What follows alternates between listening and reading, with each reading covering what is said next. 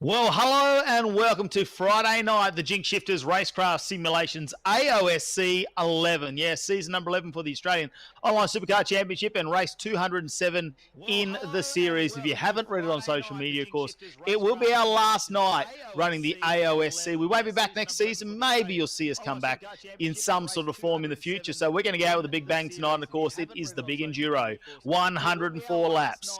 650 kilometres of what we watched go around last weekend, the race that stops a nation, of course, Bathurst, and we are here, and our teams are together once again here to finish off the final race for AOSC and Season 11, all thanks to Jinx Shifters and RaceKraft Simulations. Couldn't do without all the fantastic support we've had from simrigs.com for a number of years. They've been with us. AJ Insurance Services, another great supporter. Track cams for Gourmets, who came on last season. Race Circuit Art Australia, who always put those fantastic trophies together. Acuta Industries, can't thank them for Season 11. Just can't thank them enough. If you want to go check out all their products. And Team 126 Racing, of course, over in the United States. And hopefully we see Mr. Eddie joining us tonight. Maybe not. We'll have to wait and see how we find them on social media. But a big shout out to everyone who's ever competed out here in AOSC, whether it's been in the previous 10 seasons or in season number 11.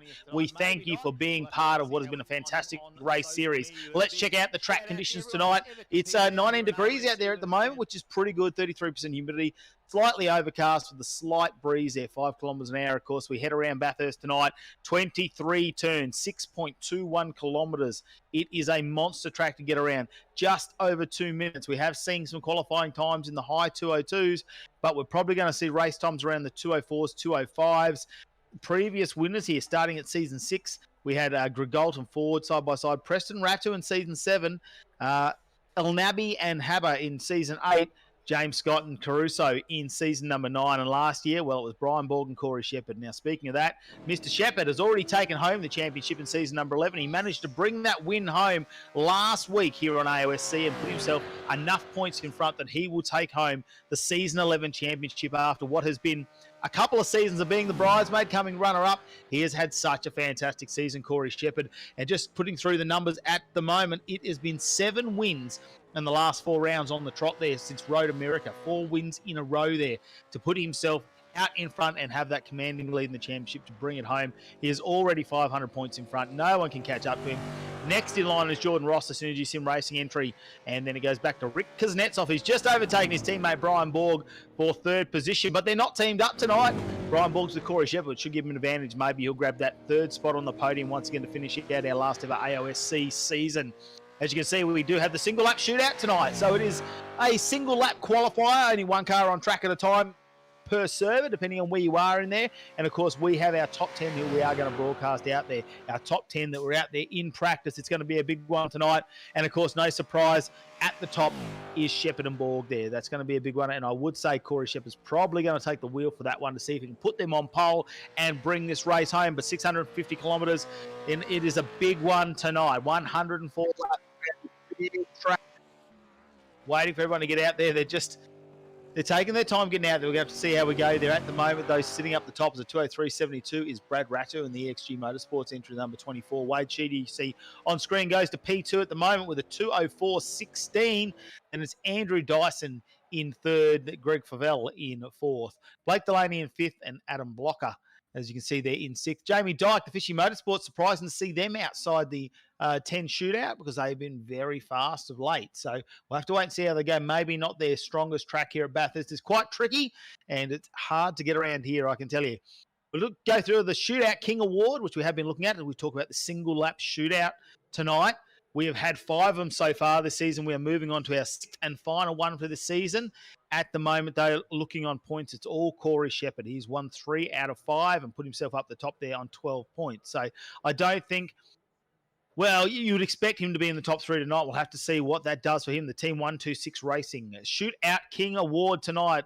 Let's see who's going to take that home. The other big one is simrigs.com and RaceKraft Simulations. They've got the pedal set from Simrigs to give away, all thanks to Driver of the Day, and leading that is Kyle Stokes on 11 points, Corey Shepherd on 8, Rob Bowden on 7, Jamie Dyke on 6 points, Todd Hayne also on 6 points, Adam Briggs on 5.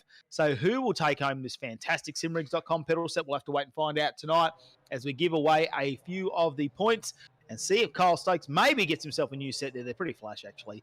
RaceKraft Simulations coming on board with simrings.com to give that prize away. And a massive shout out to Johnny and the boys over in Perth from RaceKraft Simulations for coming on to season number 11. We've enjoyed watching all the equipment you put up on social media. They've got a fantastic setup over there. And if you do ever want to get involved in your sim racing and you're in the Western Australia area, go and see the boys at RaceKraft Simulations. They can check you out. And, mate, just go on their social media. Mate of ours, Chris, over there, that does a lot of commentary. He does a fair few reviews on all the new equipment coming in. So go and check them out. And you're looking at getting into the sim world, or whether you are already in the simulator world and just looking for an upgrade, go and check them out. As you can see, so many people joining us on social media tonight. Hopefully you're watching us on YouTube and getting all the live action on the big screen tonight.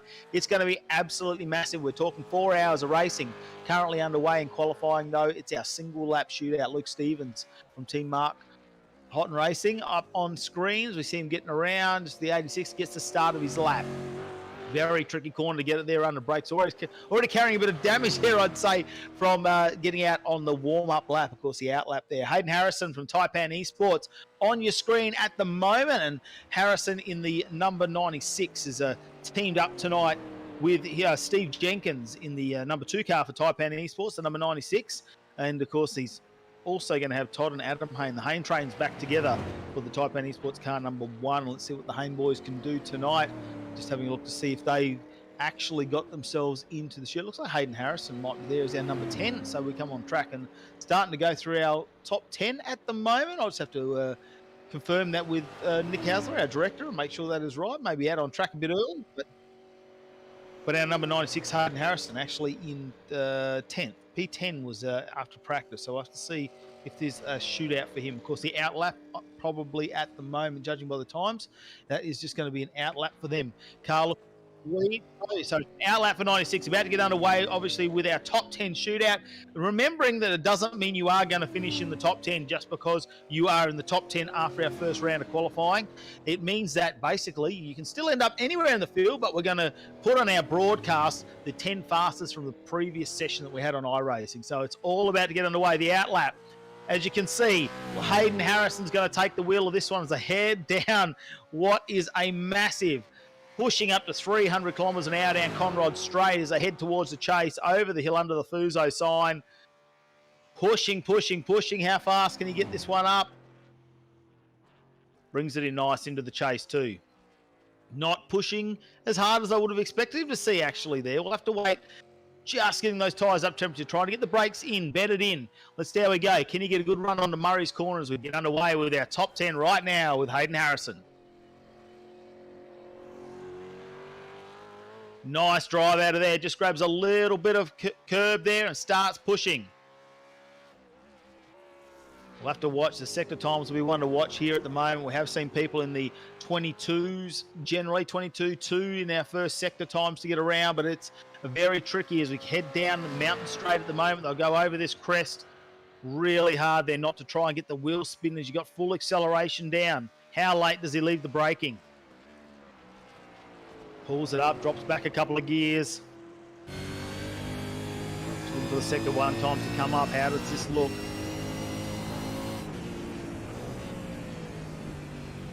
Pulls it in.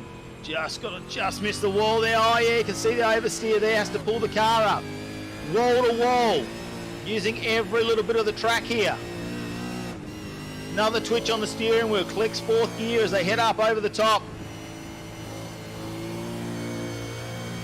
Bellamy Park, look how loose it is there. He's just getting over there. Comes around the corner. Head down over Skyline, under the Coates Hire sign. Down the gears. Purple sector 3 here in 18.19, the fastest we've seen so far in qualifying. Just looking there to make sure he doesn't bump it off the walls. The last thing you want to do is touch a wall here and null and void your time here at Bathurst. He was the first section. We are going to run through these very, very quickly. You see some of the cars already on their outlaps. Hayden Harrison, though, down Conrod Straight. It's a big one down here into the chase. How fast can he get the car going? 270 kilometres an hour, 280. Does he keep it flat? Oh, yeah, he does. Hard on the brakes. Gets the right amount of curb. Slides the car a little bit there. It's not too bad for him, though. Qualifying lap times. 4 and 5 seconds of green. We're just going to have a look at his times. Might not be quick enough to get him in the top 3. Might be just outside as he pulls across. Just wait for the time. P6 this time, a 2:04.26. So doesn't get in the 2:03s. Remembering that 2:03.72. Here we go. Already starting our laps. We're trying to catch up on these guys. It does take a long time, 2 minutes to get around here at the mountain. And so we are going to run through the top 10 very, very quickly. As you can see up on screen.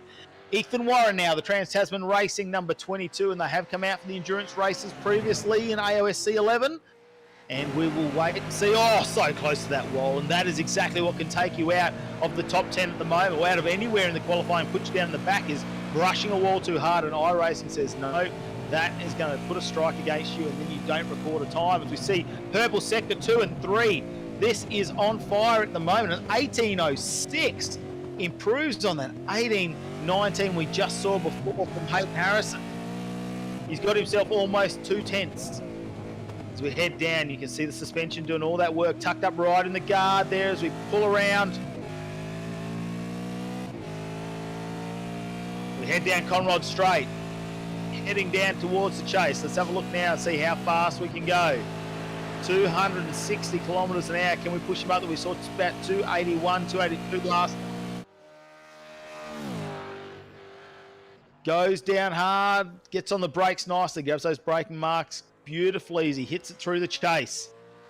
Nice drive. Oh, a little bit of wheel spin there. We just heard it pick up. That's going to hurt him in this final sector. He's got 3 purple sectors. Don't brake too late on this one. Turns it in nicely. Just misses the apex of the corner. It's a nice drive, though. He's surely purple sector in sector 6. There he goes to number 1. Warren with a 2:03.22. 2:03.21.5. That is absolutely fine. However, we have seen them in the 2:02s earlier in our previous session. As we go, Griffith Gardner's out there. We've just missed Griffith Gardner come around the final bit there in the 2:01, and he ends up in P3 in the Pursuit Sim Racing entry. So Griffith Gardner in P3. We are running through and trying to catch up. Sebastian Flock has been had some moments of brilliance here in season number 11 too, and we're just waiting for him to break out really and have that good run where he doesn't come to any altercations with any other drivers, and it could be tonight. We'll have to wait and see as he gets around. Oh no, slides the car out. Did he grab the wall? We'll have to wait and see if the sector times come up. Did he touch the wall? Doesn't look like too much damage on the rear quarter of that one as they head down Conrod Straight now. We are running through them very quick here in the top 10, trying to make time because we are time certain before we head off into what is the final race of AOSC. Bathurst, 650 kilometres, 23 corners, and down now through the chase. Gets it turned in nicely, grabs a little bit of curb. Didn't hear too much wheel spin coming out of that one. That's a nice drive, but although it's green sector times, probably going to miss out on this one. He's lost a lot of time in this one. Unfortunately, a lot of time there, and Sebastian Flock will go all the way back down. Still got a few people who have not qualified in this one. So he's probably down the back a little bit. We change over to Kyle Stokes, so he's got obviously we are going for a retro livery here. The 888 on board, going for the old Mobile One retro livery, and we come around the final corner for Kyle Stokes, heads onto the straight there. Nice, you didn't see too much steering input. That's a good sign there as he goes across. Wait to see where Stokes ends up. Waiting for no, we were just on an outlap, I'm hearing. That is just an outlap for Kyle Stokes, a bit of oversteer there. So on the outlap, this is his flying lap, just started now. Kyle Stokes, Synergy Sim Racing. The 888, he was 6th fastest in our previous session. That's what's got him here on the broadcast top 10. Single lap shootout tonight to finish things off. We're looking for the shootout king. All thanks to Team 126 Racing in the States. We've got themselves some iRacing vouchers to give away. Corey Shepherd has been leading this one. He's got 4 wins out of the shootouts this season. We've had 5 shootouts throughout our 15 rounds so far, and this is our final one tonight here at the mountain. It's calling 23 corners, and as we start to head over the mountain now, it is all Kyle Stokes at the moment on your screen, as you can see. Pulls the car around McPhillamy Park, heads down to Skyline. Here we go. Has to go through the S's. Right down through the dipper. Car gets down on 3 wheels.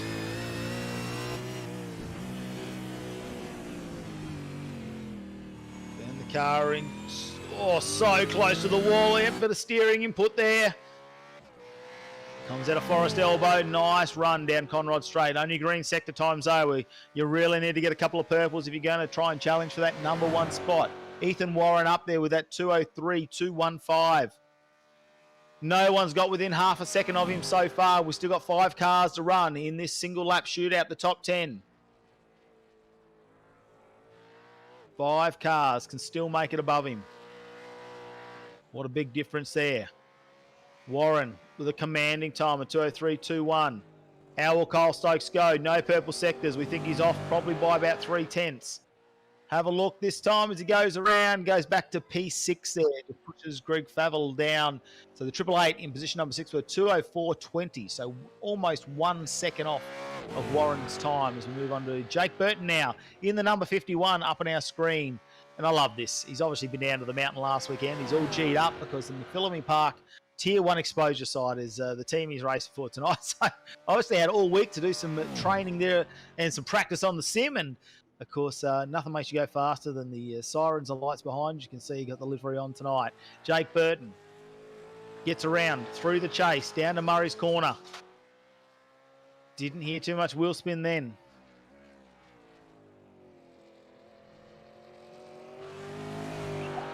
It's a drive now onto the main straight. This is his main lap. This is the time we need to start looking at from as he crosses the start line there. Let's see how he goes in sector number 1.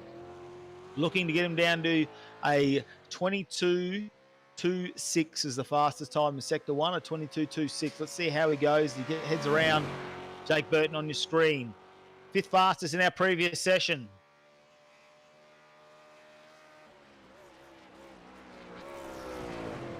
Pulls the car up nicely. Slides it just a fraction there as they go through Quarry Bend. It's on the right side of the track for the cutting.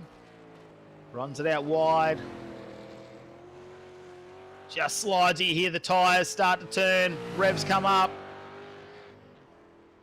Through Reed Park. Here we go as he slides it out. Oh, so close. Keeps the mirror on it. Right out to the wall and then finds a little bit more space as well. Slides it out. Comes down to Skyline. Down through the S's, all green sectors so far, but he's close. 22.29 and sector 1's not far off, only hundredths of a second. Oh, 2 and 3 are only just off the pace as well. 4's not far behind. This could really put him in the top 3 at the moment. He's only a 10 behind our leader. Warren, he's half a second in front. Can Burton pull something out in the final sector? Or will he come in P2? We're going to have to see if he can pull this one together. Full acceleration as they head down through the chase. Purple sector in sector 5. He's coming home strong. Yeah, that's all drive out of there. We didn't hear the rev spike. It's a good run down to the final corner. He's had a purple sector. He can make this up. Can he challenge him for P1?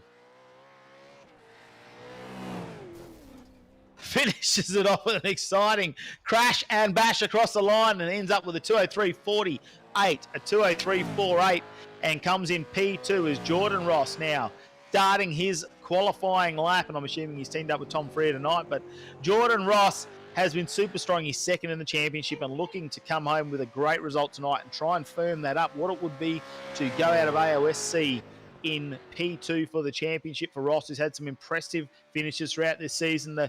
He's got himself on the podium a number of times, but he hasn't got that gold there yet. He hasn't got P1 this season. Purple sector 1 though to start things off.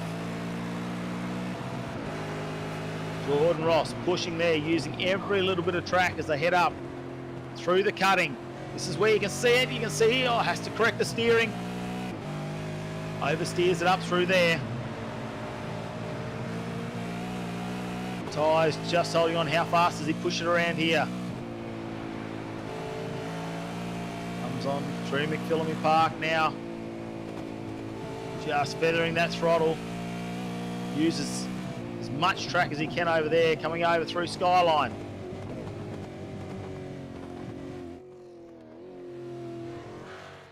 Gets the wheel up on the dipper.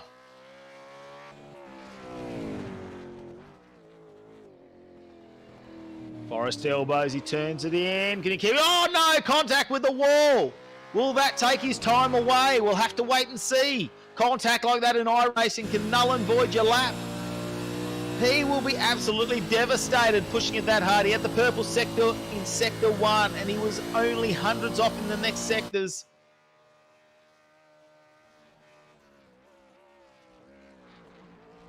It's a long race. It's not going to matter. He had to do it last week too, where they had some issues in qualifying. Was it last round or round before, and worked back to the track? It was an absolutely sensational drive, and he knows it's all over. Pulls into the pits. He will be.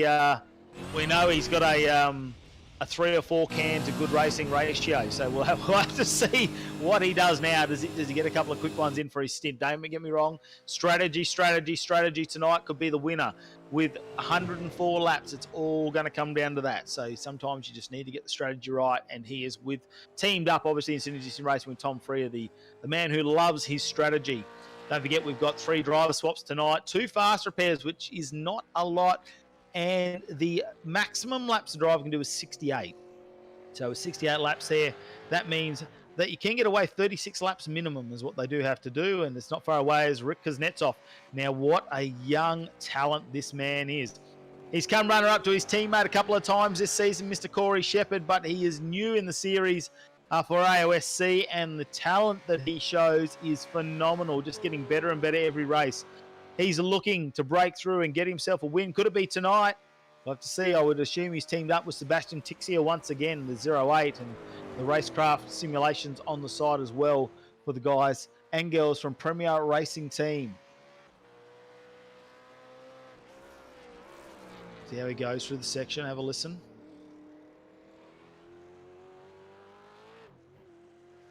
Controls the acceleration nicely. You can see the bumps in the road there too as he comes up the hill.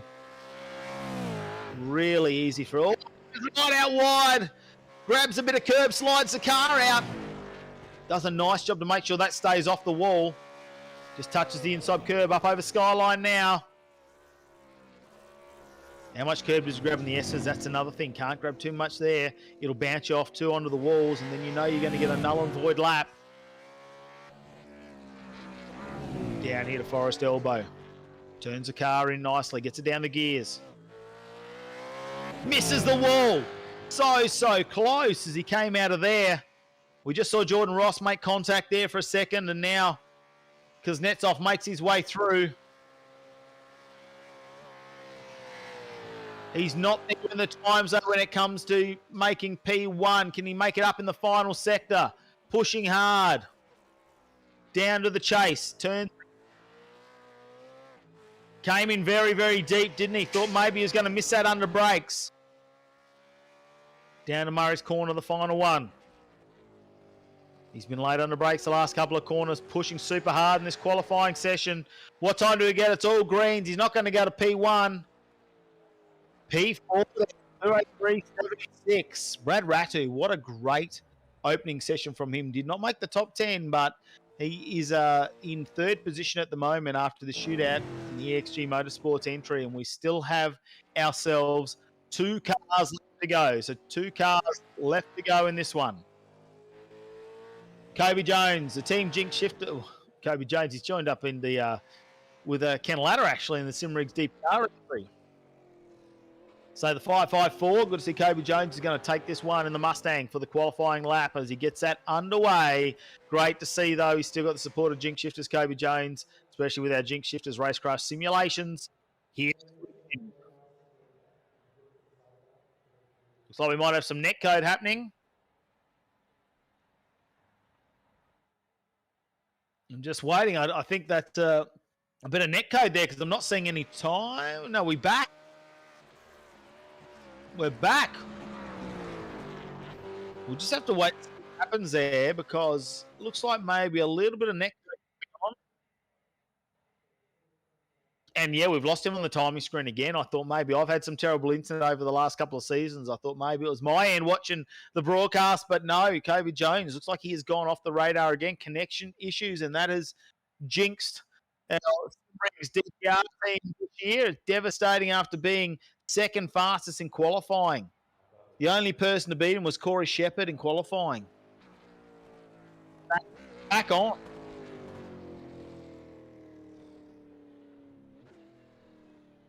I think we're pulling over now. Maybe we know this has happened. That is so devastating. Of course, retro round here for Bathurst. And we don't have the Mr. Antenna on tonight. We've got the big RaceKraft Simulations. Isuzu trucks from the Premier Racing Team, the 017. It is Brian Borg's number that is going to go on the car tonight. Not Corey Shepherd, but he is behind the wheel. And I don't think it matters what colour the car is. This season, this man has been, I call him a man, but he's a young man, has been unstoppable. The Herod Engineering on the front as well. As he turns it in, just grabs the wheel up. This will be an outlap for him, but he will use every little bit of the track to push it, warm those tyres up and get himself race ready for what is going to be one out lap. It is going to be it's going to be fastest out lap on its own, but wait for him just to see how much pace he gets. Can he get a Chaz Mostert style lap in tonight? Corey Shepherd, the Premier Racing Team, he's in the 017 with Brian Borg, the team. Last time round, they won this in season number 10. Can they do it again? Corey Shepherd already has his hand firmly on that championship. No one can take that away from him. But Brian Borg, he's in 4th position in the championship. Can he take over the young gun, Rick Kuznetsov, from Premier Racing Team also, and get that 3rd position back? He started well, Brian Borg. He's had some wins here in the Endurance Championships with Corey Shepherd. He turns it in, runs it out wide over the curb, misses the wall though, uses every little bit. Purple sector time in sector number 1. No surprise there in the 017. Up through the cutting.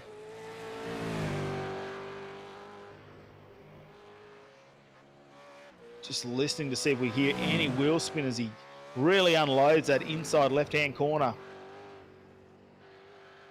Slides it out to the wall, runs it along, doesn't touch it though. Not one scratch on the car. Over Skyline, oh no. Just brushes the wall, we see the sparks. What's going to happen with that?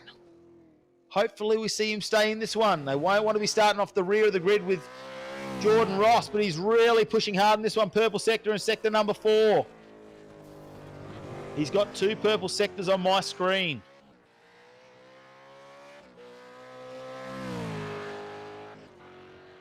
Conrad straight, pushing hard. How late will he leave it to get into the chase? Listen for the acceleration. Does he hold it flat through the chase? Doesn't lift, gets it on 2 wheels. He grabs a little bit of curb. Green sector and sector number 5. Needs to bring this one home. Down to the final corner now. Murray's corner. Sets the car up on the right-hand side of the lane. Turns it in. Let's check out. Drives the car nicely. Gets it just up on the curb. Brings it home and goes P2. 203.26. So 203.26 just behind Warren, who has brought it home for P1. So Corey Shepherd will start off the front row. Brian Borg.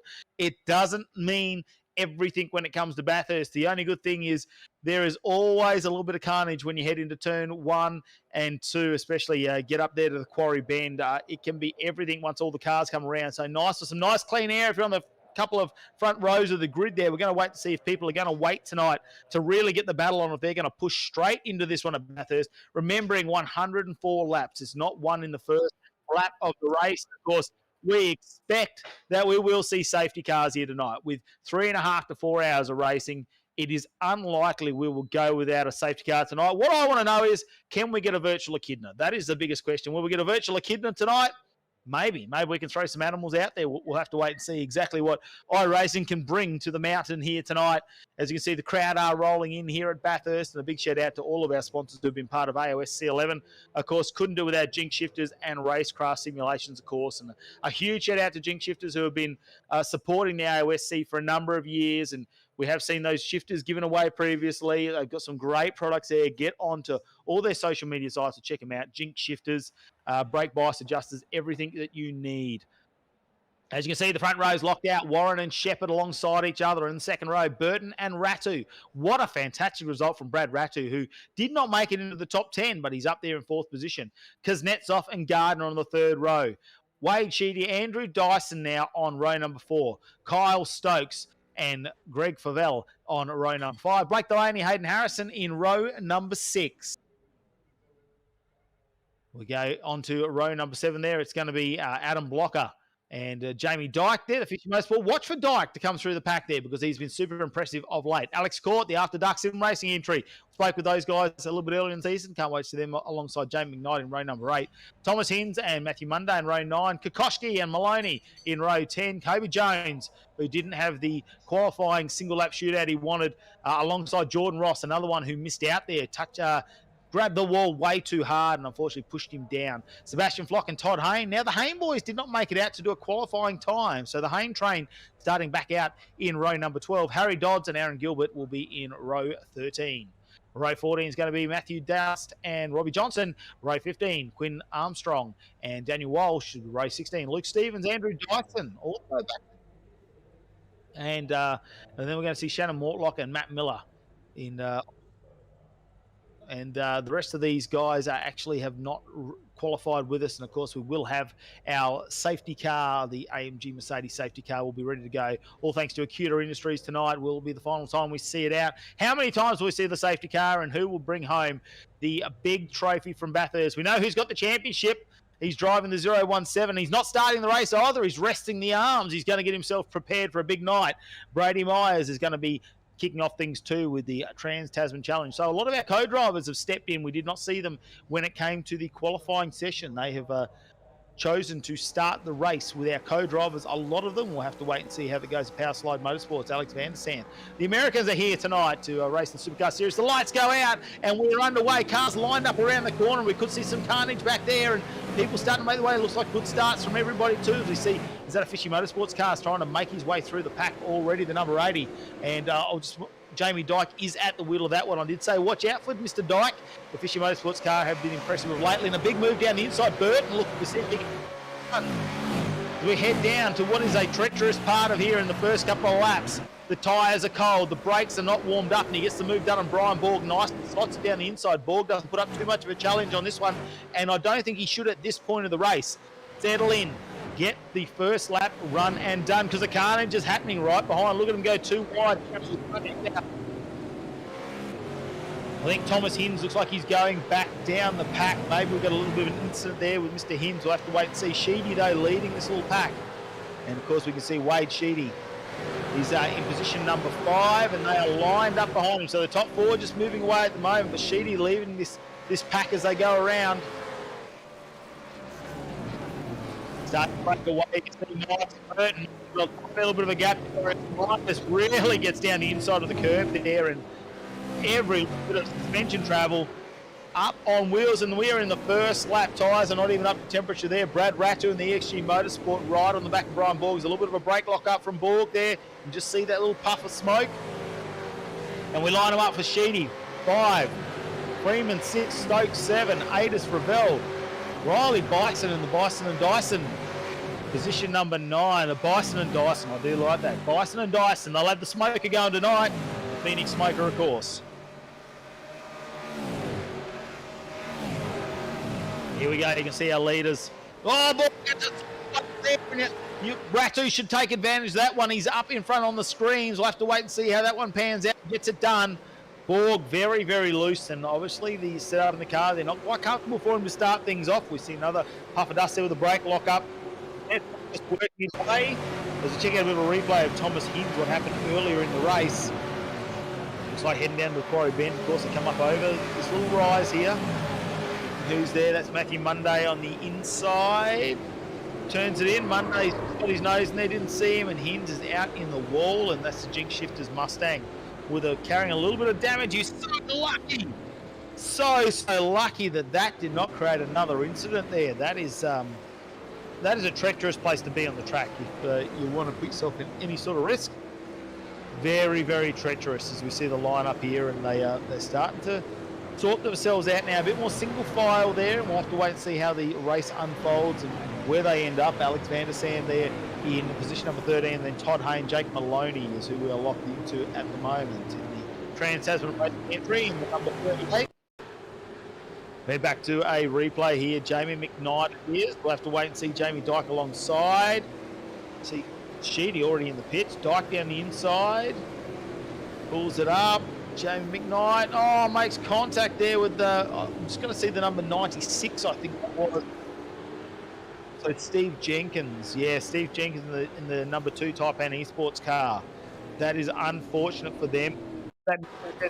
And it's a very, very precarious situation under brakes. We another we're in the opening couple of laps. He was in P5, Wade Sheedy, and unfortunately, it looks like he has had a moment there. Oh, contact with a car down the back who's trying to get around Quinn Armstrong. And a lot of damage sustained. I did see Wade Sheedy already in the pits and maybe just grabbing a fast repair on this one. Look at the little bit of damage down to 38 with Rick Maloney. So it was back at some point.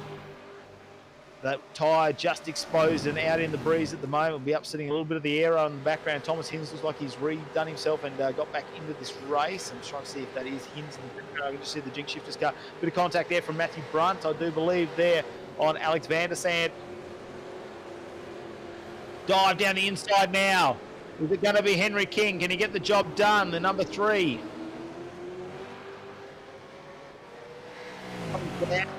Here we go. He's starting to push now. He's down the inside. He ducks in behind him too in the 69. Matthew Doust. They're side by side as they go here. And looks like, yeah, we've got AMG Mercedes joining us, number 31. So that's just throwing a few things in the mix. Looking for some aero here. They're trying to get the draft down the inside here. See the 134. Matthew Brunt. Oh no, out. Alex Vandersand out into the wall and damaged. Does he get collected by anybody? Grabs reverse. That is very, very lucky there. A few cars still coming by. And here we see some cars carrying a little bit of damage. Of course, it's the number 37 there. Harry Dodds of One Performance Racing, as he just gets himself a position over Daniel Code in the Team Mark Houghton Racing entry.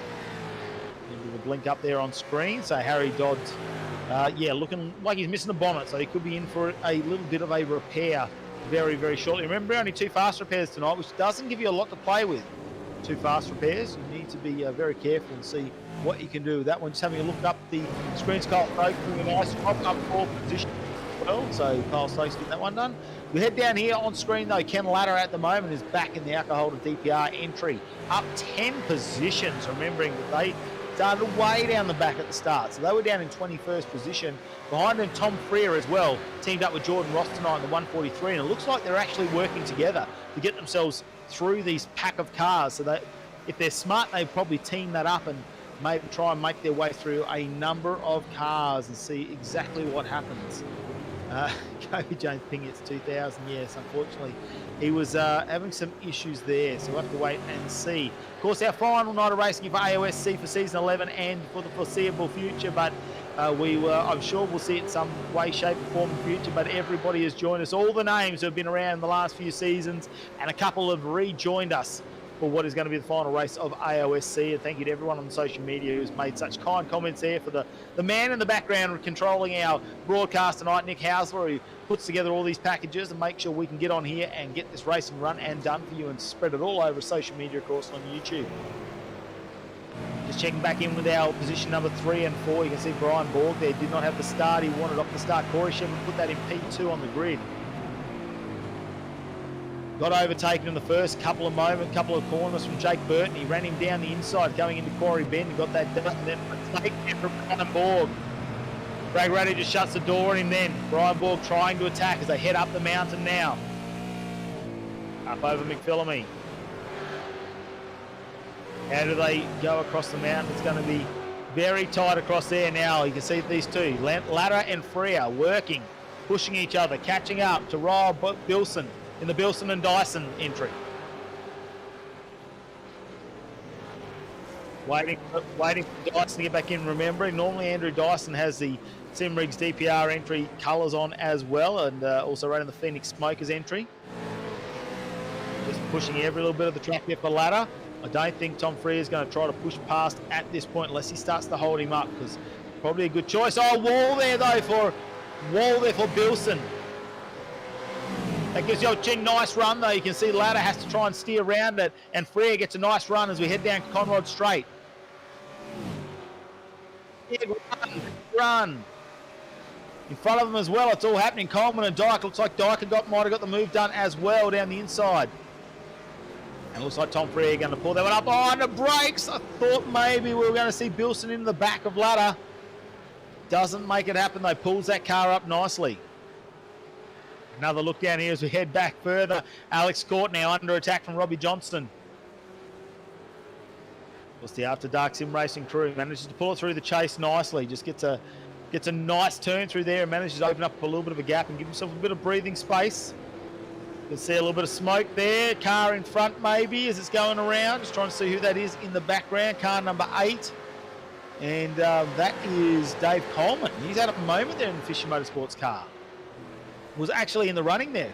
Coleman, he was above Tom Freer actually in position number 9, and unfortunately he's had a moment there. We saw the smoke as the cars drove by, and Freer now will move himself up into that position 9, making a massive 13 positions. Let's check out a replay of Dave Coleman and Fisher Motorsports entry. Heads down to Murray's corner. Wheel on the grass, and once you got a wheel on the grass, already carrying a fair bit of damage on the side, and the poor Fisher Motorsports livery on the side is not showing what it normally would, so that's a bit unfortunate for him. We're now moving away from Ken Latta, doing a nice job too, just opening that gap up. Look at the pace he's got already. So they are pushing hard in this opening session here. And really, you've got 2 A-game drivers when it comes to Freer and Johnson, both very capable of getting onto the podium.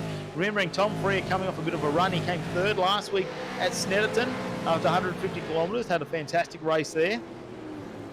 Johnson had Jordan Ross had another good race as well. Unfortunately, he started way back in the pack, ended up 5th. It was a fantastic race from him. So we'll have to wait and see how that all pans out as we have a look up on screen. And of course, it's Brady Myers, who is in Trans-Tasman Racing, leading this one now, and he's got a fair bit of a gap.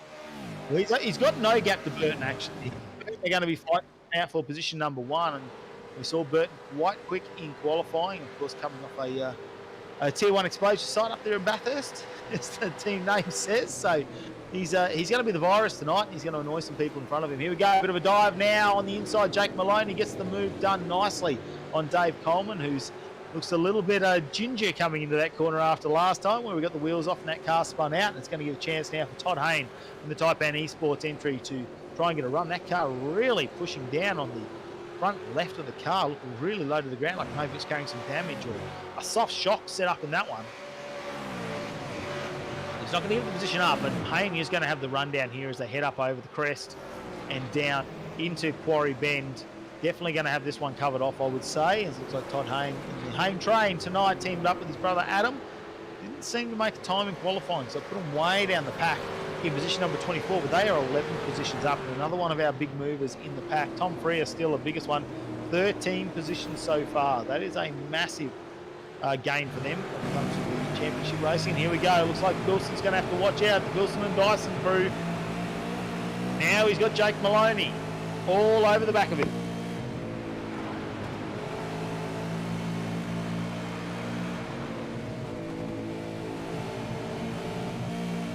You can see off the front, no, he's off onto the grass.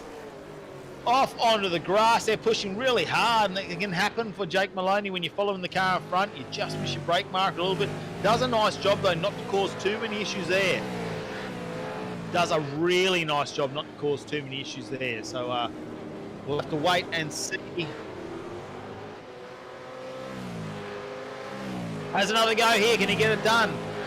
Looking to see if he can make it past Bilson. Heads down, Maloney. He's in front. No, Bilson's back in front. We're looking at our timing screens. They head down. It's a left-hander, though. They're going to stay full noise as they head down into the chase. Bilson pulls it in behind, decides that he wants to get on the right side of the track. And he's got to watch out for Todd Hayne now. Sets himself up for the crisscross. Hayne right on the back. Gets some draft. Murray's corner, though. The inside line for Bilson. You think he's going to hold on to this one? Hayne breaks it out, gets a nice run though. Another opportunity as they head down to turn number 1, hell corner. Pulls out of the draft. How late? Nah, not going to get it done this time. Wilson's quite capable around this corner, as you can see. Just gets the right amount of drive out of that one. Every opportunity though when you're drafting to slide yourself in. There we go, look at him catching. He pulls out over the crest. Heading down to Quarry Bend. Hayne covers him this time, gets down the inside. Oh no, a little bit wide out on the marbles. Very loose out there. He's going to lose another position as well. Bilson goes back too as Coleman gets another position back there in the Fishy Motorsport entry. So very unfortunate there as we catch up with our race leaders here, and it's Brady Myers leading in the Trans-Tasman Racing number 22, just over Jake Burton, who just pinches the brake for a second in the background. You can see there, and Burton just holding on. Not trying to do anything wrong, was very early to get that move done on Brian Borg and try and get that position early. Brian Borg has taken P3 back off Brad Ratu, who was trying very hard to cover off a very quick Brian Borg. It took a couple of laps there, I think, for the tyres to come up to temperature for Borg. And they were just trying to settle that car in, but now he seems to have found a little bit of pace, judging by the previous lap times. Brady Myers the fastest, though, in this race with the 2:03.97. We didn't even see 2:03s earlier, and he's done that in the race. So that is very fast. Oh, no, the 888. Oh, it's going to be a double move here down the inside across the grass. He slides out. No, the number 86. Oh, that is unfortunate. Luke Stevens just misses it under brakes and makes contact there. Oh, the 86, and that is a front runner, is it? Actually, that's someone from the back and has run into someone of Brad Ratu and done a heap of damage, and that's going to push Ratu back another position as Kyle Stokes has taken up the P4 now in the 888. Now he is up 5 positions. Looking down the field, you look at Tom Freer, who's made 13 positions, but he's come through the middle of the pack. When we have a look at people like Kyle Stokes, though, he only started out of the 5th row. He's already up into position number 4. So the 888 starting to make his way through, and that's unfortunate with some lap cars there and just missing the braking markers. They're very hard to see when you've got cars in front of you. And as we see, of course, the 08, Tom Freeman driving for Premier Racing Team in the Freeman Kuznetsov entry. Greg Favell, Type N Esports, car number 3. Oh no, contact made too, and that was our back marker again, I do believe. That is going to put him in the wall, and a heap of damage will be sustained. We'll have to wait and see if we can get a fast repair done on that one, but unfortunately to see them in the wall back there and carrying a heap of damage now. Is that, I'll just have to wait and see if that is Armstrong. Was it Armstrong? I think it was. So that means a few of our drivers behind, though, will get a clean run through. Jamie Dyke now needs to watch out for Tom Freer. He's caught all the way up to the back wing. Just see a bit of dust coming off the back wheel there. Might have made a bit of contact on the wall. Greg Favell is going to have to watch out. He's going to be under fire by 2 cars very, very shortly. Come out of Forest Elbow. The big run on the Conrod. If they can get close enough to get that draft, this could be an opportunity for an overtake.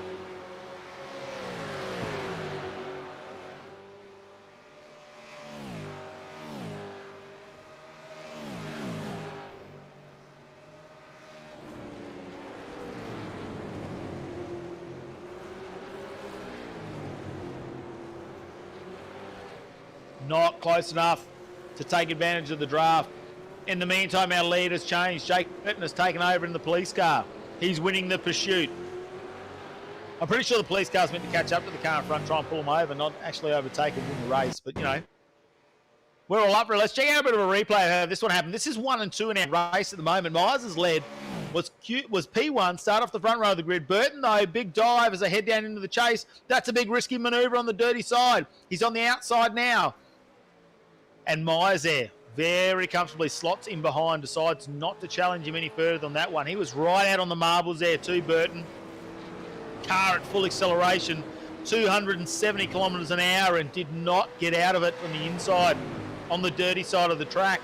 What a move. Burton willing to take some risks there in the Holden Commodore to see if he can make this home, leading the race now.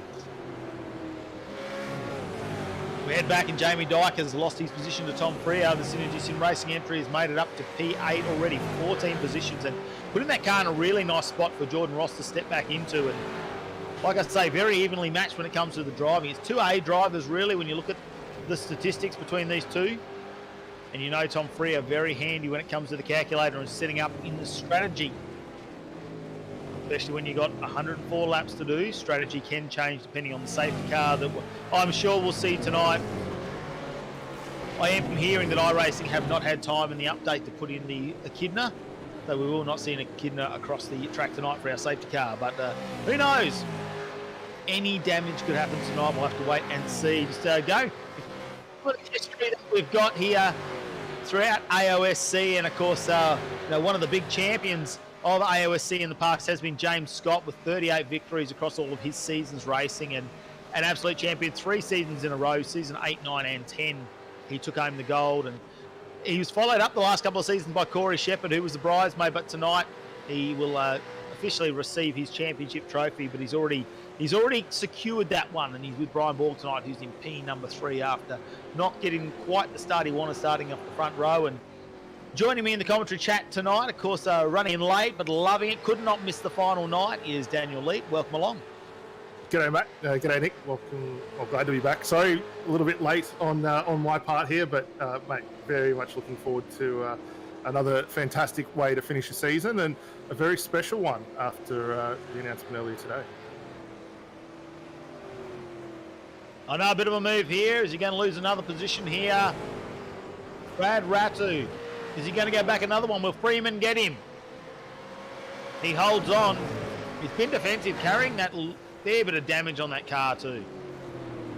Yeah, a little bit of damage there, not really slowing him down. It looks like wheels all pointing in the right direction, which is what you want to see as they go single file up through the cutting and down towards the grey. A little bit of a slide. They've got to be careful this early phase of the race not to overcook those tyres. Mate, they are not worried about that at the moment. Unfortunately, Brad Rat has been in the wars. Look at Tom. Tom Freer is pushing super hard there. 14 positions gained after that. Qualifying there from Jordan Ross, who's probably listening, having a tinny, and touched the wall in qualifying the single lap shootout, which put them down the back of the pack. So they're very early, willing to use those tyres up. I'm sure they've already spoken strategy in terms of maybe they're just going to push really hard on those tyres, exhaust them to their maximum capacity, and then just get in early for a pit stop. Well, that in itself is a really smart move. We know Bathurst traditionally, we see on hand 1 to 2 safety cars around the venue. It is very technical, as everyone in Australia knows, going across the top of the hill, so expect the safety car there. And if you're going to go out in that early phase and run the life out of those tyres, it's going to come back and help you later on in this one. But as you see the guys working down in through the chase there, not almost a move there with Ratu just holding on as well. Freer's going to set himself up nicely here just to keep working that stick or that car forward and set himself and Jordan up very nice as this one progresses on. Yeah, Ratu's going to need to watch out. He started very well here. He had to hold off Brian Borg after he made a mistake and he got the position. And now it looks like Freeman's going to get down the inside here as they come down to turn number 1, Hell Corner. Tom Freer's gone through as well. Jamie Dyke puts a nose in. Can he get it done? A little bit of contact as they come out of the corner. The run's going to go, though, to Greg Favell, the Taipan Esports car number 3. There, just gets that car in front up into the braking zone, but we get to see the Fishy Motorsports guy just latch on to the rear here. They're going to be really hard to get go as they work their way up over the hill. Ross now on the back there of Ratu, and Ratu I think's had a little bit more of an issue. That car very slow as he works his way up through the cutting. Maybe a little bit of contact running through turn 2 there. Mate, the hard charge of Tom Freer at the moment, and Jordan Ross, well, he better get his tinny to race ratio ready, I reckon, tonight, because Tom Freer has put them in the box seat in these opening 11 laps. It is an absolutely phenomenal effort. 16 positions. Oh, no, he just brushes the wall. We did see that in qualifying too from some other drivers. Unfortunately, it was right down at Forest Elbow where we saw the big contact from Jordan Ross. That car stepped out. Jamie Dyke in behind the wheel of the Fishy Motorsports did make the top 10 tonight, started out of P4. Been a little bit slower over the mountain, but definitely fine when it comes to race pace there. And Greg Favell better watch out because Dyke here might get a run if he can get under that rear wing and try and grab a bit of a draft. Jake Maloney has really settled in the background there. Another one up 10 positions in the Trans-Tasman Racing entry. Yeah, Maloney, a very solid steerer of a supercar around Bathurst. We've seen him in multiple series beforehand and just getting on with business and doing a stellar job as we just cut away from that little action across the top of the hill. Freer now going to get this move done on Freeman down to the final corner there. A little bit of bump and Ratu coming back through, but should see him work his way down into turn one. He's going to go behind Dyke in behind, just having another lunge as well. Yeah, Dyke's not afraid to have a lunge there, and Freya just really pushing him. It was a little bit cheeky there, I think, Freeman. He made sure that he got him on the outside there in a bit of a dirty track, didn't he, to make sure he can get through, which is everything you're allowed to do, actually, in racing. And he's done a nice move on there. Probably very hard to pull that car up at Murray Corner as well. So he was deep under brakes to make sure that happened, but pushing hard, and you can tell he definitely has the pace for that position and now moves himself into position number 5 and 17 position. So we'll see how fast he drives away from Freeman. We'll have to wait and see. Premier Race Team entry, because Kuznetsov's still got to get in that car as well, and I'm going to put it out there that Kuznetsov probably going to just be a couple of tenths faster around each lap. I think he'll really take to this circuit we've seen so far over the course of the championship this season. I mean, he's really come of age and really found fine form. We saw only a few weeks ago, not that far off his teammate Corey Shepherd, as Maloney just again brushes the wall going through Reed Park there. But yeah, they're looking really good, the Premier cars, and expect to see them work their way through as this race settles down. Still 2 fast repairs for all of these guys, and I think the big one we're going to have to keep an eye on there is for Ratu. Obviously, that car being damaged only 11 laps into 104. It's not what you want to see as the guys work their way through. Yeah, 2 fast repairs, and you think you probably want to grab one in the first pit stop, maybe. I mean, if the car is still steering, the steering wheel's still straight, not too much damage.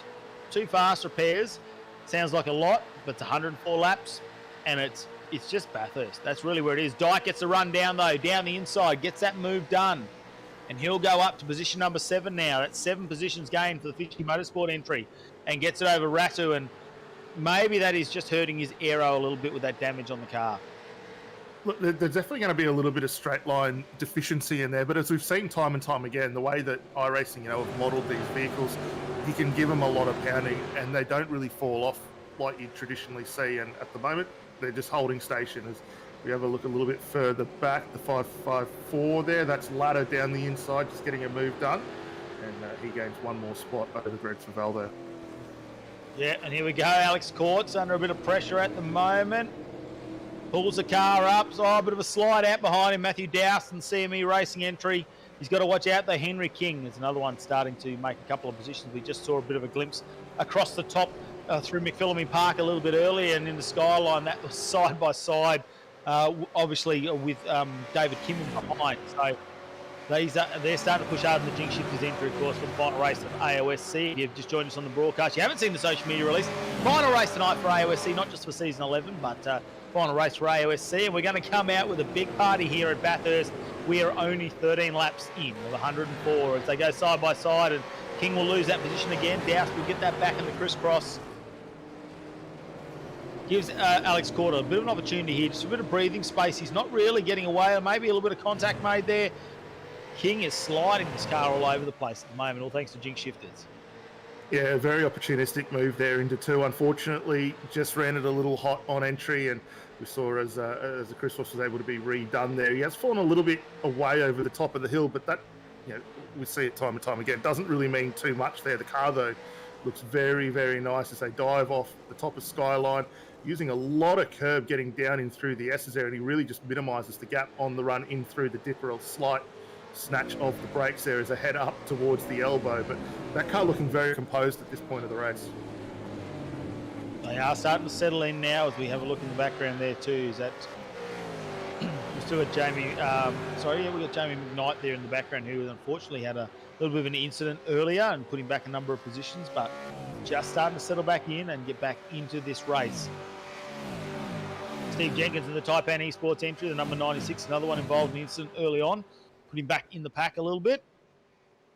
Dive down the inside here. Can he get it done? We just don't see in the background there. It looks like he may have got past. No, Steve Jenkins has not got past Kimmin. And King still lighting up those rear tyres, just trying to get the power down in that supercar, which is a very tricky thing to do. This fight between Kidman and McKnight, that'll be a nice one to watch, because these two drivers very equally matched so far this race. Watching the slide there from Jenkins in the background. Big slide in the pits. Brad Ratu in there. Hopefully he's going to be grabbing some repairs in that car. Maybe looking for a little bit of clean air at the moment. He's been bashed and crashed around. Unfortunately, lost a number of positions. So Might be a good opportunity. Freshen that car up, grab a fast repair, and come out in a little bit of clean air for him. Probably not a good idea at this point. Well, it's a bit of a tough one. It's going to drop him just about back into the clutches of Thomas Hinds there, and that's down in 22nd position. So when we consider a tank of fuel around this circuit, and I'm probably getting into Norrie territory here, is 23 laps. We're just a touch over halfway through this stint. So very early to come through. Could already be, though, playing the gamble to try and set themselves up later on, although we did notice that car with a huge amount of damage. So maybe just getting themselves into position, get a rhythm up, and just press on now. Well, it's not just King that's sliding this car. Doust is as well. They're pushing hard, and I'm sure the tyres and the better half of their life worn off of them now. So you can't really keep pushing for these qualifying times after 14 laps. You need to really settle the car as we see a bit of a lock up there, brush to the wall maybe there from King in the background. Looking off the back of Matthew Doust's car, you can see just behind King is McKnight as well. Not going to be close enough for a run this time. Head down onto Conrod Straight. Definitely not close enough to get the draft on this one. They head under the big Fuso sign, and Alex Quarter's just driving away slowly just in front in the After Dark Sim Racing entry, giving him a chance to open up a nearly 2-second gap on them, with Matthew Brunson Sim Racing just in front of him. These three, though, do they want to stay in this battle, or do you just give the tyres a bit of a chance to cool down and just work together to see if they can catch up to the people in front? The Bilson and Dyson entry, they've been into the pits. Andrew Dyson now is at the wheel in the number 34, and he's looking to get over Matthew Monday. Runs him down the inside here. Well, it's around the outside. He's going to have the good line as they come down into the chase. What will Monday do? He gives up the position there. Doesn't want to get on the dirty side of the track. Over the curbs there for Dyson. He grabbed a heap of curb there. Not afraid to stay in it as well. No, not at all. But the interesting thing was once he hit that curb, just how well that car resettled. And again, we saw him with a Bigelow curb there, getting through through the chase, jump back up to this scrap between King, McKnight, and Doust. They're not leaving anything on the table. Unfortunately for King, there has that similar slide that we saw a couple of laps ago, and that's allowed McKnight down to get through. They did drop Kidman there for a bit, but as this fight continues on, expect Kidman to close the gap there in the Pursuit Sim Racing entry. Yeah, King almost looks like he's actually pushed those tyres a little bit too hard. You can hear there just the RPM comes up a little bit quickly every time he's trying to drive out. So he's spinning the tyres, he's sliding the car around. It's really hurting those tyres. And he's going to struggle to get to that 23 lap mark.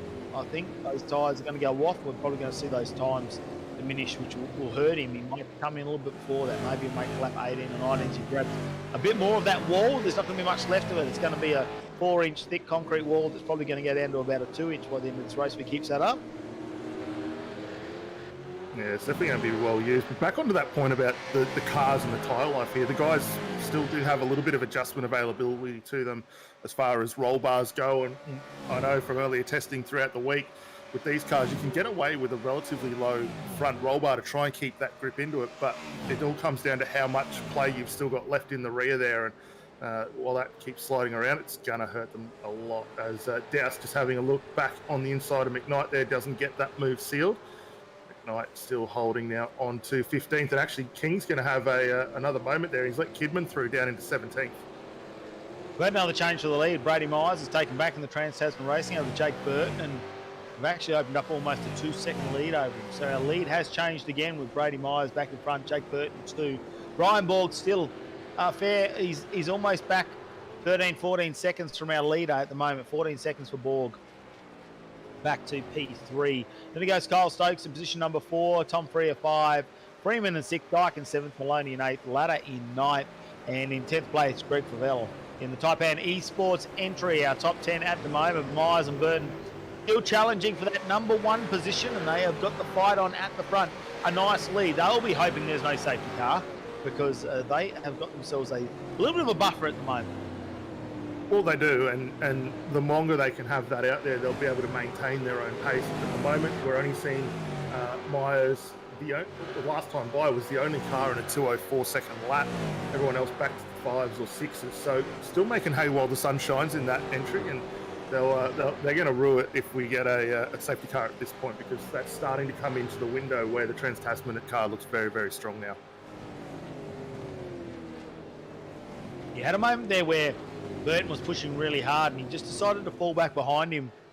So like up there at the moment there, Douse just pushing super hard at the moment. But yeah, had a little bit of a moment there and Burton got past him and he snuck in behind and just did quite a few laps there. Maybe just get off the tyre life a little bit, just let it calm down, reset a little bit, and looks like he's taking that lead back, and you can tell by those lap times, half a second almost each lap, as Burton just ducks in the 204s this time, so trying to come back with a little bit of fire there and see if he can stay with him throughout this one. Kimman might get this job done, just poking the nose in on the inside at the moment. He's managed to get past Henry King, just waiting for the moment. He might be able to tuck under him here and have a bit of a go under brakes as they head down into Murray's corner. Looks not close enough. Definitely did not get the run out of that one to make that happen. Goes a little bit wider though. Be looking for another run onto the main straight as they finish another lap. It's lap number 16 finished, and Kinman has a big go now on Douse as they head down to the first corner. Gets him under brakes. Can he pull the car up? Looking for the runoff here. They're so close to making contact, but he doesn't do it. Kinman manages to get back into position number 16 now, and that's 7 position gains since the start of this race. Yeah, that was a lovely setup there from Kidman there. We just saw him get the, didn't quite get the run out of the chase that he wanted to get the nose in, but just sat it back a little bit through the final corner, picked up the throttle nice and early, and was able to send it down beautifully down into turn 1. Going a little defensive now as the boys run up through the hill, up towards the cutting. Takes a slightly wider line, has brought Henry King back into the mix here as well in the Jinx Shifters entry there, and this fight now turns back into a 3-way scrap. Yeah, they all miss the wall that time as they come out. Just watch them slide the cars out. King actually off the wall a little bit this time, so maybe just rolled off the throttle a little bit as they head over through Skyline.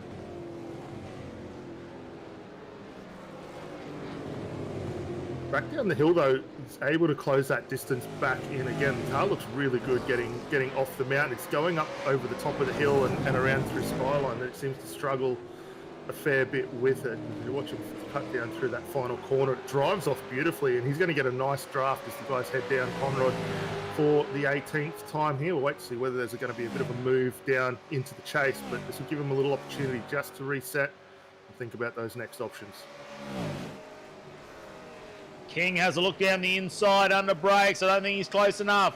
It's a big risk. Decides not to do it. Just goes past the curb, doesn't grab those two. A slide out from Douse. The car doesn't want to drive out of that one. King's going to have a look. Decides not to do it in the final corner.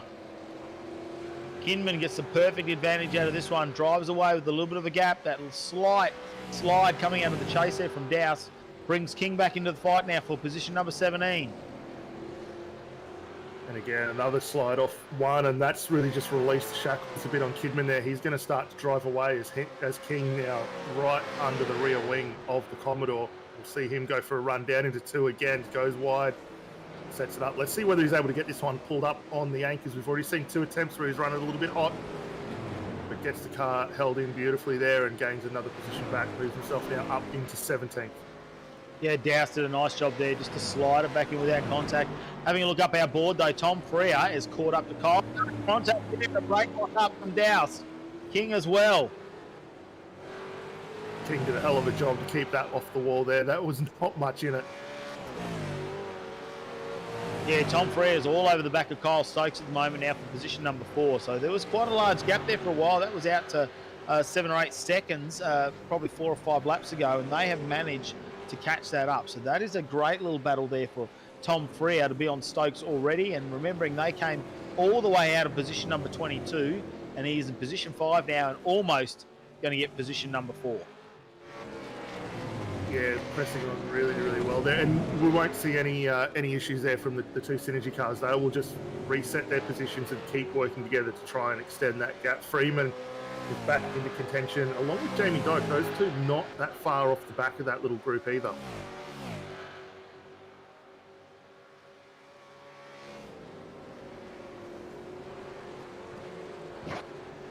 Have a look here. Maloney has found the wall on a couple of occasions. By look, that car looks very, very second-hand. He's got Ken Ladder now right on the rear bumper there. This is a scrap for 8th position as they work their way up the hill. Not much in it here. We'll wait to see where the ladder decides to have a stick of the nose, and out it comes. Up into turn 2 there. Lovely job, gets that move done. Maloney just pulls in behind and sets up again for another run up the hill. Can he hold on though? We'll have to wait and see. Maloney just getting right on the slides the car though on the brakes there. You can see the understeer as they turn in through the cutting. He is the tyres are starting to hurt at this point. You can really tell that when the understeer starts to wind in. Like you say, they might have some adjustment there. They can wind in to try and grab that back, but at the moment we'll have to wait and see how that goes for him. As it looks like Ignite has just held himself in front of Matthew Brunt now. So Brunt has dropped back a couple of positions there. He made a heap at the start of the race.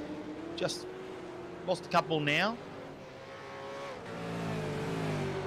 Yeah, but don't discount Synergy. We know they've got a very good long race pace advantage in those cars, and we'll look to see him come further back through the field. Right here, though, for all of these competitors out on the circuit, 19 laps down, 23 we expect is where the fuel range will go. The tyres obviously going to be very, very second here, but the balance will be the big thing that's changed in all these cars. Not only braking adjustments and performance, the rear end is going to be very, very light. And the question now starts to come in, how much setup development and time have the guys been able to put in over the course of the week to maximise the rear end stability of these cars? You'll have to wait and see. Like you say, the fuel load's getting light now. So with the fuel loads getting light, cars will change. Adjustments will have to be made on the go. Waiting for a lot of these cars, though, have not got their main drivers in. So we'll have to wait and see. Maloney pulls in the pits and it's braking late. It's a Van Gisbergen. Oh no, is this Freer? Freer's in front though. And Freeman. They've made contact. Yeah, and that's a dangerous spot there. You see ladder coming through there. Had to be very, very cautious. And here's the relook at the replay of how this one went through. Side-to-side contact, maybe a little bit of net code, and not a lot of room spared for either of those two competitors. They kept it going all the way down through to turn 1, and ladder just comes through. Thank you very much. Picks up 2 spots for his efforts.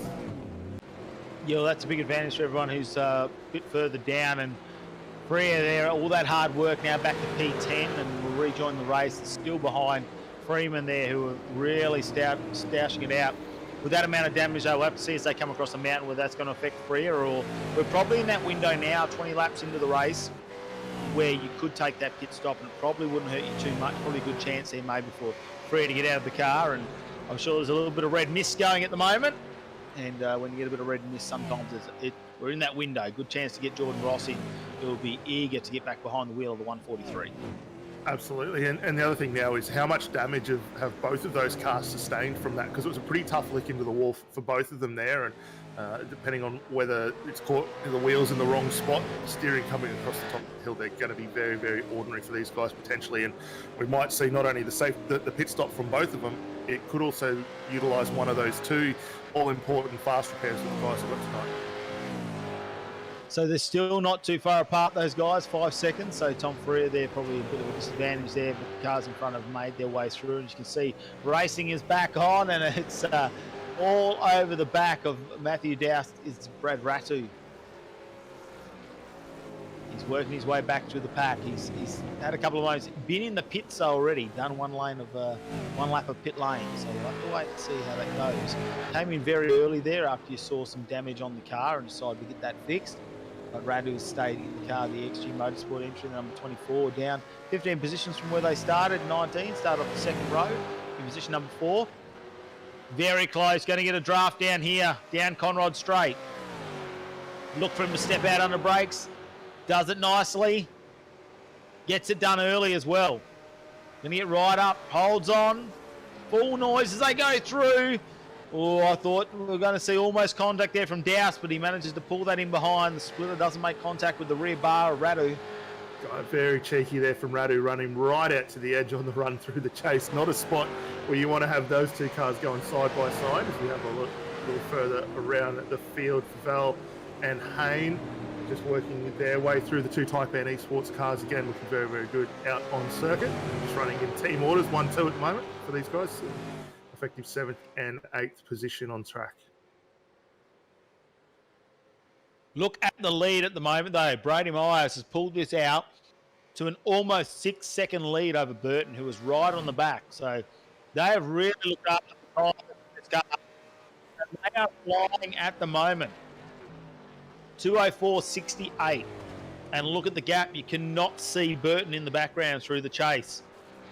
Nice drive. They're setting themselves up for a fantastic start to Bathurst. 21 laps will be completed as he comes around the final corner, Murray's corner here. Drives on nicely, not expecting a mistake. Brady Myers, and look at the gap. Pumped out over 6 seconds now. Burton pushing on. Exposure site team. Go back to Brian Borg. It's Borg, one of the lapped cars. Lapped car just went by, so we're already going past some Alex Vandersand, big before. This is third position, Brian Borg and Corey Shepherd. So Shepherd not in the car yet, but won't be far away, I'm sure. Kyle Stokes then comes through in position number 4. Looking for Jamie Dyke in the number 80, followed by Ken Laddam. Here they are, the Taipan Esports entry. Todd Hayne has got the move on Greg Favell. Remembering Todd Hayne did not put a qualifying lap together. Tom Freeman, we're waiting to see when they come around. That's obviously going to be Tom Freer coming through. And yeah, it's a big one here. You can see another Fishy Motorsports. Dave Coleman now coming across the line. Alex Court not far behind. So our top 10 very well spread out at the moment. Brad Ratto all on the back of Harry Dodds. This is for position number 17. The One Performance Racing entry lets him go by, missing his bonnet. And it's a nice move done from Ratto. Pulls that up under brakes, and that car, after having the pit stop and getting that damage repaired, is looking a lot more stable out there on the track, and looking very much more comfortable. Well, and that's what a new fresh set of boots will do for you as well. I mean, that car looked phenomenal getting down onto the braking zone in through Murray's there. Not a wheel locked, and he was just able to press on. So a lot of work for him to do. Plenty of race left in this one to recover from those earlier issues and get on. For the guys still circulating, as we have a quick look at track temp, 36 degrees. Those tyres are going to be screaming for life now, and we're only 2 laps away, we think, from the first round of official pit stops coming through. As we have a look here at the Hayne train and his teammate Greg Favell just in behind there. Those 2 Taipan Esports cars looking very, very nice as they press on. Right in behind Tom Freeman, not that far off. He's sort of been coming back towards these guys a little bit. The gap at the moment as it stands, 0.8 of a second. Just having a look, Brent and Jules jumping into the cockpit there of Matthew Dowse, the number 69. They have swapped drivers and now coming out of the pit. So back in position number 24 again, but did a great way to get through the pack and decided to come in after 22 laps of racing and get that first pit stop run and done. We are in the pit stop window. We'll wait and see how many are going to come through. A number have had to come through and grab some fast repairs. Todd Hayne on your screen now, the number 94, been super impressive this season and currently sitting 8th in the championship. He's been on the podium. Oh, sorry, he's just missed out on the podium before. Was so close. 6th position, we've seen him come a couple of times, but we did see him get 5th position all the way back in Barcelona, round number 7. He's been super fast when it comes to qualifying. Unfortunately, tonight we did not see a time get put together. Not quite sure what happened there. Some miscommunication in the single lap shootout. So started right down the back in position number 28. Oh, sorry, 24. Position number 24 back in 17th row. Kyle Stokes, the Synergy Sim Racing entry, got the beautiful Mobile 1 livery, the 888. Of course, everyone knows the number 888 when it comes to V8 supercar racing. And you can see there the big Novus on the side. Doing a fantastic job, Stokesy. Started out of position number 9, now in position number 4. Yeah, the car looks really, really good. Still yet to come down the lane for the first stop tonight. A little bit of damage on that left-hand side of it, but the car looks really nice as they work their way down through the S's.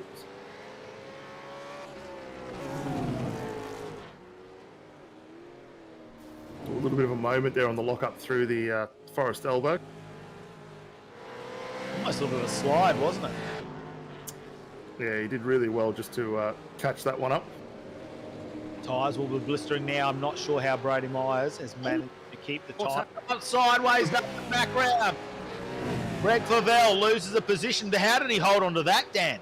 Oh, mate, he did not leave much on the table. Got the wall on the outside there. And for Freeman just in front of him coming through. Great avoidance just to miss that, get him back on business and go. Valdo looking to reclaim the position. So that little slide in a moment not really impacted him too much there. He's not nervous. He just misses the apex on this one. We're starting to see some coming into the pits. Burton, who's been running in position number 2 in the pit at the moment. Kyle Stokes in the pit. Ladder in the pits. Todd Hayne in the pits too. He's decided to come in. Gravel now, you can see him. They cut over. We're not going to see the big lockup like we saw from Van Gisbergen. Freeman is out there. Oh yeah, and I was just saying, so far no one stuck it in the fence like LP did all those years ago. For those that remember the Castrol Commodore getting into it. So obviously not too much damage there on the Freeman car. The Premier Racing team, Rick Kuznetsov can't be too far from getting behind the wheel. Be interesting to see what they want to do with Kuznetsov, because I reckon he is going to be super fast getting around here. Yeah, he will really set the track alight as the guys work through. Keeping an eye here, Brody Mayer's still going around, and these guys, the gap continuing to extend as they go further. We've got second place effectively in the circuit. And in the lane, sorry. The gap currently back to Brian Ball, 23 seconds, continuing to extend as the guys press on. So someone who's trying to hold his position in the championship is Jordan Ross. Teamed up with Tom Freer tonight. We saw them come together with Tom Freeman before the Premier Racing team. They made contact, but he's got to get back in this race. They need to calm things down. He has currently got himself a 100-point lead over Rick Kuznetsov in the 08. So it is on between these two cars. 100 points is the difference. Can Jordan Ross, he needs to be, well, they probably only need to be within 10 positions of each other realistically here, but Jordan Ross needs to just try and stay around that 08. They can't catch Corey Shepherd. He has secured that victory. But as long as Jordan Ross can be somewhere near Rick Kuznetsov and Corey Shepherd, they've got a chance here tonight. As Brian Borg brings the car in. Oh, we can see Corey Shepherd get in for the first time. Brady Mayers, our race leader, is in the pits. That means we're going to see Ethan Warren, who did that phenomenal qualifying lap and put it on the front row, get back into the car. Yeah, he's going to be very quick around this circuit, Ethan Warren. But keep an eye on him as he sets his tyres into position. Having a look at Court here down through the chase. That car looks very good. Expect to see him coming into the lane this time by. So we're seeing on average 24 laps, a little bit further than what we originally expected in the stats provided to us. So good job from them. Up the top of the hill, who stuck that in the wall? That is Lee Ellis, Trans-Tasman Racing, 38, hard up onto the barrier. Yeah, will that call out the dreaded safety car? Is that our porcupine of the day? Will that car be able to get out of that wall? It looks like we're going to get some drive. Waits for a moment there. We can't see any other cars. We're going to spin around. The last thing we want to see is a head-on.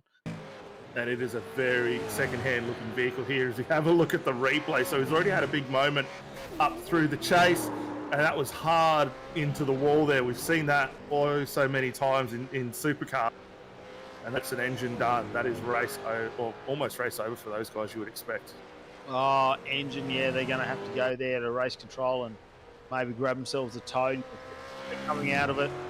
Still running. He's pulled it off to the side of the track. And don't know if he's trying to get that car moving. Maybe we've had a little bit of a glitch online there. Maybe a bit of net code or something to start with. But that car is beaten up. And we're not quite sure how many fast repairs may have been used, but heading in the right direction at least. Can they limp that back? Look at the smoke coming up into the cockpit. I'm luckily you're not going to see too much of that coming through on your screen. You're going to be able to work around that one, but that car is hurting as they pull off to the left-hand side and engine is done. And that looks like Corey Shepherd just going by as he has joined into the car again, Mr. Shepherd, and he is back behind the wheel. He's in the 017 tonight with the Premier Racing team.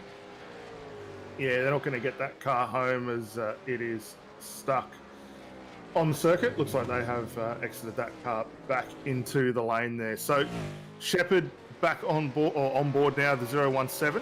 A lot of work for him to do. 24 seconds to our race leader, Ethan Warren. The gap, however, to Brad Ratu, 6.5 seconds up the road. We know he's got the pace on board that car. Very fresh tyres now after just jumping on board that.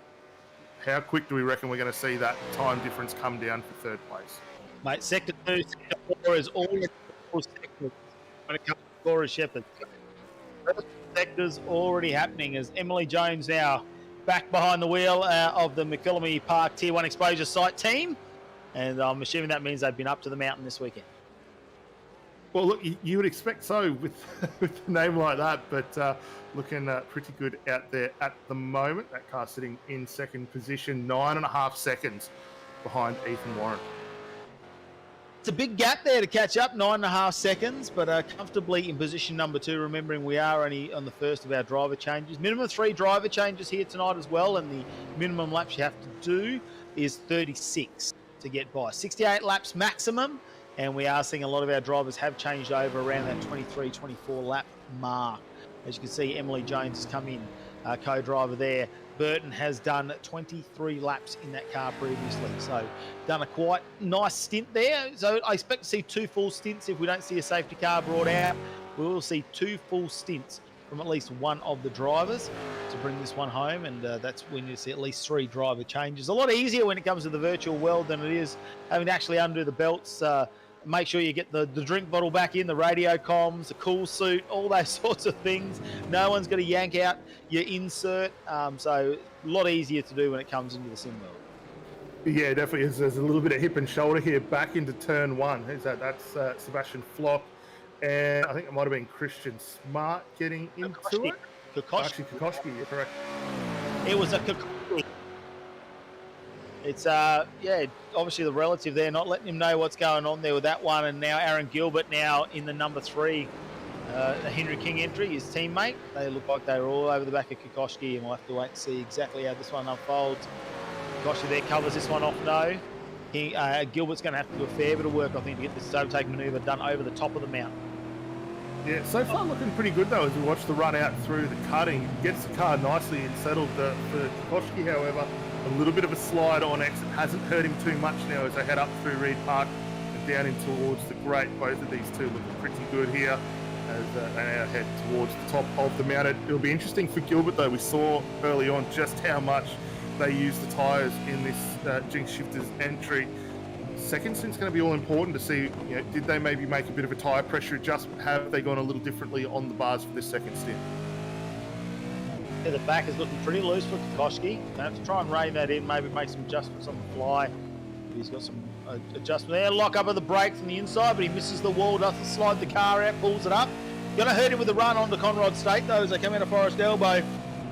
Can Gilbert make a bit of an advantage out of this one? Doesn't look like he's going to get close enough to get some drafting going on here, so won't be able to get the move done as they head down to the chase. Kokoschki, though, is the car stable enough to keep that full acceleration through here. Grabs the curb, but it doesn't get too unsettled there. Here we go. Gilbert just shows the nose there in the side mirror. Can't get the move done, though, this time in the Jinx Shifters. Number 3 for Gilbert. Yeah, you're just going to have to settle in here for a little bit. Just keep applying the pressure on the back of Kokoschki. We've already seen a couple of mistakes. There was another one with the brake lock down into that final corner. So for Gilbert here, he's getting all the telltale signs that if he can just keep applying what he's doing, that's a certain position coming his way. Yeah, well, Henry King's in the background, his teammate, and he's going to try and get a move done. Looks like he's got over Tyson McAvoy. Gets it done into Hell's Corner, the first corner of the lap. So now you'll see the 2 Team Jinx Shifters cars in position number 18 and 19. They've had their first pit stops, and it looks like everyone has gone through their first round of pit stops as well here. In the final race at Bathurst, 650 kilometre, Gilbert does a run down beside Kokoschki. They head up the mountain, pull it into the cutting. Oh no, slides the car from Kokoschki. He's still out there. Hopefully he doesn't bounce off the wall.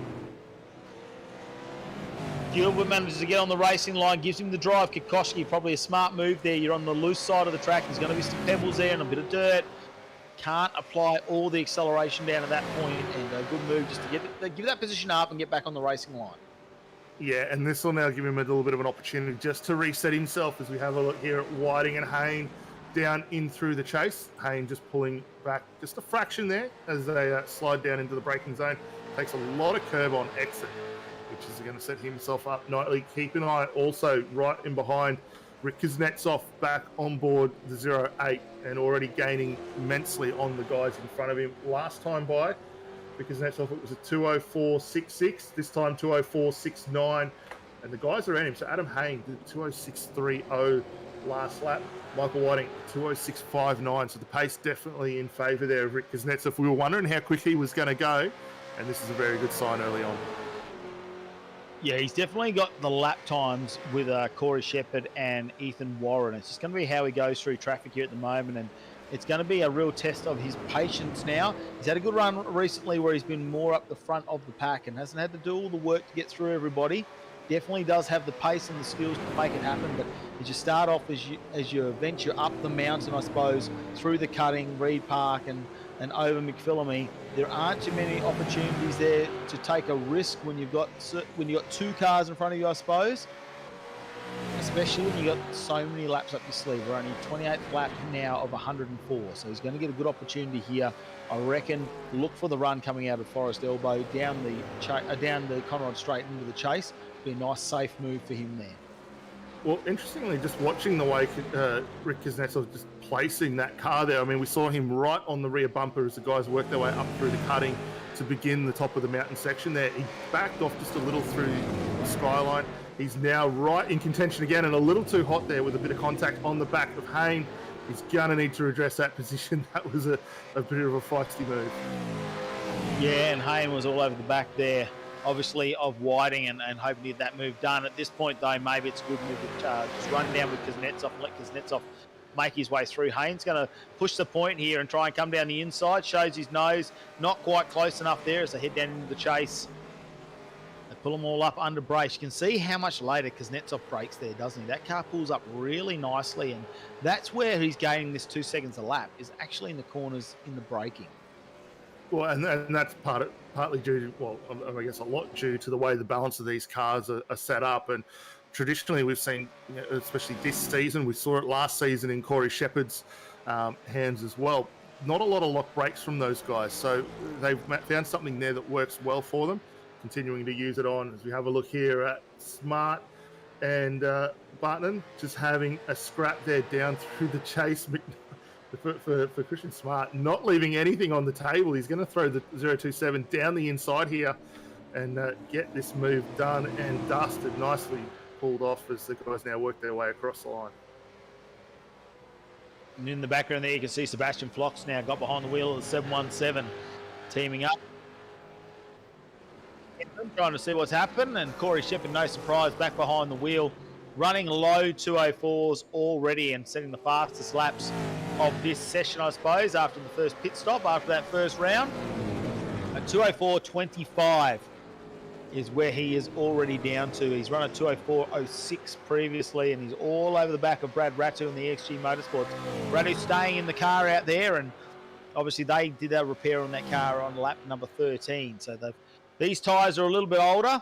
Fresh tyres there, Corey Shepherd, and the pace that he's showing, I think, he's right on the back wing there, and he's ready to make a move here. Doesn't show it down as they head down in the chase. Probably try and set himself up as they come out of here. Maybe he can get it done in Murray's corner if he gets a drive off here. We'll wait and listen. No, it sets himself up on the good side of the track. Radu just covers off a little bit there, hurts him. You can see a little bit of a wiggle under brakes.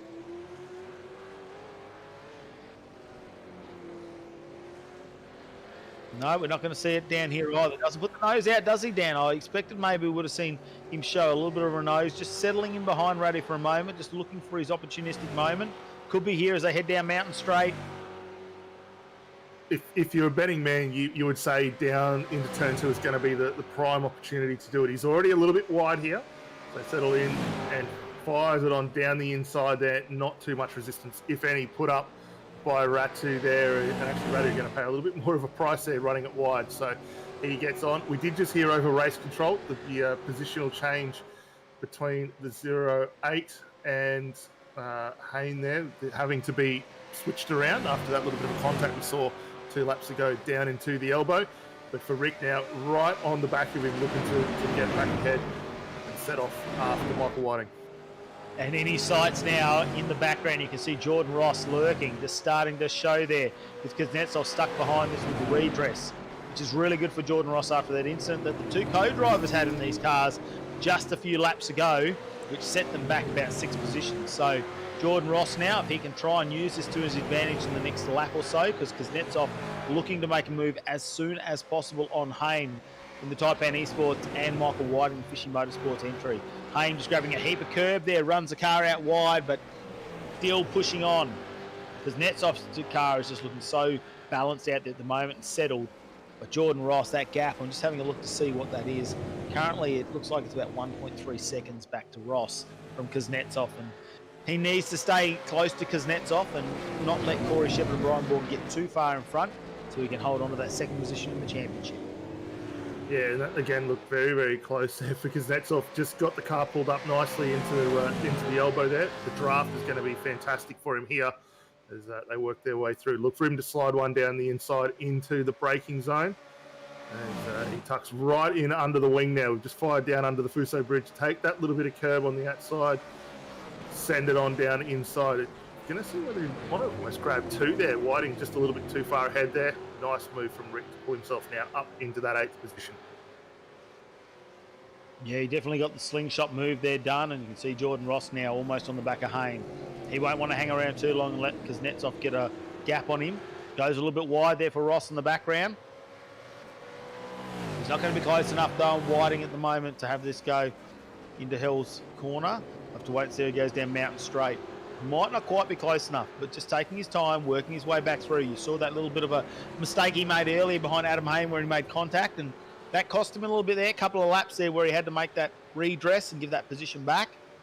Gave Jordan Ross the opportunity there to close that gap up and try and get behind again. So won't want to make that mistake twice, Rick Kuznetsov, and he is a very quick learner. Every time we see this kid make a mistake, he just gets better and better and tries not to make that same mistake again. So another young talent coming through the ranks. You're going to see him in a lot of series when it comes to iRacing.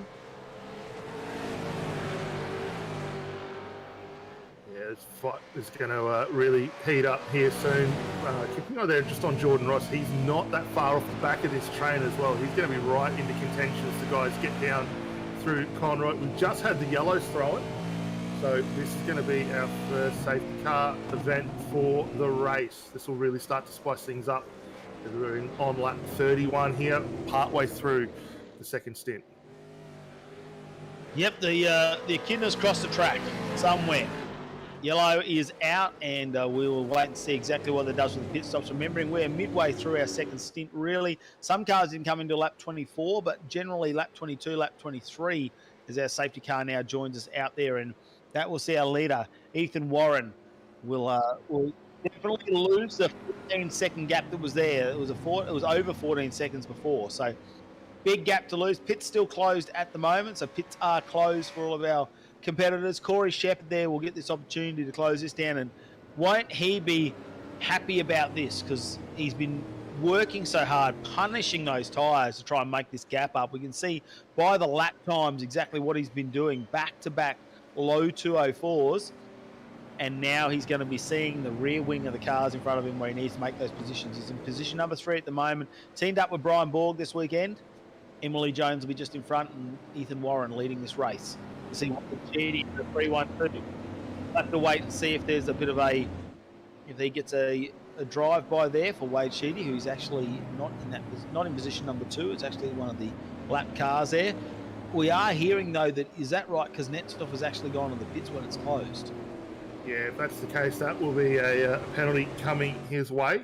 He was the only driver to have jumped into the lane at that point in time, so that's going to really set his run back. Watching the guys to sneak through on the track map as well. 15th position, to drop him right down into the field. Oh, the clutches there, down in 15th position. We do expect, if that is a closed pit, there'll be a penalty coming his way for sure. Kokoschki as well has just gone in, so that's another one as well. So that'll put him right to the back of the train there, and that's going to make what was already a tough night coming here to Bathurst and working your way through the traffic even harder, having to start right in behind everyone else, funnel your way back through again. Good opportunity for Jordan Ross, though, to make sure he holds on to that second position in the championship. It was going to be very hard for something would have to go wrong for Ross and Freya tonight, for Ross not to hold on to P2 in the championship. He's got a 100-point lead. However, this will help him with Kuznetsov further back. All he's got to watch out for is Brian Borg, who's about 140 points off. And Borg obviously with Corey, which is going to be a tough competitor. Sorry, Borgie is actually 210 points away. So something drastic would really have to happen there to Jordan Ross. So let's hope he can just hold in that position. He can be a little bit more patient if he's worried about championship. But I know him and Freya, they love a race win. And what a fight back it would be starting right off the back after their qualifying session where Jordan Ross pushed super hard, came out down the bottom at a Forest Elbow and made contact with the wall there. He had a purple sector time already up there and made massive contact with the wall, and that just null and void his lap, put him way back in the field. Yeah, that's a bit of a hard one to take too, and it's very simple to do around this circuit. The wall's so closely lined around the outside of the track, especially on the way pretty much from the elbow, from the cutting right the way through to the elbow there. You've got absolutely no room to make a little error there, and one small little slip up really punishes your night from there on out.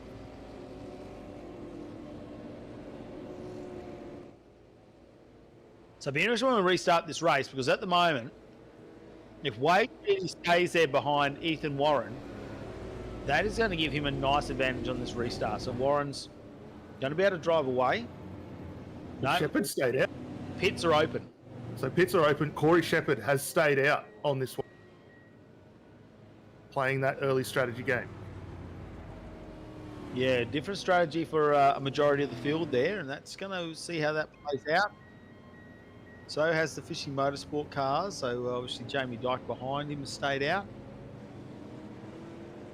Just having a look as the field resets itself. Scott Barton stayed out in the After Dark Sim Sport in 4th position.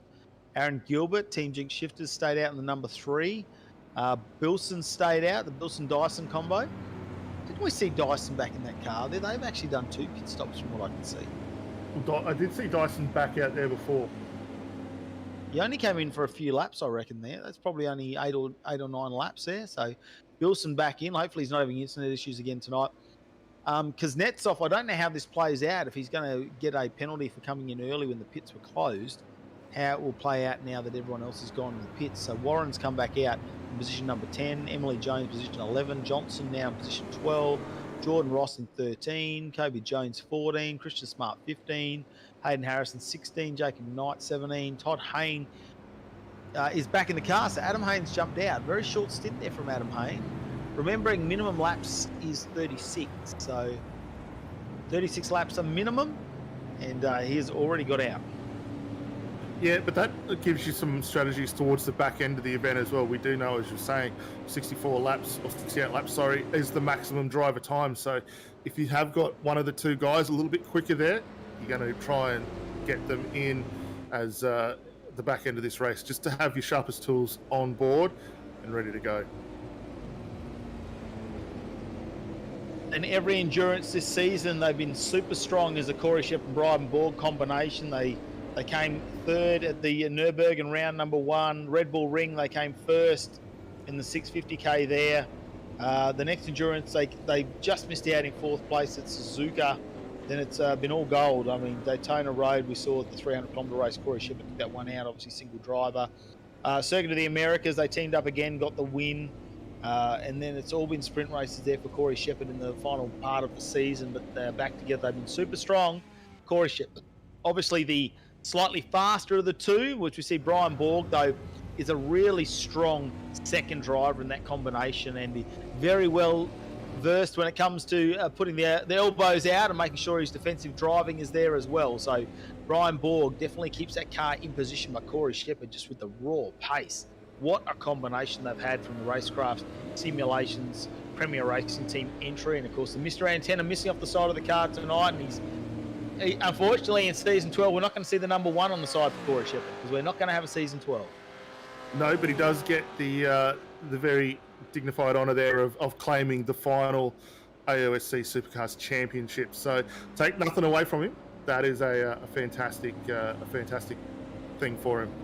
Yeah, and after the last couple of seasons where he's been in P2 and fighting it out with James Scott, what a way to get his first AOSC championship. Unfortunately, it'll be the last opportunity he gets in AOSC, but he's going to have an opportunity in many other series because his talent is very well recognised here, and it just shows with the raw pace that he carries around the track. leading this over Michael Whiting now, behind the safety car. Can't be too far away from getting back underway. Decided to stay out, didn't come in for tyres. Last time they came in was lap 24, so now wouldn't be putting too much pressure on those tyres at the moment, just following the safety car round. And it's a number of times. Just waiting to see when we're going to get this back underway. Safety car lights are out. It's going to duck in this time, you would think. No, yes, last minute ducks in. Here we go. Race about to get back underway. The After Dark Racing team, though, just went into the pits. I'm just having a look. Scott Barton's just gone in. Not the right timing, but it doesn't matter. You just got to get on with the race. Here we go. Corey Shepherd to start things off. Michael Whiting, Blake Delaney, Gilbert, Bilson, Jewell, Kuznetsov in position 7, Kokoschki in 8, Warren in 9, who was leading the race. Emily Jones was in 2nd, back in 10th position now. We'll wait to see who the movers are. The 24 down the inside here. Contact for Warren. That was Rick Kuznetsov, I think, just in the back. Actually, might have been Stephen Kokoschki. Apologies.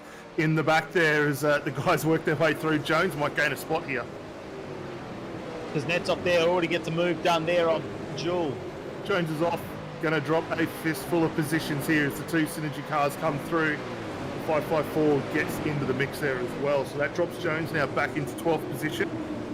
Jordan Ross in a dangerous position on the outside and the loose marbles, not up, tucked up against the wall, but holding on. Shuts it down into the wall. Attack for both of them. That could have been a lot worse if one of those had been turned around. They've survived that one. Ross really covered off that time, slides the car out too. He's behind the teammate Kokoschki. Will there be any team orders here? Kokoschki out onto the dirt. That's not going to help with this one as they head over Skyline. Ross needs to watch out for Jones. Jones is not leaving anything on the table there as they fire it down off the dipper here. A little bit of a lock up there. Just ahead, Jones just sitting in behind there, trying to look for this opportunity. Gonna see one come on the run down into the chase. Right in behind that is, we've got Kobe Jones now in the mix as well on in the 554 there. So 2 by 2, the guys are going all the way down Conrod straight here. Yeah, Jones is going to stay behind Ross. Good move there. They'll go around the outside. They're on the inside run into here. Ladder's going to get a move done as well as Kobe Jones actually in the car. The 554 gets through on Kokoschki as well. Jordan Ross, they set up. Jones just back a little bit now, and that's going to give Jordan Ross just a moment there to have a breath as a pressure will get applied once again as we see Warren starting to work her way back to the pack. You see there the move done on Jewell now, gets it done down the inside really nicely. Johnson just behind, teamed up in the 888 car with Kyle Stokes this weekend. Still some minor positions behind Kokoschki fighting it back. Christian Smart and Hayden Harrison. Maybe Harrison in the Taipan Esports entry is going to make a move. Not quite enough, needs to just cover off there from Jacob Knight, who's behind. That was a wild restart there. We saw it all unfolding throughout the length of the field there as the guys got themselves back underway. Warren will be counting his blessings for not being spun around on the exit 2 there, but how was the wild ride between Jones and Ross up through this section of the circuit here? Absolutely nothing separating those two as they fired it through there. They were super lucky not to spin a car around there. I really thought Jones and Ross contact there, especially being the back of Ross. It would have been so easy for that car to get sideways, and then we just would have seen a pile up there heading up the mountain. So that was super, super lucky there, especially coming out through Reed Park. I can't believe they got away with that one. But they'll just settle it down just a fraction now, wait for those moments, because there's a few cars in front. One of them's Brenton Jewell. I just believe there's a little bit more pace behind him. Ross is not going to be patient, though, I think, on this one. So this is where we need to see Damien Johnson also get a bit of a wriggle on, because Ross is not going to be patient knowing that Jones is behind. Any moment, any one of these cars could try and make a move under brakes. We've got another bit of a train going on here, back a bit further as well. It's Hayden Harrison, Jacob Knight, Todd Hayne, all bumper to bumper. Now we see another move from Warren down the inside here. Goes past Gilbert in the number 3. So Warren gets a position back there now, back up to P5. That is a great restart after being position number 5. No. There we go, something's happened. Jacob Knight was out on the grass as well, and we see Todd Haynes gone by. Time to check out the replay. Yeah, and as we watch the guys just fire it down and through the chase there. A little bit of a run there, just missed the back of the brakes there, and unfortunately just runs a little wide, loses the position. That could have been a hell of a lot worse there. He just avoided the 134 all the way through. That was Stephen Kokoschke down there. If we go from one lot of synergy guys right the way up a little bit further, it's all still going on. 2 by 2 up in through turn 2 there. Jewel going to be hung out to dry. A little bit of a rub along the fence. That drops that car right back into the clutches. And the fight between Jones and Ross still continuing on. These guys are not leaving anything on the table here after this restart. And Kobe Jones just behind, definitely wants to stay in this fight as well. You've got to watch out for that one. So it's going to be the two Joneses fighting it off. It'll be Emily or Kobe that's going to come out of victor there for position number 10. Remembering they're the two back cars. Jordan Ross right behind Damien Johnson. They're teammates as well in the Synergy Sim Racing as Johnson just grabs a little glance of the wall there. You see the sparks come off. How settled they are here. Emily just grabs. Mate, they are rubbing every little bit of concrete off the inside. Oh, look, if there's a wall to touch, you're going to touch it. And unfortunately, I think the way this is heating up, there is not going to be, it's not going to end pretty for anyone concerned at the moment. And we got them back in line again as they head down straight for what is the 30th time here at the moment. Side by, well, nose to tail. Who's going to be the big one to have a blink down into the chase there? As you see the two teammates setting themselves up. A little further up, Warren all over the back of Rick Kuznetsov. These guys are still working their way through. Jones is in. Had a big moment there, runs it right off into the grass, and that's going to drop Emily down 3 spots there. Yeah, it was a big dive when you saw 2 positions. It was, you knew that was going to come under brakes. Oh, we see Knight has to cover off. Greg Favell can't get it done. The Taipan Esports looking for any way to get past. Kokoschke in front though, bit of a reprieve for him as he just can pull away just a little bit this time now. It's going to give him a few more corners. We see Jacob Knight back on the back of that one. Favell under attack from Harrison as well, who's behind. Teammates, I'm sure they're not going to get into a stoush there. We'll have to wait and find out what happens here as we see the train heading down. It's going to be Bilson under attack. Ross goes by. Can he be followed by Kobe Jones? Yes, and through. Nice work from both of those guys. That was a nice move down there, wasn't it? They got that done fairly cleanly, and you have to give that one up too, that Bilson decided that was not going to happen, and you don't want to get too far out on the marbles there, as we did see in the braking. Just run a little bit wide on the exit there and let the cars go by, slot yourself back in and continue on the race. Absolutely. Ross is going to have a little bit of a moment now just to get a little bit of a breath back into him after that electrifying start from both of those, from himself and Emily there working their way through. This train now reheating back up across the top of the hill. We've got the 2 Taipan Esports cars in there. The Synergy Sim Sports entry, Jacob Knight, also involved in this little mix. These guys fire themselves down off the hill again. At the moment, 134 lost the rear end on the way down. Didn't pick anyone up. That was Stephen Kokoschke fighting the wall there. Yeah, we'll have to wait and see if that pulls out a safety car. Hopefully not, but Kokoschke has been fighting there to stay with the pace, and that pressure has really succumbed to him. Warren now all over the back of Kuznetsov. What will happen here? Warren definitely looks like he's got the car pace. Kuznetsov tries to cover off, doesn't quite do it. Warren puts a note down. They don't make on. Warren grabs a heap of curb. Really hurts him with the exit speed. And Kuznetsov there runs wide, but obviously 2 wheels is not going to help you with exit speed there, and Kuznetsov there will hold on to that position for another couple of corners. Kuznetsov has got the bit between the teeth here as we watch the guys down into Murray's again, continuing on, not making it easy for Warren to get through. Did see the 134, did manage to get that car rotated around, and for Steve Kokoschke, he now has dropped down to 21st position, so that was a big loss for these guys. Hayne still getting into it, and mate, it's hard to know where to look at the moment. The guys are really turning it on for the final AOSC event. Yep, 207th round it is. We've had over 200 races in AOSC, and it's going to come to an end tonight, the big one. 104 laps here at Bathurst, 650 kilometres. The championship is decided, but the glory is not over. The win at Bathurst, the final round of the season, of the series. And who will it go to at the moment? Deppard leading this race, but he stayed out under safety car. the first person really behind that took the additional pit stop is actually Rick Kuznetsov, but it's under a cloud. We haven't heard from race control. He came in when pit lane was closed. We don't know how that's going to affect him later on in the race. Warren right behind, putting all the pressure on. They're bumper to bumper. He's got the splitter all on the back of him. He follows him in as they head down over Skyline. Have a look at how close he's getting on the back of Kuznetsov. Warren, it's just timing. When he's going to get the right run, when can he get it done? Will Kuznetsov try and cover him off or just slot him behind? He's got Delaney in front of him from Fishy Motorsports. It's definitely holding Kuznetsov up at this point. Well, it is, but one thing that it's going to do is you've got the teammate cars in here at the moment. We've got another Premier car in the form of Kuznetsov playing effective rear gunner at the moment to Shepherd. Yes, there's a few cars in between, but the longer he can hold Ethan Warren up, the more opportunity we're going to see for Corey Shepherd later on when he comes in the lane for a stop. As the guys fired down into the chase, going to get a move done there on Delaney. That's a nice opportunity. The chance of both of them to get by, as you can see Kuznetsov there. Warren probably at a slight disadvantage later on, but he'll still get a chance to reset himself. Smart, looking good. Going to go the long way around on Bilson there.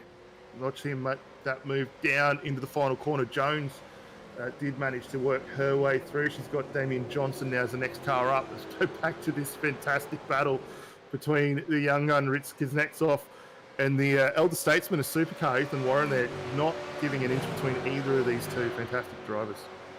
Very even when you look at the final lap times there, but they are catching up to Michael Whiting in front while they're having this battle. You see them go side by side.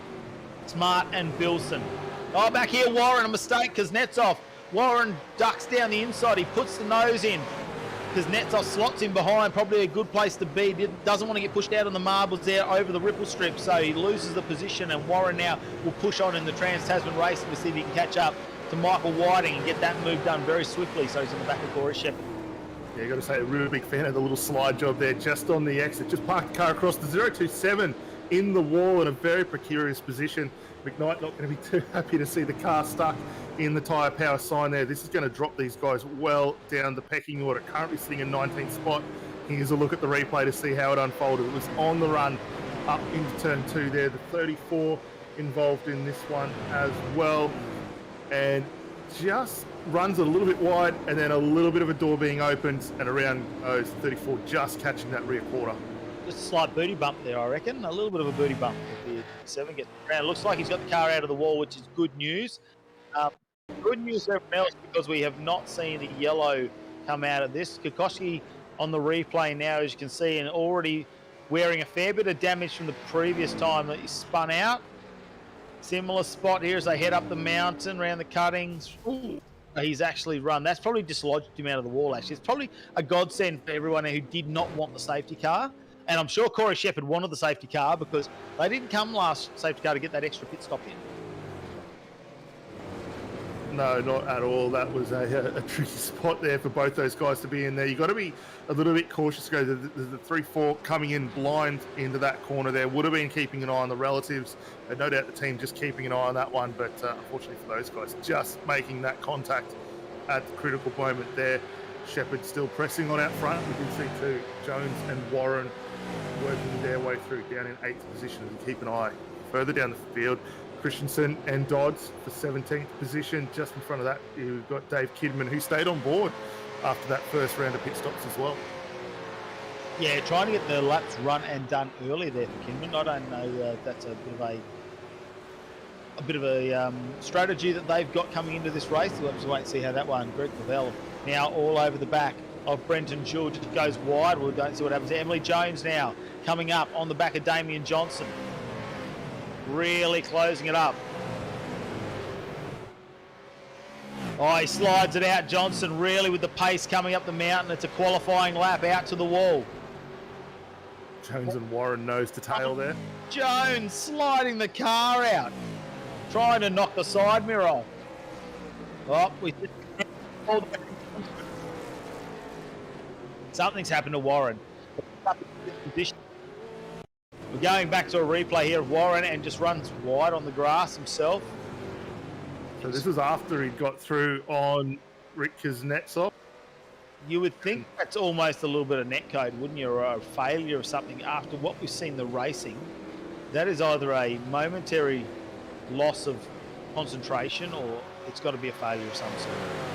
It's very uncharacteristic to see the Tasman car off in the weeds down at the end of the chase there, but it's going to allow him to get right back into contention. You've got Jones, Johnson, these guys still scrapping it out. Plenty of work though, and time for these guys to pull their way back up to the sharp end, that's for sure.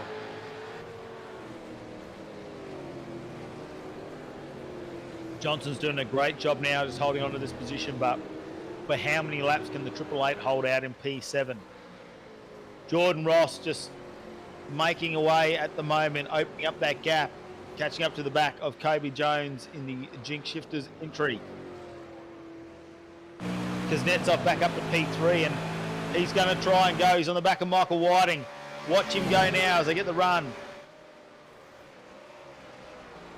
Nice move there, does it quite easily. Out on the good line too on the race lines. Warren under brakes on Jones, pulls the car up there, gets the Trans-Tasman racing car around. And the next one will be obviously Damien Johnson. He'll have to make that move. And here we see a move from Greg Flavel now on the inside of Bilson. Bilson runs wide, gets down the loose stuff, glances the wall. Yeah, we did just hear too, just across the race channel comms as well, the 34 that we're having a look here at the moment with Riley Bilson on board will have a drive-through penalty for the contact with the 027 right there through the cutting, so that car will come back into the lane. Yeah, that's unfortunate. We still have not heard about, obviously, Rick Kuznetsov with that early pit as well. So that's what I mean, may have gone to the back, but everyone in the pit lane when it opened up, so that brings them back into contention. So just be wary. We may see something coming out of that later on in the race. We'll have to wait and find out. So risky moment. Kuznetsov really needs to start. Shepherd, like he's done all season, has opened up an almost 14 second lead on the rest of the pack. And, well, surprise, surprise, Shepherd Kuznetsov 1-2, which we have seen in the latter half of this season 11. Kuznetsov really playing the bridesmaid to Corey Shepherd this season, and the Premier Racing team showing their dominance when it comes to season number 11 of the AOSC. Yeah, they've done a fantastic job. And again, a little bit of team side by side as the hip and shoulders continue down through the chase there. Johnston not having a bit of the contact from Warren there. Jones now is going to get in for a move here down into the final corner. Will come through. Let's see whether this little scrap continues on. It's going to be 3 wide for the guys working their way across the start-finish line. Warren might just stay here behind Jones and use that as a bit of a buffer there to push Johnson out. And Roy's had the hip and shoulder there. There it goes again. Bit of a bump. Who gets the run now as we go down to Quarry Bend? It's mountain straight. Up over this crest. Jones has got a little bit of clear road in front. Going to be able to set Emily up for the corner. Pick it out. Oh, this is going to be bad. What a drive. They put onto it. Keeps it the wall. How did he keep that off the wall there for Warren? Wow. There was nothing left in that one as the guys flicked it into turn 2 there. That little bit of a draft assist that Warren would have got from Emily there, just allowing him to try and chop the nose of Johnston, and Johnston not giving an inch. We've seen this from a lot of these guys, the series regulars not allowing the guys coming in for the final race to have it all their own way. Well, it is great racing back here at the mountain. You watched it all last weekend. We're back here for the final round, the final race ever for AOSC. It is season 11. The championship decided it's position 2 and 3. Is it going to be Jordan Ross in 2 and Rick Kuznetsov in 3? Or will Brian Borg get enough points to take over his teammate Kuznetsov to get on the podium for the final season of AOSC, the last chance to get an AOSC trophy? Obviously, all thanks to Race Circuit Art Australia. As we look, him gets past another car there for Jordan Ross. Blake Delaney there, he goes past the Fishing Motorsport entry, and Ross now into position number 5. They've gained a massive 17 positions there, keeping in mind that there was contact between Freeman and Freer. The co-drivers in this race made contact and they lost a heap of positions just before the driver change. So it is fantastic to see that Kuznetsov back up to 2nd and Jordan Ross back up to 5th position. Well, we're not even halfway through. The racing being absolutely insane for this portion of the event. We've still got close to 61 laps left on the books here. Can only imagine what we're going to see here. Joining us quickly in the commentary booth as well, Brenton O'Brien, coming in from Race Control. Brenton, great to have you back in, mate. How's it going? It's been a bit hectic, thanks for having us. Yeah, no, it has been a bit hectic. Just as an explanation for the safety car, one of our officials wasn't able to actually get in the server with the Mercedes for some reason, so we've had to revert to using the iRacing safety car, which to be honest, it's not that big an issue. People know how to use it and make the most of strategy-wise, and we brought the safety car out what we believe would be the fairest time after people had done their first pit stop. We know that cars and teams will certainly strategise around the expectation of a manual safety car, and so we've tried to play it out the best way we could, and that will remain for the rest of the race, should there be another one. And Brenton, just quickly before you duck back up into the confines of the race control box, mate, so far racing been hard and fast, not a lot of room being afforded to anyone out there. How are race control seeing it from a driver standpoint at the moment?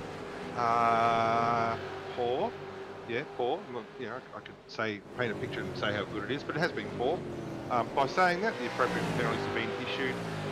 You have to understand that race control are bound by the restraints of the actual rules of engagement. So there's going to be times where someone will ask why a car doesn't get a particular penalty, because we don't have the powers to issue those penalties. So it's a long race, early days. Everyone wants to be the one to win this race. The racing will spread out. The guys will settle down a bit, we hope, and yeah, we get on with it. Absolutely, mate. Well, look, again, thank you very much for jumping in. Quick explanation on the safety car tonight. Hopefully, it settles down a little bit. We've still got 60 odd laps left in the books here. Hopefully, the night makes it a little bit easier for you guys going forward. Yeah, no worries at all. Thanks, hey. I will say before I go, because I'm probably won't be coming back here unless needed. Just a big congratulations to Nick Hausler and all those involved with the running of the Australian Online Supercar Champs. It's been a cracking effort, Nick. So congratulations to you and to all your crew. You know, I'm putting my Evolution Racing team hat on. ERT were a significant part of helping get this series up and going in the early years. We've had numerous race wins and series winners with Ian Ford and others. So before we turn the lights out in this series, just say congratulations to Nick and to everyone involved, because it doesn't just take one person to run this. And yeah, all the best for the future. Fantastic words there from Brenton, obviously from our race control.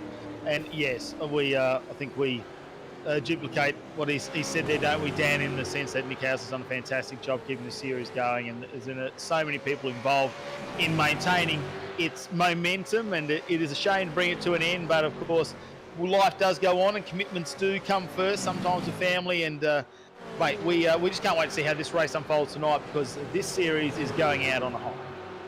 Yeah, absolutely. I mean, I don't think you can say it any better than what yourself and Brent have said there. It's been a fantastically run series. We've got, as we say, 60 laps still left to bring a fantastic series and championship to a conclusion. And yeah, a massive thanks to Nick and yeah, echo exactly what Brenton said, with everyone else behind the scenes doing a phenomenal job here. As we have a look quickly at the 1-3-4. Mate, these guys have been in the wall tonight. They're finding it again and nearly took the big dive off the end of the chase.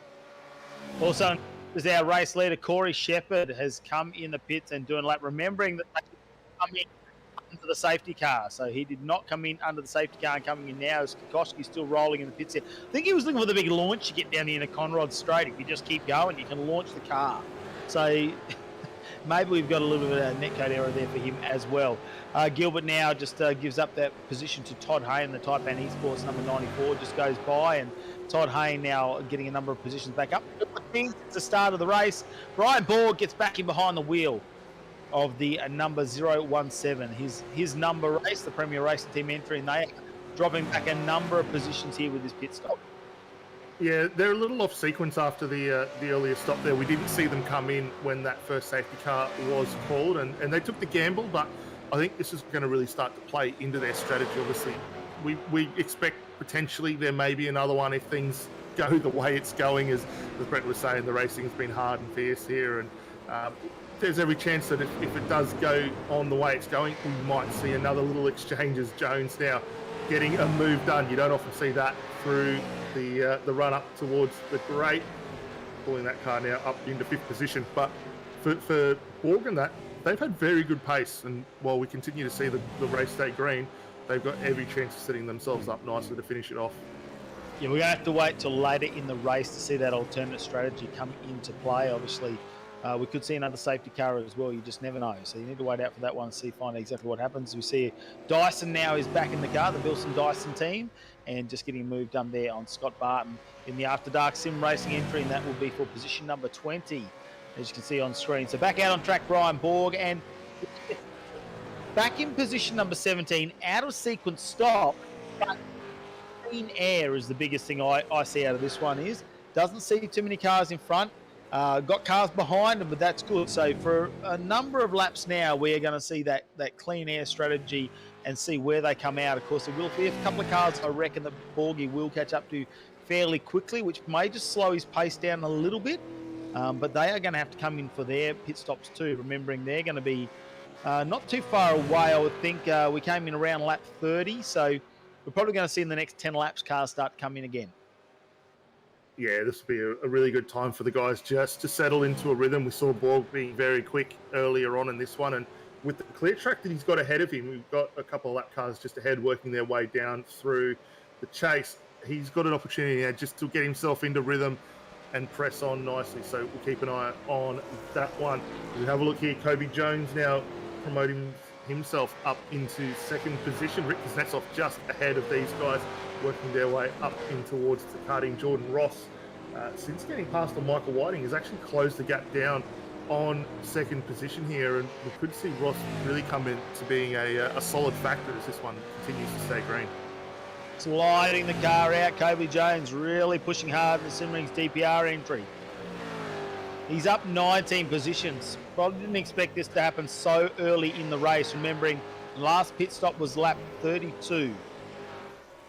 31 for Rick Kuznetsov, so he is on 1 lap older tyres. Came in very early in that safety car strategy. His work for him was he just did another bit of a concrete dust coming off the wall. Warren now working the way back through after that big off track that they had, which put them back in the race, back in position number 7 now, and Blake Delaney firmly in front and just looking for any sort of gap to push the Trans-Tasman car as he slides it out through Forest Elbow.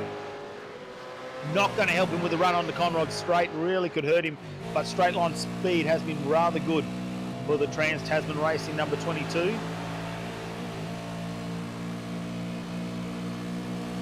Pushing down, bit of a half there, 280 down the inside, shoots it down hard.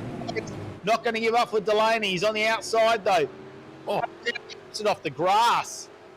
How did Delaney keep that thing on the pavement? He had not an inch to spare there. He will lose a position here to Johnson, although he's going to have an opportunity here to maybe hold it back and grab that little bit of curb.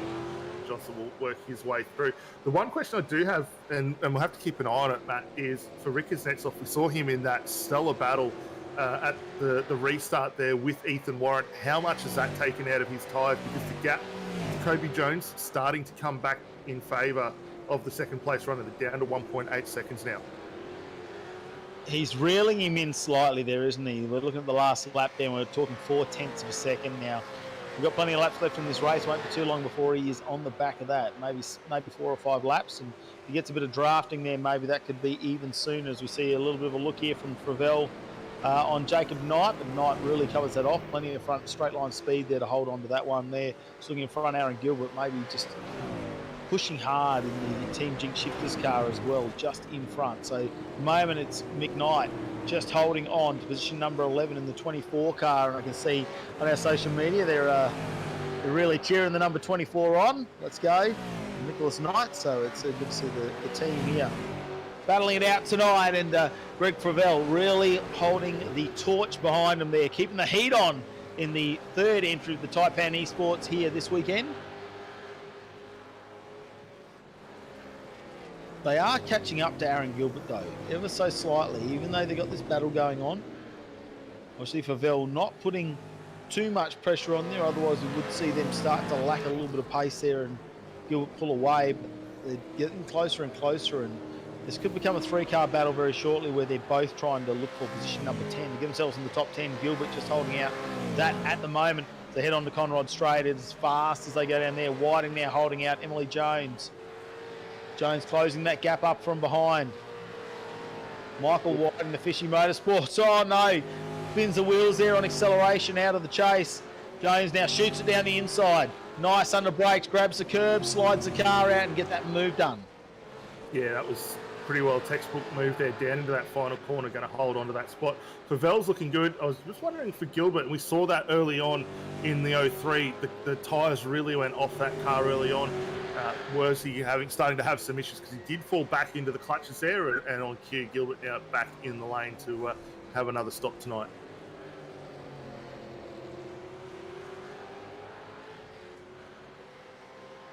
So that'll push Gilbert back a number of positions there. McKnight now has to be careful here. Favel not going to be close enough at this point. Maybe just catch up. I don't think it's going to happen here. Just has a little bit of a look there, grabs a gulp of fresh air in the car.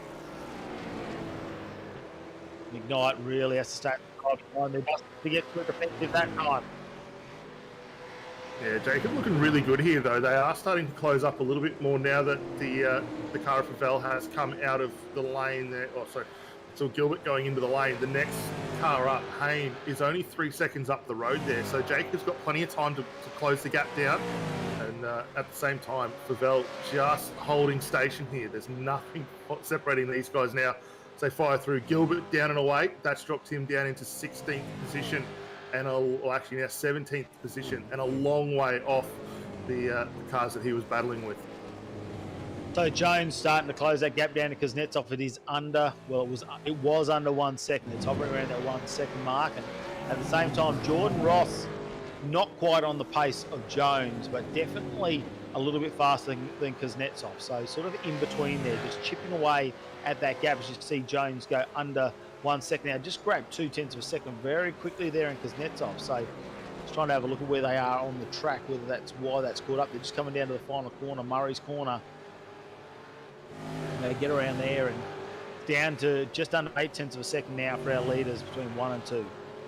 Warren's looking really, really racy again. He closes right onto the back of Whiting, gets a nice exit. We'll see whether he's going to have a move here down into turn 1. Just flicks the car out wide and sends it on in there. So that'll now pull Warren back up into that 5th position. Only a sec or half a second off the back of Emily Jones there as these two now set off again for Jordan Ross.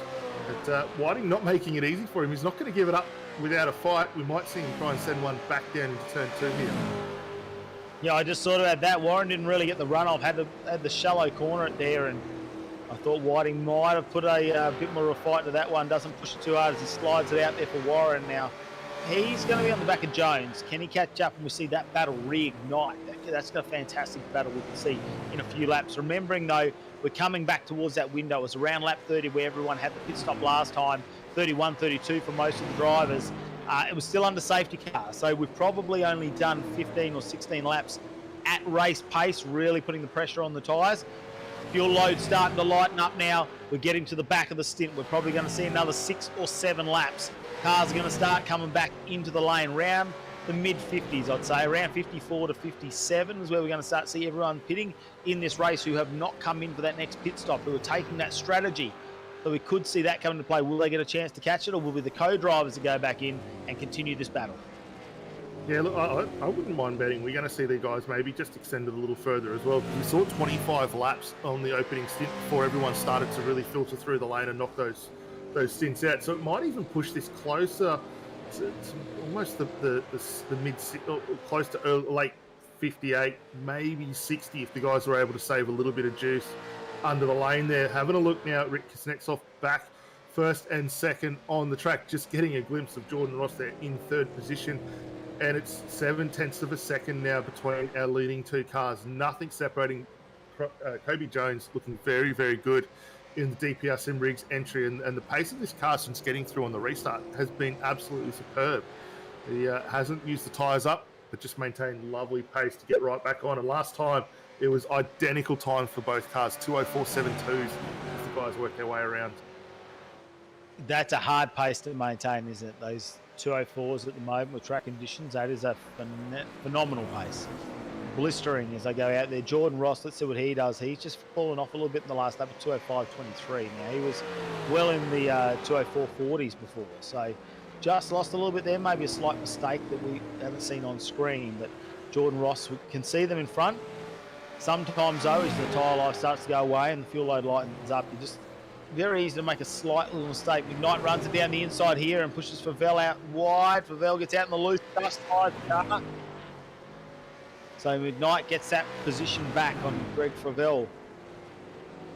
Yeah, nicely done. Turn 2's been a fantastic spot here tonight for quite a few of the overtakes that we've seen. We've seen them from side to side.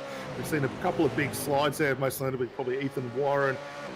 We don't know how he kept that car off the wall, but he managed to keep it on the grey stuff there, and the racing continuing on. Down into the elbow again, first and second, 0.7 of a second, just holding now as these guys work their way back around again. Jones going to have a little bit of a draft, but absolutely nothing separating either of these two cars right now.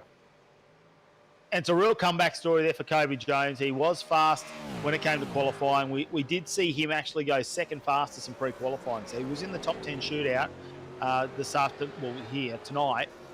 Fortunately, he had to go. So Netco's qualifying undone, which saw them way down the back of the pack, and they're 19 positions up.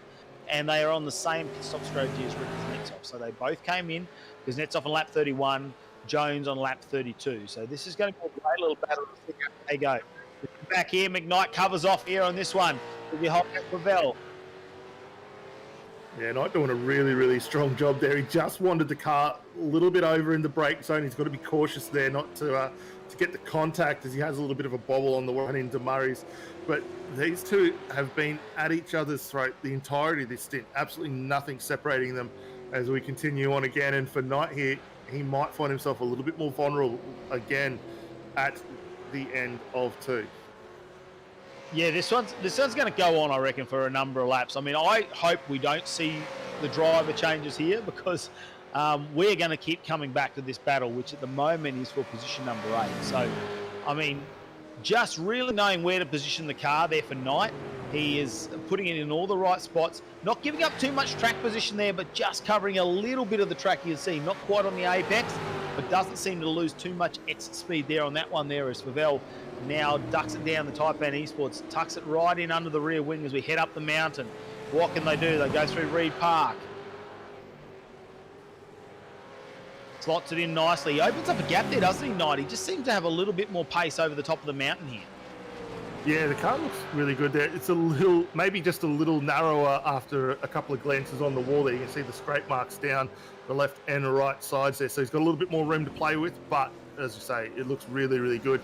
Down on the run down through the S's and into the dipper, however, Favell a little bit sharper on those brakes though.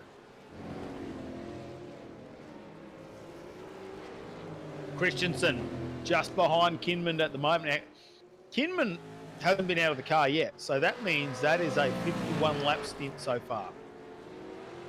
That is a lot of laps in the race here. They're going to have to be cautious too, because we're already at lap 51. We know 68 is the maximum driver time there, so they are really running it to the ragged edge here on his driver allotment.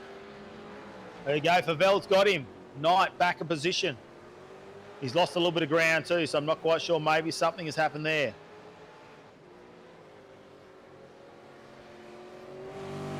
He does bring the battle. Knight under the wing. He's not going to give us one up. Oh no, he slides to keep it off the wall. He does. Going to hurt him there with the gap. He's not going to be able to stay there and get the draft right behind. But so lucky to keep control of that car and keep it off the walls as Warren and Jones now reignite this battle.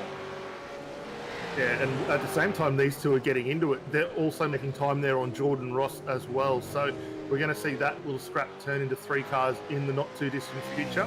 Dyson and Gilbert getting back amongst it. We saw Gilbert come in for his stop on lap 47. Andrew Dyson on lap 42, taking over the 34 there. So both these cars on relatively fresh tyres. Dyson, though, looking a little bit quicker as he gets that move done down in through the chase. Yeah, not with the traditional livery on tonight, of course. Dyson, he'll have normally teams up with Adam Briggs, but Briggsy not around tonight, so the Team Phoenix Smokers there won't be having the meat on the smoker tonight. We'll have to wait and see how that one unfolds. Here, oh, a little lock up under brakes. Jones slides the car in to Forest Elbow. Wiggle on the exit. Warren looks like he got a little bit of a better drive out of the corner. Look at the draft there. Trying to cover off for Jones, making that car use as much of the track as possible. Warren pushing along. It's drafting, NASCAR style. Not going to have a go here. Does he get the slingshot around the outside? Not close enough at this point. And Jones will hold on as they go through the chase. Yeah, really, really close between both of these two. I mean, we saw them out the front early on in the event and looking very good. Although Jones just having a little bit of intermittent internet connection at the moment. That'll be something to keep an eye on, because that could rue what is starting to look like a really good chance here. Jordan Ross just a little further ahead of these two. And at the moment, all three drivers are matching each other. It was 2:05.33 for Jordan, 2:04.16 for Emily there. Oh, sorry, 2:05.4 and 2:05.4 for Ethan. So these two, you throw a blanket over them, they are running almost identical times. As we go back to the leaders, 0.3 of a second between Rick Kuznetsov there and Kobe Jones. These guys are right at each other. Mate, this is a napkin over these two, I think, because you look at the lap times there and we're talking, the difference is hundredths of a second when it comes to Kobe Jones. Just hundredths of a second every lap is the difference. Slides the car out there, looked a little bit more settled as they started going up the mountain. Pushes the car out over McPhillamy. Up down to Skyline. He's opened up a gap though at the start of this lap going up the mountain. Let's have a look at the strong second half there. This might be where Kobe Jones really gets the run on. Oh, just takes a bump off the wall. We're getting at the point now where if we push very hard the tyres, you see him slide the car out for Kuznetsov. So both of them have made a mistake as they go across the mountain. It's bumped back out to 0.5 of a second now, the difference between Kuznetsov and Jones. The draft now starting to come back into effect. I don't think for Jones, though, he's not quite close enough to send one down the inside. 0.3 of a second as he tips it in, gets it down to 2.9, and just has to settle back into third position. The run out looks really, really good, though. He could have a look here down into Murray's.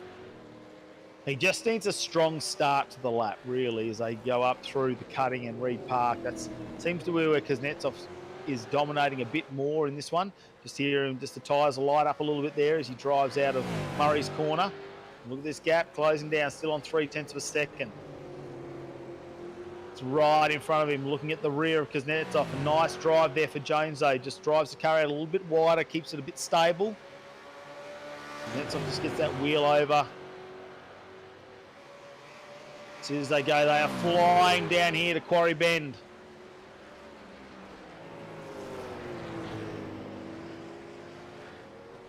Well, we'll keep an eye on this. Just got to keep a weather eye too. Jordan Ross is 7/10 slower compared to Jones and Warren as well. So he's starting to fall right back into the clutches of those two.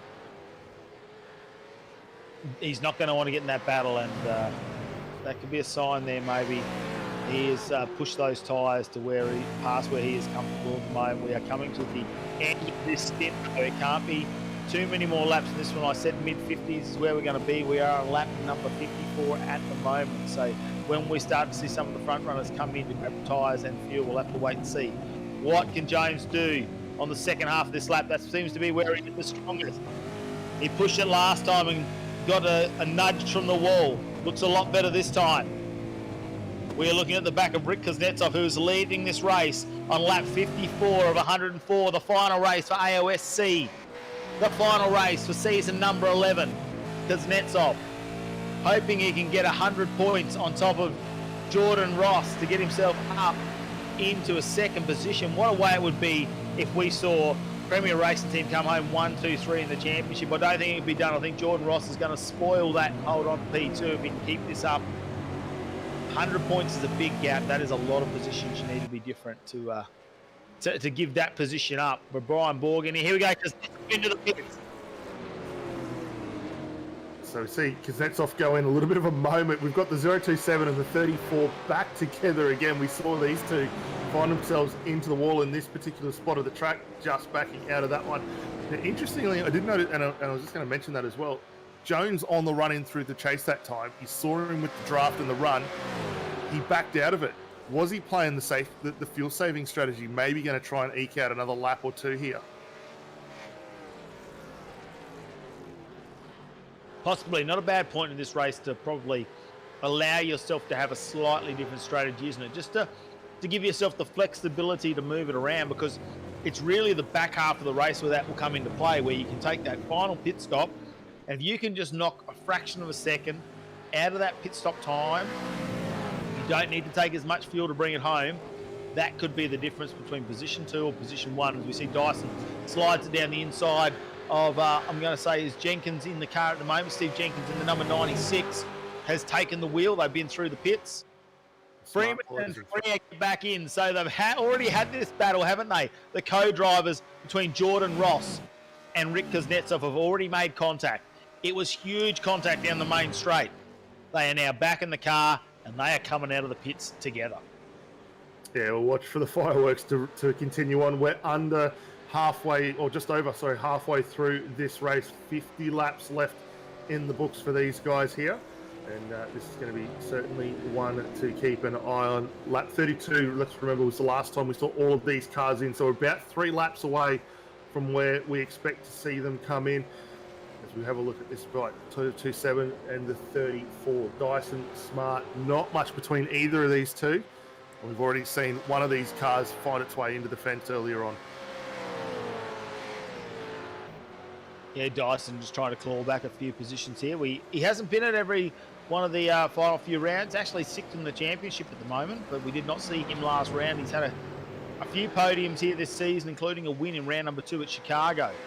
So Dyson's had an up and down season, but he has missed a couple of races. Hasn't been able to be here the entire season, and I'm sure he's so happy to be here for the final race of AOSC as he runs the car out. We're there with Christian Smart. Gives Dyson a little bit of a moment there. We can open up a small gap. Just gets so close to that wall. In the background, they need to work out Stephen Jenkins, the top 10 esports entry. Damien Johnson in the pits. Jacob Knight in the pits. And Favell will stay out there. So what will we see go on between Knight and Favell? Will we see the co-drivers come in?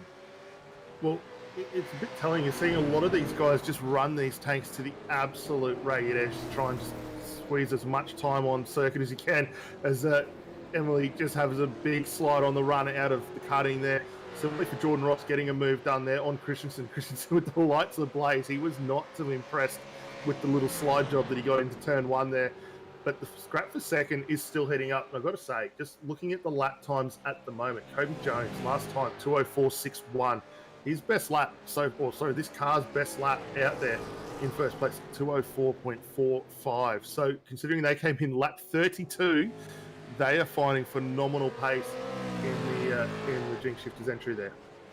Yeah, it's great to see that they can maintain that pace and that tyre. So they have really looked after it. And like you say, he's rolling out of it. Maybe he's conserved the fuel, maybe just not push those tyres to the limit, and they're opening up that flexibility window for them. So we'll have to wait and see how that plays out towards the back end of the race and the final pit stop, where that's an advantage. Warren has a big run down the inside of Jones here. Looks like the move is going to get done as they head down Conrod Straight.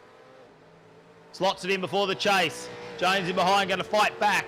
Has a little look, can't get it done under brakes. Don't want to miss your braking markers. We've seen them come off at this point. Jones in the lane. That's Kobe Jones in the lane. Both Jones are in the lane, and so is Warren. So they are coming in now for this is pit stop number 3 for most of these drivers. Of course, that short pit stop early on, like we saw, they came in around lap 24, and then we saw a safety car lap 30. So they all came back in. It's amazing that they've been able to maintain that pace actually with the tyres after 23, 24 laps. We'll have to wait and see where they come back out. They're all in the pits. Actually up on stands, Ken Latta back. Kobe Jones is out and Ken Latta back in.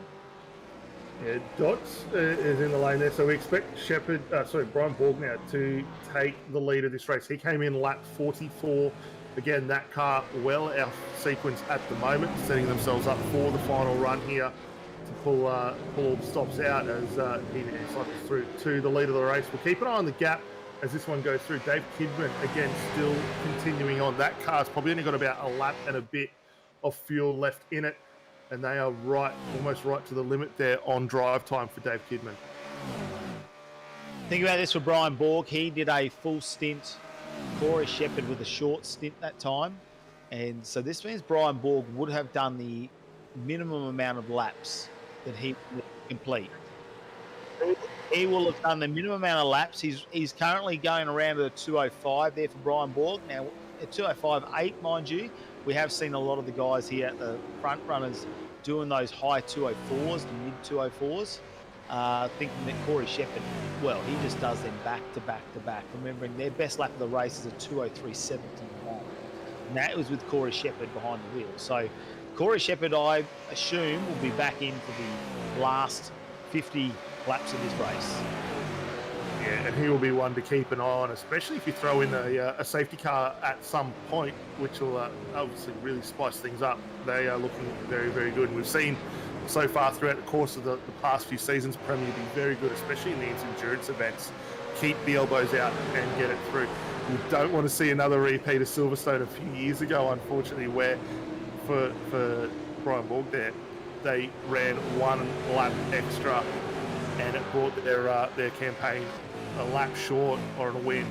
Keeping a look further down, Knight on the back of Coleman, battle for 14th position down across the grate there. Knight's got to be cautious. He's running that car right out to the ragged edge. I'm not sure how much they've got left as far as the fast repair is concerned, because that's the second time we've seen that car now out of the lane, looking a little bit fancier than it did before it went in with marks down both sides of the car there. And these guys are going to have to be cautious. Kidman now in the lane for his next stop. Yeah, well, they really pushed that right to the limit for Kidman. The Pursuit Sim Racing entry, like you say, there could only be a sniff of petrol left in that tank, I reckon. Smart behind Cairns as they look for the draft down here. Will Smart get the move done? Cairns driving the Type N Esports number 3 entry. Pulls alongside here for Smart. Runs it down the inside. Ann's not going to fight back on this one. Smart just covers off a little bit there as they come down in the background and lock up with the brakes there. Looks for, is that Jenk? I'm just having a look actually in the background there. That is Coleman there with a slight little lock of the brakes there, and Knight looking to see what he can do. Crisscross there and trying to look for any sort of gap.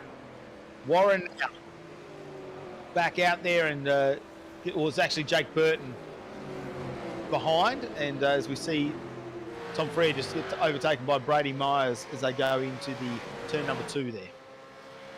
Yeah, that's not going to hurt those guys too much. They are on a slightly different strategy, but we'll keep an eye on those guys coming through. Looks like we did see for Kidman, he got his stop completed down and away. Sebastian Flock now jumping on board the 717 Shootout Sim Racing entry. And I imagine for Sebastian, we've seen him very quick over the course of a lot of the endurance events that those guys have entered. He will be one to keep an eye on as he works his way through that car now, back in 20th position. So Knight has the job done on Coleman, and Coleman just slots him behind the Fisher Motorsport entry. You've got to remember, this is for position number 13. Knight just getting that done in the final stages there of the last lap number 57. On lap number 58 now as they head around. Borg leading this race, of course, teamed up with Corey Shepherd.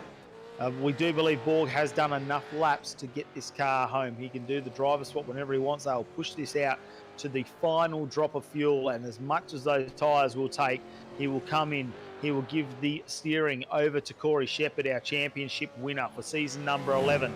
He is the young talent. He's going to finish this race off. We'll have to see how many more laps Borg can get done in that car. But they are on an alternate strategy. Remembering their last pit stop was lap 44, whereas everyone else came in 31, 32. So on an alternate strategy there, he's going to get another 10 ones out. So look about mid-60s to see Brian Borg come in, and Corey Shepherd probably likely to bring that home for the final 40 or so laps of this race.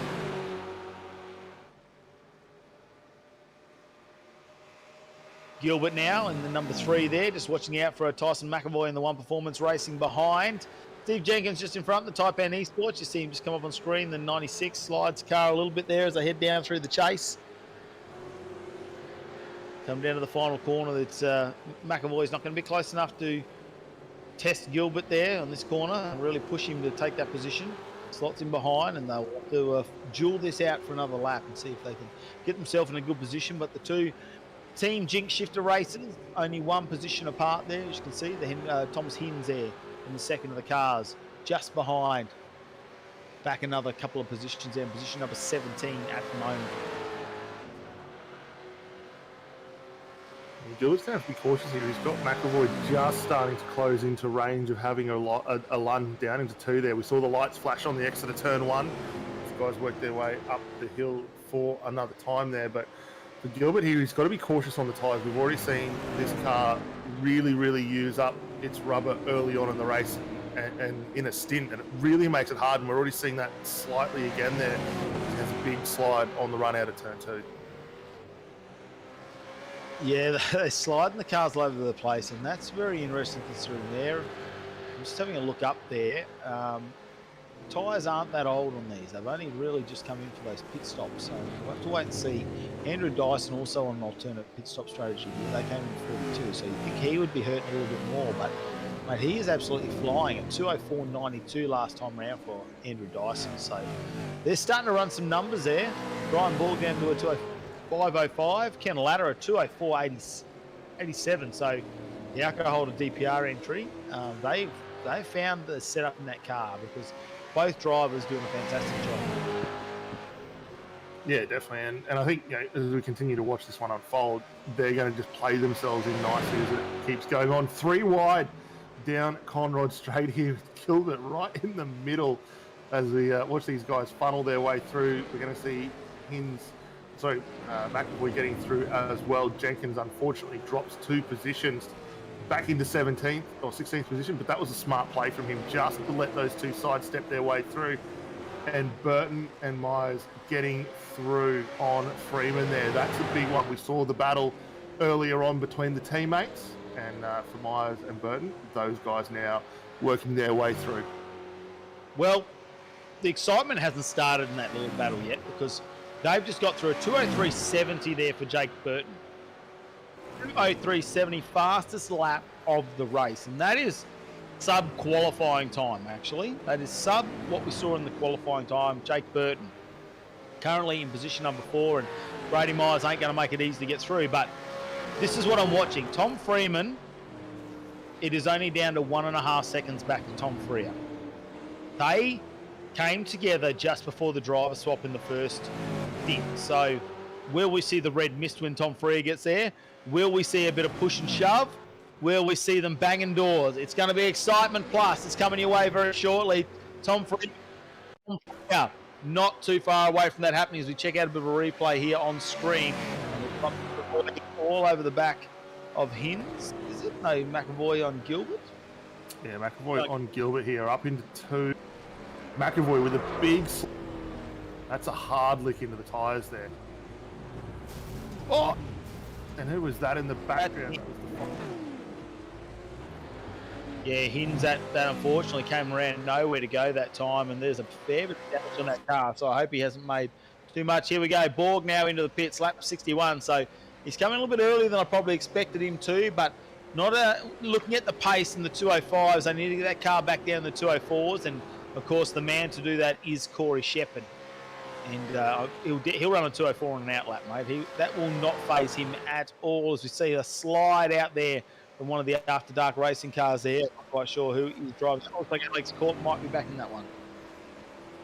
Yeah, we'll keep an eye on that. Court looking pretty good there at the moment. Ladder doing a really solid job here now since taking over the 554 entry. That gap still holding at 3 seconds, although it is coming down now in favour of Myers there in the Trent Husband Racing entry. Burton being pulled along, and expect to see Burton probably just sitting in that catbird position there. He'll be able to save a little bit of fuel as the guys do not leave an inch on the wall. You'd almost think it's lap 1 that we're going for here. We're only on lap 61, and these guys are not leaving any opportunities left on the table.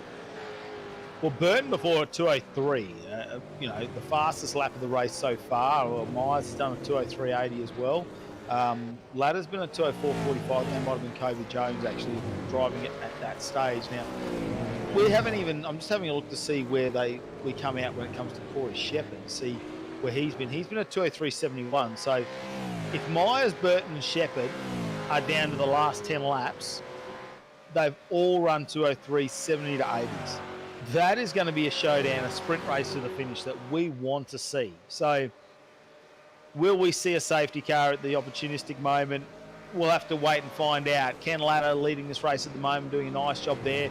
Back in the 205s, though, he was running 204s in the early couple of laps after that tyre change in lap number 56, but just sliding off a little bit there now, and really a great advantage for Myers and Burton. And looking at this, Burton, like you say, using Myers there just to drag him around there, not trying to get in that battle, and it's probably better off to conserve that little bit of fuel, conserve those tyres, use Myers to catch up to Latta, who they're catching at the moment by about half a second a lap. Well, it's a second and a half this time, a 203.99 from Myers that time. So they're getting a second a lap on him. But look in the background. I feel a flame. It's a spark. It can almost, all we need is a little bit of something to ignite. It's going to get back underway. Tom Freeman, Tom Freer. This one could be on, boys. Could be on. It'll be a good little exchange between these two. We've already seen both of these cars find their way into the fence early on, down on the front straight there, and managed to untangle those cars and get back underway. But we're already starting to see Freeman at the moment not quite as quick as his teammate Rick there. These guys are starting to fall off that leading trio as they work their way across the top of the hill, down through the grate. Freer here at the moment, he is looking very, very competitive. He's taken over from Jordan Ross's teammate, and as the guys fire across the top of the hill, I've got to say, the Synergy car, actually both of these cars, to be honest, looking very good as they work their way down. A little moment there for Freeman, but absolutely nothing separating these two. Freer doesn't look like he's working the car as hard, doesn't he? It's not sliding around. You sort of don't see it having to be unsettled, I suppose. The attitude of the car, it's looking very smooth. I think he's doing this a lot easier at the moment, Tom Freer, just pushing that car around, and he'll be looking for his moment. And don't be surprised if you see a late move down the inside and just pushes the Freeman car a little bit wide out stuff, because we've already seen him exchange a couple of blows. Warren has a look down the inside, brake lock up, he opens up a little bit of room there for Jones is in contact. And Latta did the right thing there. He gave a little bit of room, and Warren probably didn't quite have the move down there at that stage, but already committed. And I suppose at that point there, when you're Latta, it's either getting an accident, and although you might give it, someone else might get a penalty, you still end up down the back of the field. So while that happened, Freer's got a move done. Let's check out a bit of a replay on this one, because it looks like he's done this one pretty easily.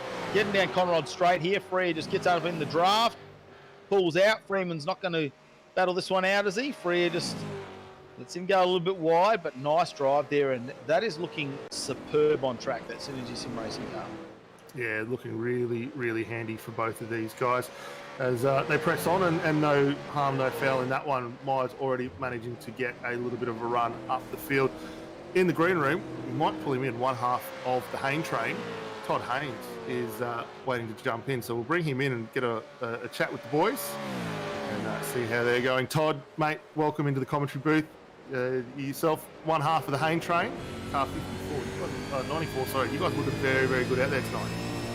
Yeah, it's taken a long time to stay out of trouble here at the moment. But had a pretty lonely race so far, so it's been good. Well, talk us through your race so far, because we saw the team cars, the Type N Esports cars early on, running nose to tail. You find yourselves in a fair bit of battle here at the moment with Andrew Dyson just in behind it. But talk us through the early part. How's it been? Yeah, I stuffed up in qualifying and I ended up rolling the car in quali. So we got that fixed up and started in 24. And we just tried to keep our nose out of trouble, work our way up through the pack, and we've done that. But yeah, now we got Andrew Dyson and Corey Shepherd breathing down the upper road, so I don't think we'll make it too hard for them.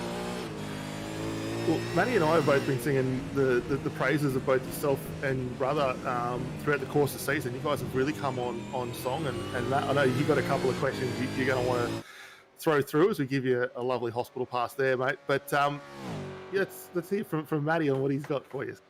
I just want to know where the raw pace has come from, because we have seen some phenomenal laps from you this season, and your brother for that. And relatively new to the AOSC, is there a lot of sim racing experience? Yeah, we've had a fair bit of experience with sim racing, but only sort of got onto iRacing in the last 2 years. But yeah, just heaps of laps, heaps of practice. Got in with a good team in Taiping, found a bit of pace there, and yeah, it's about where it all come from. How much of a difference do you find having a great team behind you to help you with the setup of the car? Oh, it makes a big difference. You can jump in and bounce ideas off each other and have a bit of fun doing it. It makes a big difference to the way we race and the way we learn. Yeah, it is one of the things we notice. The more people in a team, the better the cars seem to look on track. And you can see that in the raw pace between them. I mean, just the amount of data that you can grab from everyone's. It looks like a bit of a move going on here now at Corey Shepherd, your brother. And like you say, not going to put up too much of a fight against Corey Shepherd. I mean, he is absolutely flying at the moment. Yeah, he's pretty rapid, that bloke. What's some of the other things you want to get up to in the sport of iRacing? Is some other series that you're going to get involved with once AOSC finishes up?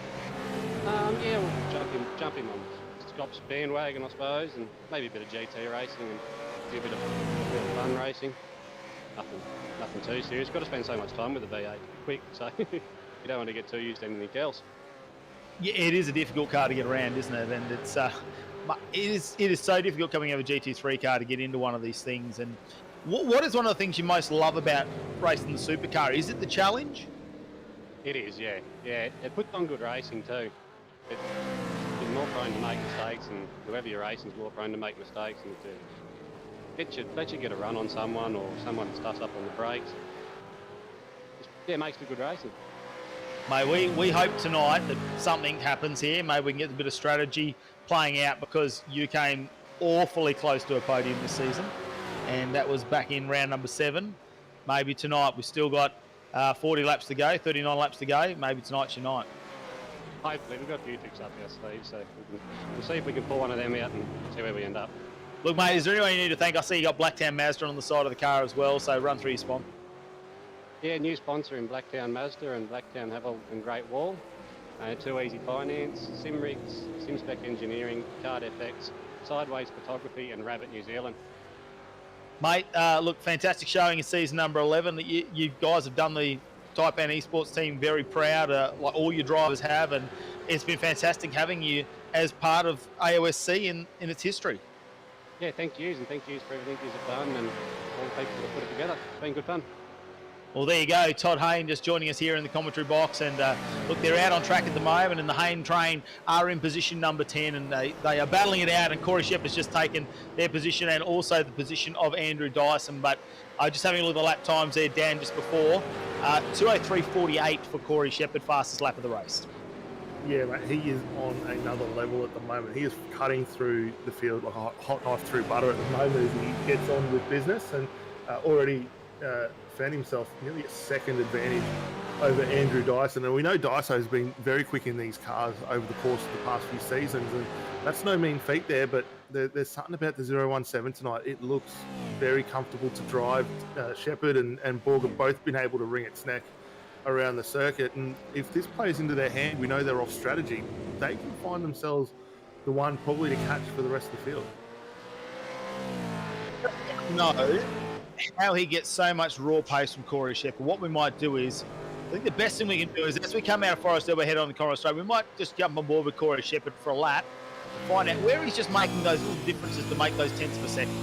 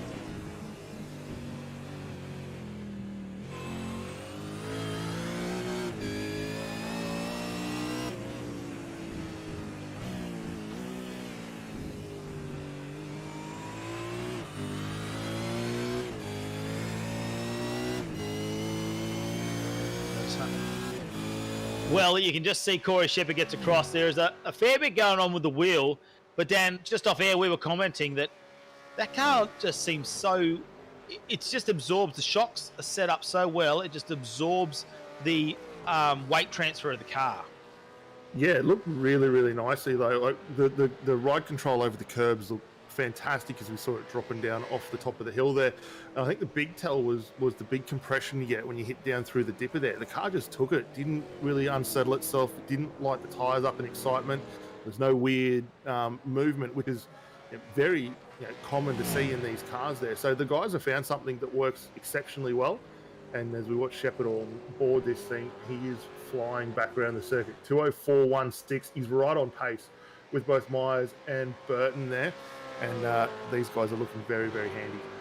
Yeah, and although we do see a lot of wheel movement there, it's not huge movement. It's only small movement there as they slide the car around. And look at Brady Myers now, the Trans-Tasman Racing back in control. They started this one out on the front row in P number 1, and they are back there now. It's been a tough night. We've seen them outbrake himself coming out of the chase and across the grass there, and a few other things, a little bit of contact as well. So we'll wait and see. Ken Latta doing a nice job there. He's now dropped back to position number 3, obviously joined up with Kobe Jones, who'll get back in the car a little bit later. Not quite on the pace there. And he's got to look out for Tom Freer now, who is really catching now.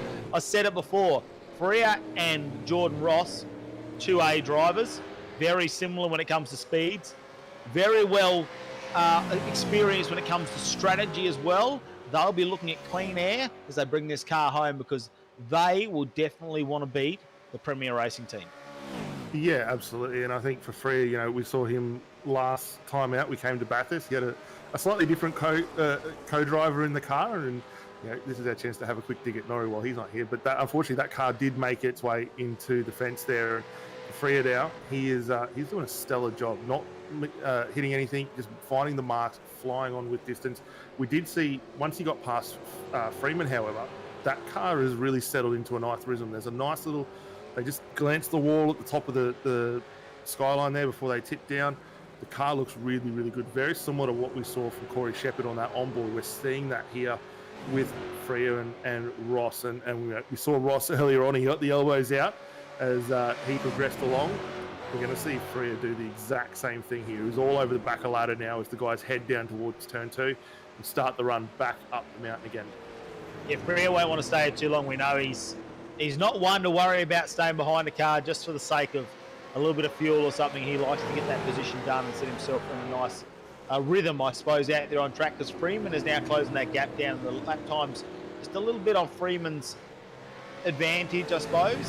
So Freer will want to keep that gap open there. They've already made contact early in the race, and I'm sure we don't want to see those guys seeing red mist as they go through. But as you see, Latta here just seems very fast as he comes up out of Reed Park and heads over to Philamy Park, across the skyline, and just seems to have a little bit more pace there. So everyone's just glancing that wall out there.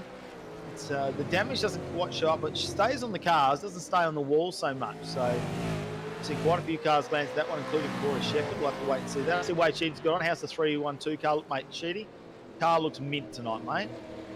Absolutely mint. I saw it a lot more in practice, and quite impressed with it. I do like it out there, so it's great to see that. Well, yeah, that's it. No, it looked really, really nice. And a lot of the Premier guys now have done a fantastic job with the liveries. We're seeing a few nice retro ones out there tonight. And as you see, a change of position down here for 3rd spot. Freer going to get one over ladder, down in through the chase, gets it pulled up just, takes a very late apex. But nice drive out there. The car looking very, very good, as we were saying before. For ladder, though, he's got to be careful. Freeman will be right into contention here to have a dive. We saw him close that gap down on the brakes there as Ladder had to go a little bit wide, but this could be an opportunity for Freeman to try and gain another spot here too. Yeah, well, Freer are probably going to hope, Tom's going to hope, I think, that Ladder can hold out at least over the top of the mountain, and that's where Ladder has been very, very strong. Wait to see how Tom goes at the start of this one. I mean, his Achilles heel has been this turn number 2 up here, Quarry Bend, as we know.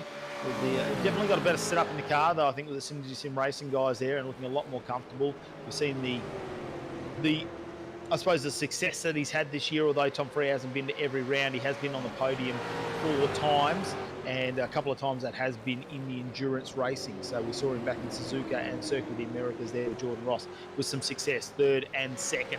So they have been on the podium before when it comes to the big ones, the 650s. Tom Frere putting some A driver times together, I can tell you. This time round, last time round, he's probably held up a little bit, 204.86, so it's still in the 204s, which we are seeing from everybody. I'm just waiting to see Corey Shepherd now slowed down a little bit. So he came out blistering pace there on those fresh rubber tyres. And unfortunately, though, he's just dropping off the pace a little bit, and that might be a little bit strategic. He's still lapping faster than everyone with a 204.03. Yeah, it could be a little bit of track condition as well. We might see if we can just pop up quickly the race info to have a look at that, because we saw it at 36 degrees earlier on in the event, and that would be interesting to see just whether or not that is starting to play into its own little measure there. I think it's probably got a little bit hotter as this one's progressed on, and that in itself will really make it tough for the guys. Actually, it's cooled off quite a bit, 28 degrees now. So if anything, it should be coming back in favour of Shepherd, you'd think. Although, again, could be a setup in that car, maybe more geared towards the hot end of the day. Yeah, we'll have to wait and see as the race plays out. Different strategy, though, for them. And there's only, I'm thinking Dyson's on the same strategy now, too. So they're a little bit different as well. Brent and Jill now getting back in CME racing cars. It looks like they are coming out of the pits. He will take over, and we'll see how that car goes out from Doust. Sebastian Flock now up in position number 12, as you can see, and gaining on the back of Damien Cairns in the number 3 entry for the Todd Van Esports. It was great to have Todd Hayne join us in the commentary box and have a bit of a chat with him, because relatively new to the AOSC, and unfortunately we are coming to an end here tonight for AOSC, and hopefully we will see them in a lot of other series, because there's a little bit of talent there behind the wheel. And as we heard, it all comes down, a lot of it comes down to having a great team behind you who can help you with the setup of the car. It's a big difference to when you get in one of these supercars on iRacing without a setup in it, and if you know the right people can give you a bit of a setup, all of a sudden that actually makes the car a lot easier to drive. It's not easy to drive, just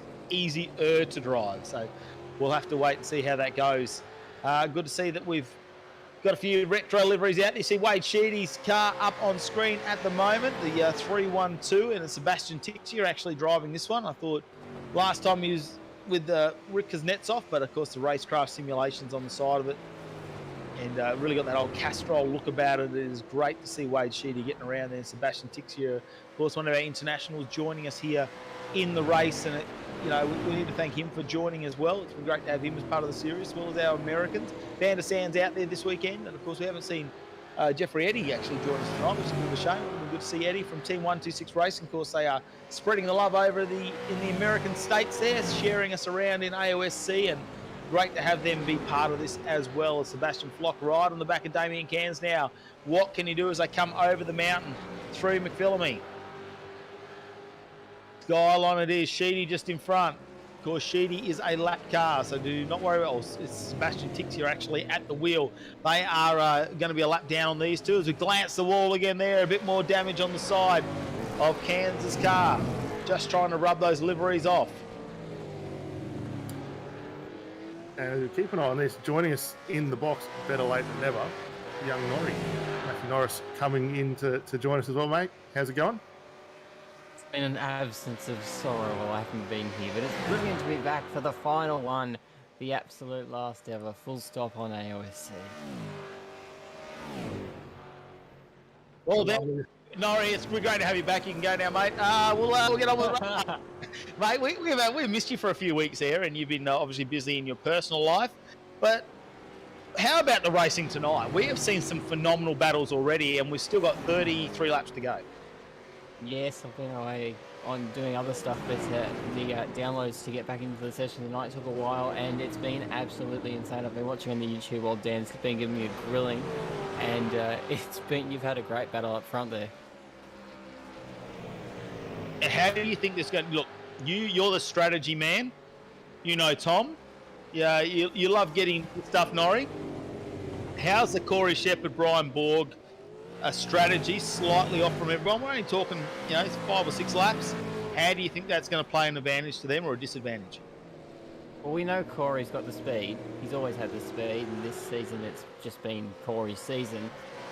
But I know Freya, like you say, and Freya's just going to want to go for a win. So it's going to be quite an intense motor race as we get to the end of this one. Is it true that as a teammate, you really put a lot of pressure on Freya? Because he just seems so much more relaxed in the car when he's with Jordan Ross. Well, he had to carry me. He doesn't have to carry Jordan.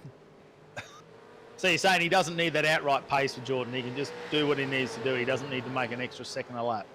Now, as Dan grilled me before, 2 A drivers in Jordan Ross and Tom Freya are much faster than a C grade driver in Matthew Norris.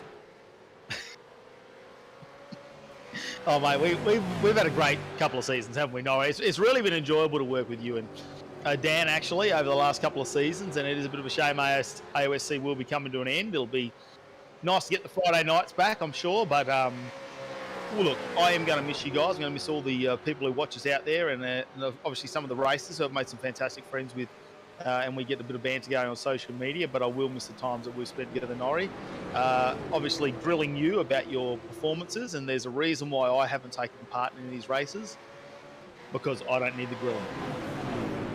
Yeah, you don't, but it's been fantastic, and like you say, it's a shame that it's ending, but I think we've all taken away some really good mates from this, and we'll eventually find our way into something else in the future, and we'll all catch up again. Mate, it's going to happen, mate. I'm gonna find a race where they need 3 commentators, and we're going to put the team back together.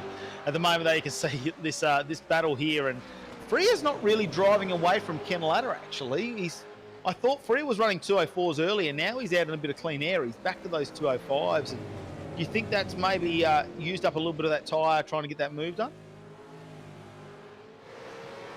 He's definitely put the pace down. So as you say, he's picked up the speed and the lap times are going down. So he might be eating the tyre, but I reckon Tom knows exactly when he's got the moment to pounce. Brody Myers has just gone at 203.65, so not quite as fast as what we've seen Corey Shepherd do earlier, but that is a fast time to be setting, especially when those tyres are probably 17, 18 laps old. Yeah, 3 on those tyres, that's incredible. That's what I mean. A lot of weight coming out though with the fuel, so they seem to be getting rid of them. They are looking after the tyres up front. So Brady Myers, Jake Burton too. I mean, he has opened up a gap on Burton now. Burton was right on the back of him before, and it's now out in 4 seconds. But they are just conserving that car at Trans-Tasman Racing. We have seen them come out earlier in the season in the endurance races and do perform quite well. So we'll have to wait and see exactly how that plays out for them, because, mate, they are looking strong at the moment. And do you think they've got enough pace and enough gap at the moment with this slide up, with their, the standard strategy, I should say, to hold out Corey Shepherd? It's like throwing a coin in the sky and asking for heads or tails. I just like it. I know that all your screens haven't downloaded, so I like really throwing these questions at you, and I know that you probably don't have the data in front of you. There's a massive bus. Thanks for that, mate. I heard there was a bus coming. I think, Dan, are you still driving the bus? Oh, mate, we love a good hospital pass out here, and we're going to keep giving them tonight, as Rory said. Norrie tried to pull me up on incorrect factual agreements before. It was actually Freya. Apologies, Norrie. Actually, no, not apologies. It's the end of the season, mate. You deal with it. But no, look, it is what it is. We're going to keep throwing it in there hard and fast and keep on with business. But no, look, it's been fantastic, and we're in for a cracker to finish this off. Just shy of 31 laps left in the books here. We're not that far from those final stints, boys, and this is going to really heat up. We saw in that earlier phase, the race was hard and fast as the guys got on with business. Not an ounce of room was left. We almost saw Ross and Emily Jones in the fence across the top of the hill. Are we expecting to see maybe that happen again as this one comes to its conclusion? Yeah, they're going to push on. I'm going to say yes, they're going to push on. We will probably see some sort of incident. You can see here, though, it looks like Ladder and Freeman are going to get into it, and we've already seen Freeman make contact before with Freya, so not afraid to really stick the car where it needs to go, and could be to the detriment of Rick Kuznetsov. So it'll be interesting to see what conversation they've had in the team channel, whether it's like, hey, just get the car to a point, because Kuznetsov definitely does have the pace there to put his nose in there. Corey Shepherd goes purple sector 4 on this one too, so He's flying around threes again, so very fast, very, very fast to Corey Shepherd, and they are trying to push that gap closer, knowing that they are going to be able to take a very short pit stop at the end. Yeah, that'll be an interesting one. We just saw McKnight too getting through on Bilson. That was the fight for 16th. And again, these two seem to find those passes right at the worst point of the circuit, up through the cutting. And fortunately for Knight this time, he managed to squeak his way through. Bilson, however, has found the wall. Looks like coming down through the S's there. We'll have to see whether we can quickly check to see that car, because that'll be in a tough spot as to whether he's able to get it back around. There looks like it is back underway. Actually, it wasn't Bilson, apologies. It was Dylan Thomas having a massive moment there at the top of the hill. Yeah, that's out of control. Car turned around. Hopefully they get that one straight back on. They turns the right way too to make sure that he doesn't get in the way of traffic. Bonnet missing, but the car will be able to continue on with the race. That's good. Is that Bilson or Dyson that had just ducks down there, and I think Dyson's still in control of the car at the moment. So that's unfortunate there for Dylan Thomas, who has obviously been involved in the AOSC and had a great season so far, or not being able to probably stay out of that damage there, and we'll push him back a number of positions with the replay up on the screen at the moment. We'll head back to Ken Latta, though, who's still holding on to Tom Freer. He's not letting him get away. That gap is maintaining itself. Freer just not being able to pull away. We saw that for a couple of laps. He just opened up a gap, and since then, maybe Tom Freer, though, let me put this out there. Tom Freer will be looking at the fuel. Oh. He's got the move done. Oh, no! He's just out braking himself. With the Bradbury move, Freeman just picks up 2 spots. Freeman pulls up 2 spots. It was Norrie. It's the Norrie stuff. Sorry. That's me. I'll leave now. It's not the commentator's curse. It's the Norrie factor is in this one. Let's check this one out. He's flying here as he comes in the chase. Does he outbrake himself? Loses the rear. And unfortunately for Latta, nowhere to go there as that car rotated across the nose. I really feel for Latta there, because Kobe Jones and him, I reckon, were in the chance there to be on the podium. Really had an opportunity to still in. They're still in with the spot from this. It's just going to get a bit harder for them. Kobe Jones really, I think, has the pace to keep up with Brady Myers, has the pace to keep up with Burton. And I reckon we were going to find Kobe Jones is going to get back into that car.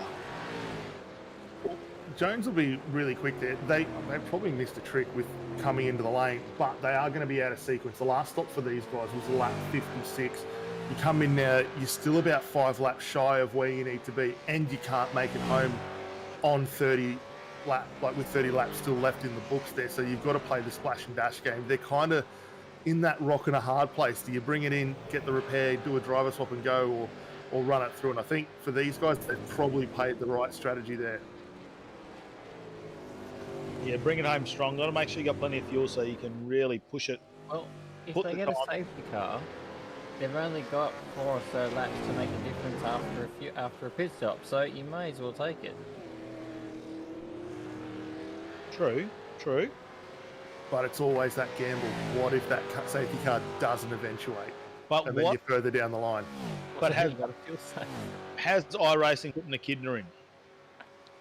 I went looking for it while I was doing my downloads. It just wasn't there. You can't download an echidna for iRacing yet? Well, yeah, but it's not built in. It's not built in. Look, we should have put a bit of pressure on Nick for the last one to actually make an animated echidna go across the screen. That would have been absolutely fantastic, I reckon, for tonight's race. Oh, well, lateral lap to go back to race. Freer managed to keep hold of that position there. It was a bit of an unfortunate incident. No one really at fault, but Freer pinched those brakes down in the chase and got the car sideways. Latta had nowhere to go, and Freeman was really the person who got the best out of that situation, I suppose, who really came out on top there and managed to get 2 positions there. No damage, just slotted through on the inside, and he was the one with the biggest advantage out of that little there. Well, yeah, I guess that was the best supercars example of the Bradbury move, as we watched the guys just funnel their way out, and he just came sailing through to pick up a couple of spots there. So they're in a good spot there, but the guys behind will work their way through. We're having a look here at Tyson McAvoy.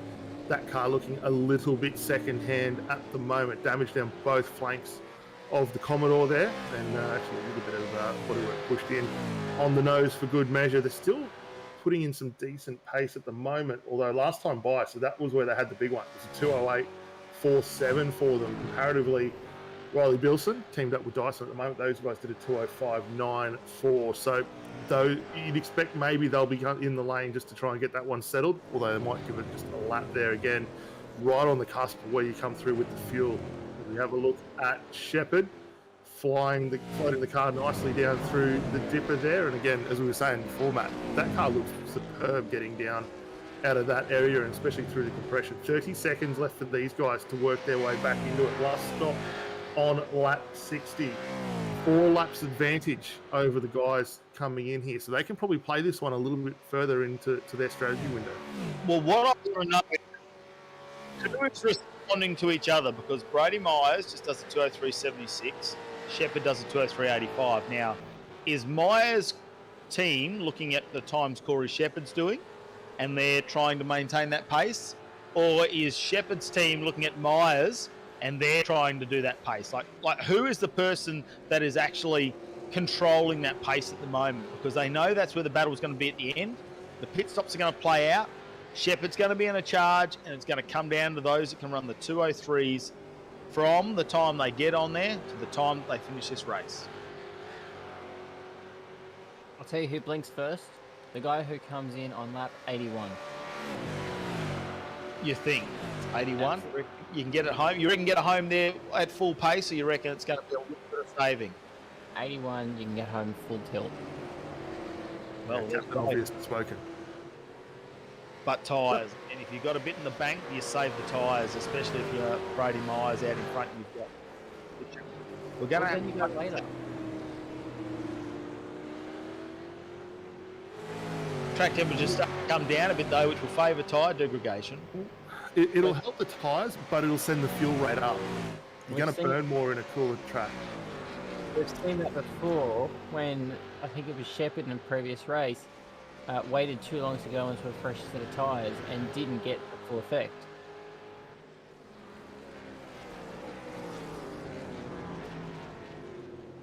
Coming down off the top of the mountain ladder there just ahead. We saw him have that moment a couple of laps ago. Shepherd's right into striking position here. You'd expect, based on the pace of this car, as ladder has a little bit of slide, he is going to make this move down in towards the chase again. He's going to set himself up for a nice draft, and this might actually slingshot him onto the back of Kyle Stokes in the Triple Eight just ahead. Well, I think that I'm impressed with Corey Shepherd and Brian Borg is they went on that alternate strategy and they've managed to maintain quite a bit of clean air. So been a big advantage when it comes to pace as Shepherd grabs a whole heap of curb and puts some grass onto the track. But they've put themselves in the right position to not be caught in paddles. And when he's caught up to him, he's just managed to get by. Now, Tom Freer, what are they doing? No, they're coming in very, very early. He'll need more fuel than he needs. Well, it'll be interesting to see if we see Jordan Ross go back in there. Of course, it doesn't really matter. And we do see the driver change done. So Jordan Ross now back in that car for Synergy Sim Racing.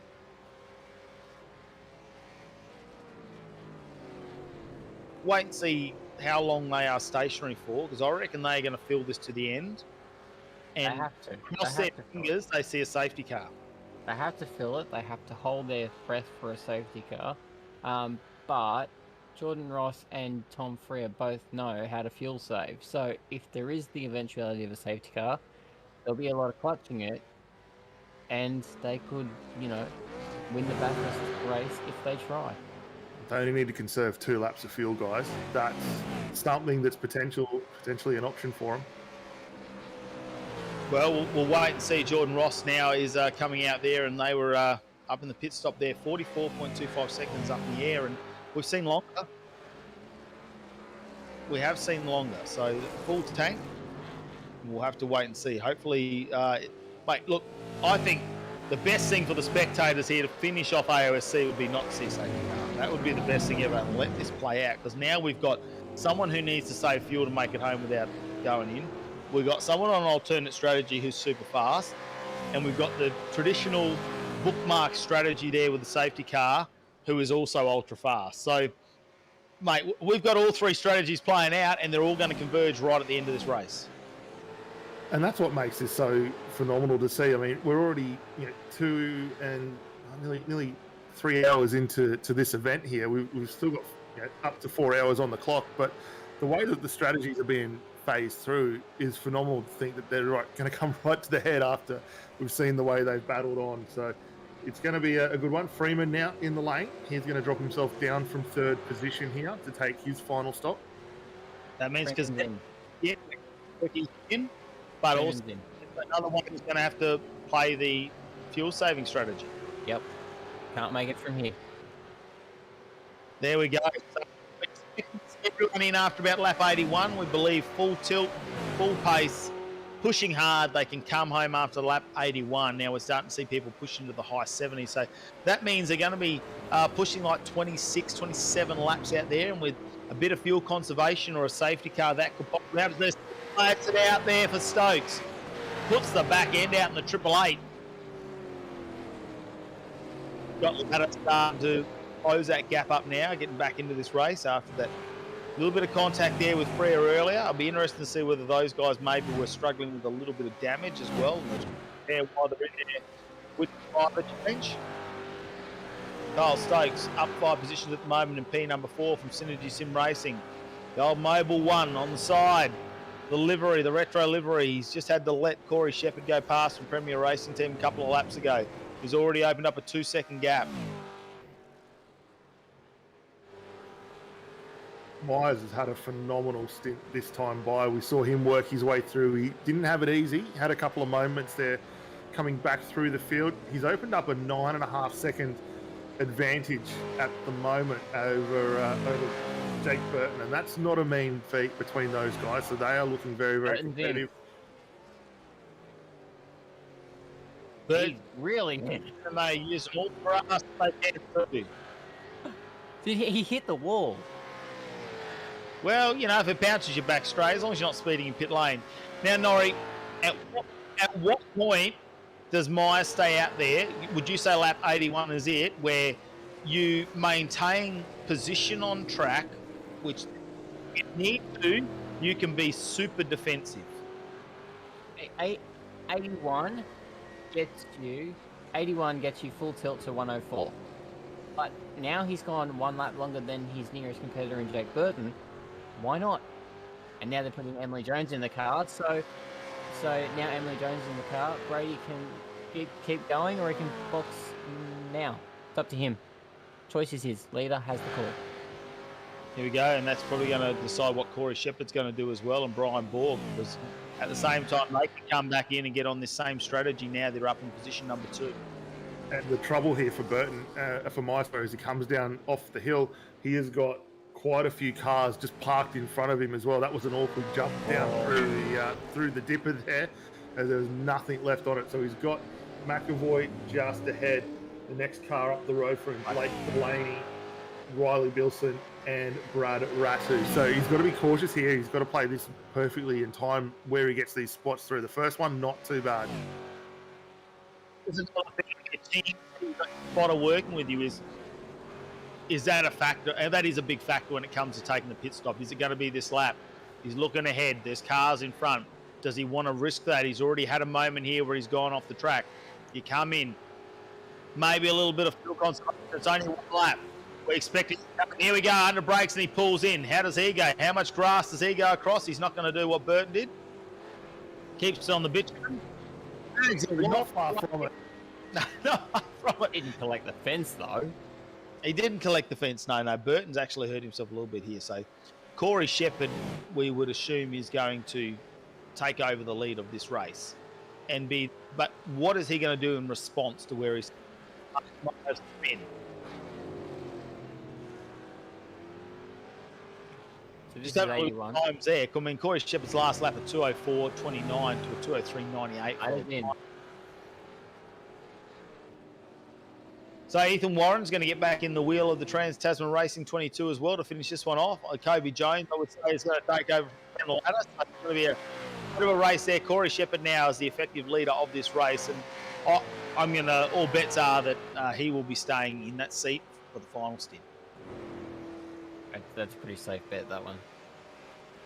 Well, you have to keep an eye for Shepherd there, just how much of an advantage he's going to get. So if we're looking at the guys that have already come through the lane, Emily Jones being the car currently sitting there in 4th position that came in a few laps ago, 44-second stationary time for that car. Now we saw it 9 seconds prior to the start of the stops here.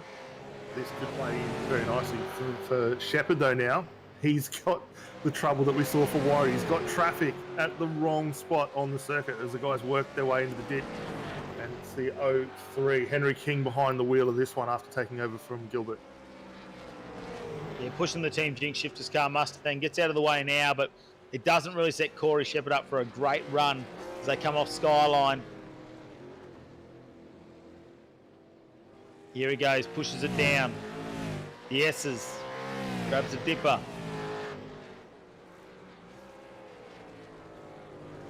Pushes it down onto Forest Elbow, getting the run.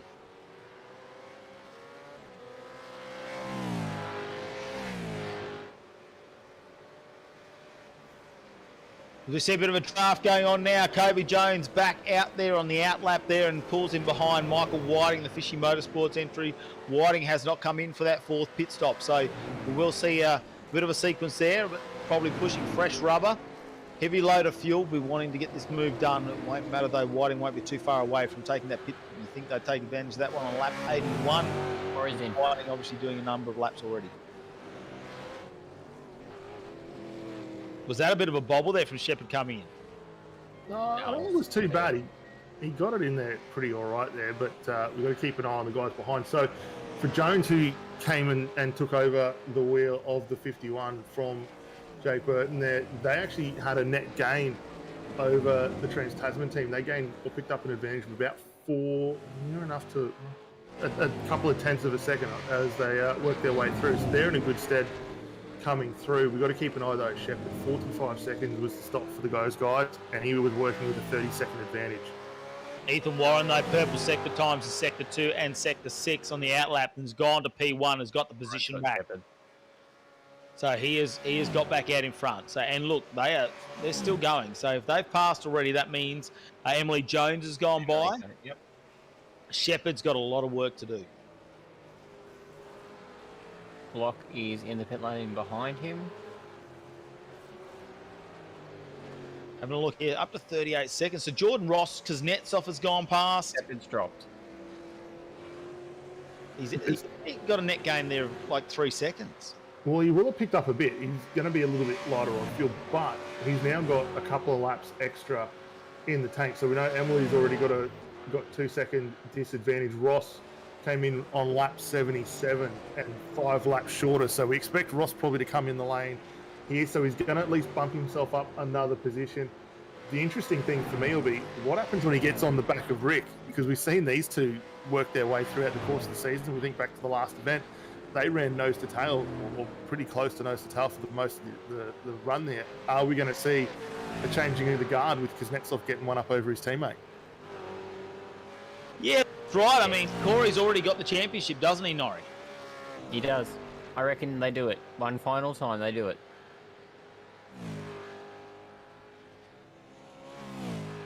Warren just with the purple sector times once again. Shepherd matching in sector number 3 as well, an 18.01. So Shepherd starting to push. 28 seconds is a long way to go, though, to get it back to the lead of this race. I never said the lead, but yes, I agree. At least on the podium. Well, even the podium, 24 seconds he's got to find to get in there. Like, that's not going to be an easy task. Remember though, that Jordan and Tom aren't a certainty to make it to the end on that pit number unless they really do fuel save. Looking at the times, I reckon Jordan Ross is well and truly on a fuel save. So is Rick Kuznetsov. Maybe not as much, but Kuznetsov came in on 79 as well, or 78 was it? So they're on a bit of a fuel save as well. So Shepherd's going to get up to him, but Jordan Ross, well, all season it's shown he's not just going to give up a position. He is going to fight for it. So that's going to slow Corey Shepherd down, is what I'm assuming. Even if Kuznetsov pulls to the side, Ross is not going to make it easy, which is really just going to play into Warren and Jones and see how they battle that out. But that's 10 seconds maintained at the front. Now Warren 10 seconds in front, and a 2:03.44, fastest lap of the race on the last one for Warren. Absolutely not messing around. Neither is Jordan Ross. I mean, you were saying you think he's fuel saving. It was a 2:04.25 for him, so maybe a little bit extra bravery gravy before the start of the stint for Jordan there, and he is pressing on. He's not going to leave it on the table there, but we still expect that car to come back in. We'll have to wait and see how that one plays out. Can he get it home? Have they got something up their sleeve? How much will they have to conserve fuel? Are they hoping for the safety car? It's all going to play out for the final 21 laps of AOSC history. Race number 207 in the AOSC. It's been a fantastic 11 seasons, and it all comes to an end here in 21 more laps. All thanks to Jinx Shifters and, of course, the Season 11 RaceKraft Simulations over in Western Australia. To Johnny and the crew over there, big shout out. We hope you're enjoying the racing over in Western Australia, because it's probably dinner time over there about now. So obviously the 3-hour difference, and it's good to see that they have joined in each and every week of season number 11 just to be part of this one. They have a fantastic setup over there. And if you do want to get into sim racing over in Western Australia, we know they got all the simrigs.com gear over. They use the pedal set that is coming away tonight, obviously, for drive of the day racer that we will be giving away. We can't wait to see who that will probably win that one. It's going to be fantastically thought out, and we'll just have to wait to see who the final votes go to. But the Simrigs pedals, so you'll see a couple of things still coming out in our social media from AOSC as we announce all of that. Of course, Corey Shepherd already has the championship, and with 4 wins in the Shootout King and second tonight, he's a sure bet for winning the Shootout King award, all thanks to Team 126. Jeff Eddy and all the boys over there, and of course I do believe we've got some iRacing credits there as part of that prize, so that's going to be a fantastic one for them. Corey Shepherd here dominating once again. Driver of the day points, can he make it up? He's up there, he's got the numbers. He might they might get an amazing comeback here today, and we'll have to see how the votes stack up. But Andrew Dyson doing a fantastic job to get this car back into position number 16 at the moment. It has not gone their way tonight. They have had to really fight that one out, as Todd Hayne moves up to position number 9, gets himself another spot at the Taipan Esports entry. So back in the car after having a bit of a chat with us in the commentary box, Todd Hayne, and fighting his way back to the pack and looking for a top 10 finish here this weekend, which is a tough feat, I suppose. Kobe Jones is back out in the car and just having a look at the last times, a 2:04.27, not too far off the pace, as a 2:03.46 now for Corey Shepherd to a 2:03.45 for Ethan Warren. That is a matchup I would have loved to see go down to the last 10 laps.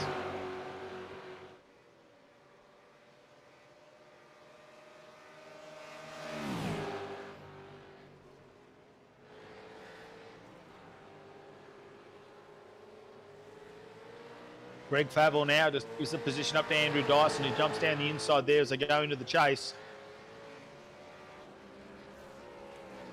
Dyson with some real pace to finish this off. He's been held up a little bit now, but he's just starting to find his rhythm.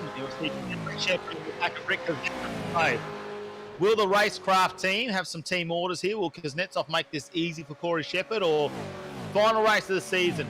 Corey Shepherd's going to end up with the Shootout King. He ends up with the championship. He gets the run down. Kuznetsov makes it easy for him, even though Shepherd has to grab a heap of curb on this one. So Kuznetsov is not going to get involved in that fight. They are going to work as a team in this one. And probably a good thing from Kuznetsov, if you've got to do a little bit of fuel saving on this one, if you can get in there, maybe draft off Corey Shepherd for a bit, that might assist you in this. Well, definitely going to help him, although for Rick there, so he came in lap 78, 3 laps difference there. Any fuel saving he can do is going to be welcome to try and get that car home. But he's also got a good chance to learn from one of the best in the series at the moment. We saw him come really of age throughout this season and start challenging it. He's going to be in for the spot here now, just to learn and observe, and this is invaluable knowledge for him. Corey Shepherd at 2:03.25. 2:03.25. Now, we did see some 2:02s in the practice session earlier today, but 2:03.25 in race, that is fast, and that is the fastest lap of the race now.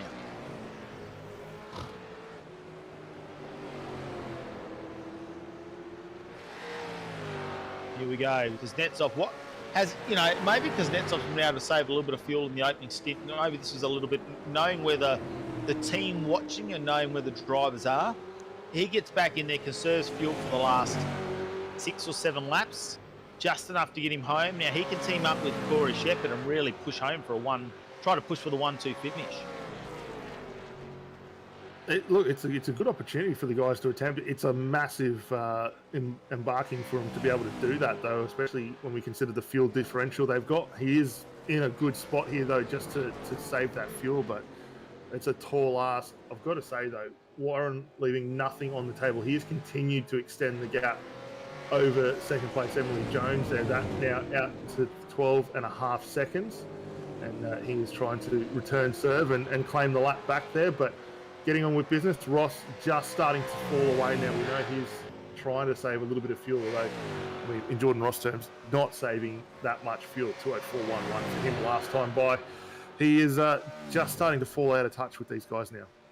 Whiting looks like he's right on the back of Damien Johnson in the Synergy Sim Racing 888. Has a look down the inside, can't make it happen. Whiting 4 p.m. is the call on our social media. Why not? Why not? He's going to come in the pits. He'll be grabbing his final pit stop on this one. They've only done 3. So pushing back a number of positions there, pushes it right in. Does he tag a wall? We've seen a few people do that. Yellow's out. Yellow's out. Wow.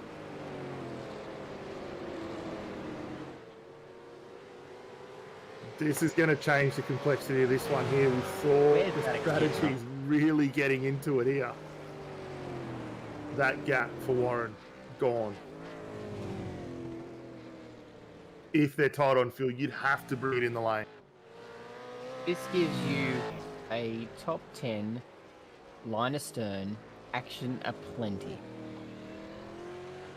Well, how many will we get under safety car? Well, you think there's going to be a couple, but Matt, we got to think back. We saw that first safety car come out. How was the scrapping through the mid-pack as the guys tried to settle themselves down? The elbows were well and truly out. The finish was coming off these cars. The paint, the concrete walls were being hammered. What's it going to be like with less than 20 laps left in it? I tell you what, if you're Jordan Ross right now, save. If you come in, splash and dash, and you end up mid-pack, it is going to be absolute carnage. Absolute carnage. Silence. Everything from 143 at the moment. Absolute silence. He doesn't look like he's fuel saving too much there. No, he's on with business. He's closing that gap down. I'm really surprised at that. You know, the safety car's out. You don't need to fire the car around at a hefty pace, serve and save that fuel that you need to get it home. Interesting. He slowed it down a little bit on that lap, but definitely not major fuel saving when you know that, they could be getting around there just letting that be. Well, let's look at it from this time by. So we saw the guys work their way across the line just as that safety car came out. Warren 205.37, Emily Jones 211.99, Jordan Ross 206. I don't know about that one. I would have just been off, dip the clutch, coast the car through. You're going to catch the back of the train pretty easily. You've got to set yourself up there. Well, maybe they've got some good fuel numbers they're happy with. That's the other question. Maybe they're not too fussed about that one. So definitely done some conservation now. Maybe they're only going to get 3 laps back through being on the safety car. Tom will be all over that. Freo will be out there with the calculator. He will know exactly what they need. I would flick him a message, but he's probably busy. It's going to be a win cup moment for them, I think. It's going to be to see whether they can make it. It was at the 96. Nearly picking up the back. That was Hayden Harrison nearly collecting the back of the train. The question now is Jordan Ross has to get past as well. So you've got a car there. Tyson McAvoy and the One Performance Racing in front. I think he'd step aside and let Jordan Ross go through pretty easily on the restart. Expect waiver rounds. We're going to have waiver rounds from the guys here. Yeah, waiver rounds would assist there. Corey Shepherd, though, puts him in the box seat. Plenty of fuel, slightly younger rubber, and on for a run. Now, he also has a car in front, and he'd be very happy to see that Taipan Esports entry get the waiver round, I reckon, so he can get right on the back of Jordan Ross. Because why they are in this scrap, to me, Warren and Jones are going to get the advantage here because it is going to be on between Corey Shepherd and Jordan Ross for that position number 3. Well, it will be, and I think as Ross just sits there, he's just going to need to do what he can right now. But he's got to be cautious because the more he sticks the elbows out, the more fuel he's going to burn. Now, as far as the wave rounds are concerned, we saw it right at the conclusion of that safety car, of the first safety car there. We would expect to still see that come through, but I think Norrie just ducking back into the booth might have a bit of an update on that for us. Which one? Boss. Hit me. Safety car, wave rounds. Oh yes, it's sorted. There we go. So we will see some of those, and that will really bring the fight together. Will ignite a few flames, and we'll have to wait and see how that plays out. Now, Todd Hayne and the Taipan Esports entry, up 16 positions in position number 8. That means he'll get on the back of the pack. I'm just having a look at his last lap. He was 79 also, so he is really pushing the limits of the fuel stop. Kobe Jones puts them back up. So they're going to be really close to Rick Kuznetsov, and you can't really go off the last lap times, but Kobe Jones has done a 2:03, Kuznetsov has only done a 2:04. So Ross in the lane. Absolutely fantastic battle. Jordan Ross in the lane. He's done. That's cooked. Like the turkey dinner that most people will be having for Christmas. The gamble did not pay off there for him, unfortunately. The thing is, they'll only be up on stands for a couple of seconds there, but it's going to put them right in that pack, which we've just seen so much carnage on these restarts because everyone fights them. I guess the big advantage he will have here, he's got the opportunity to throw some fresh rubber on it. Like if he's going to come right out at the back of the train, we know that. That plus some fresh rubber on it, he could be one to keep an eye on as he threads the needle coming back through. There's a few people there, though, that are going to be tough to get by. Andrew Dyson's still in the mix there. Once he catches up to people like Brad Ratu, who's had a fantastic night, although he's 4 positions down from where he started, Ratu. He opened this up. He's really taken the fight on the XG Motorsports entry number 24. That thing, look, both of them, himself and Knight, really battling it out in the number 24 tonight. It's been bashed, it's been crashed, and lucked out on the safety car, and they have fought hard. So watch out for them to finish strong as well. Todd Haynes in there, we know he's can string some laps together. Damien Johnson's still behind the wheel of the 888. Kyle Stokes has done the stint. Kuznetsov can be fast, or is fast. Now Kuznetsov is now going to have enough fuel to get home, is what I'm predicting. Even though he came in on 78, he's definitely, I reckon he'll have the fuel now. Kobe Jones will definitely make it there. I reckon Todd Hayne will make it there from 79 as well. So a couple of these guys might have got an advantage out of this one, and a top 10 finish after 650 kilometres with the names you see here in AOSC tonight. You've got to give yourself a pat on the back. The top 10 finish would be phenomenal tonight. Oh, absolutely. I think, keep an eye on Jordan Ross. We saw him just come through the lane, fresh set of boots, full tank of juice. He's good to rock and roll till the very end. So there could be a couple of surprise ones, but you're right. The one prize now, not only do you want to get the win and be, the final victor in the AOSC champion on the last event, you also want to make it in that top 10. Get yourself classified as a final top 10 finisher, not only at Bathurst, but again, in the championship and AOSC. Yeah, as we head through the top 10 in the championship at the moment, of course, Corey Shepherd has got it. Jordan Ross has a 100-point lead over Rick Kuznetsov. Rick Kuznetsov has a 110-point lead over Brian Borg. Adam Briggs not here tonight, so he's not going to get any additional points sitting there in 5th. Andrew Dyson will get some points, but it's 364 points to catch up to Briggsy. So I think Briggsy is probably going to stay in position number 5, keeping that 3 and 5 going with the Simrigs DPR entry guys. Unfortunately, we're not going to see him at 3, but the 5 staying there. What's the penalty for overtaking the safety car? I would not know. We'll have to find out. I think, yeah, you can get behind. Good to see Jeff Reddy joining us here on the YouTube chat. And yes, congratulations to Corey Shepherd, the shootout king for 2021 season number 11 of AOSC. Look, it's getting late in the night. It's been a long night. Yeah, from all the team 6 races. Congratulations from Jeff Reddy if you're watching us, and it's great to see them over in the States having a good time. Shame we didn't see you in the race tonight, but we do see a couple of boys from Power Slide Motorsports joining us, which is fantastic to be here at the mountain. Of course, a Australian icon really on the racing calendar, and for us motorsport fans, it is the race that stops a nation. It is a different type of horsepower, but it is the race that stops a nation here in Australia.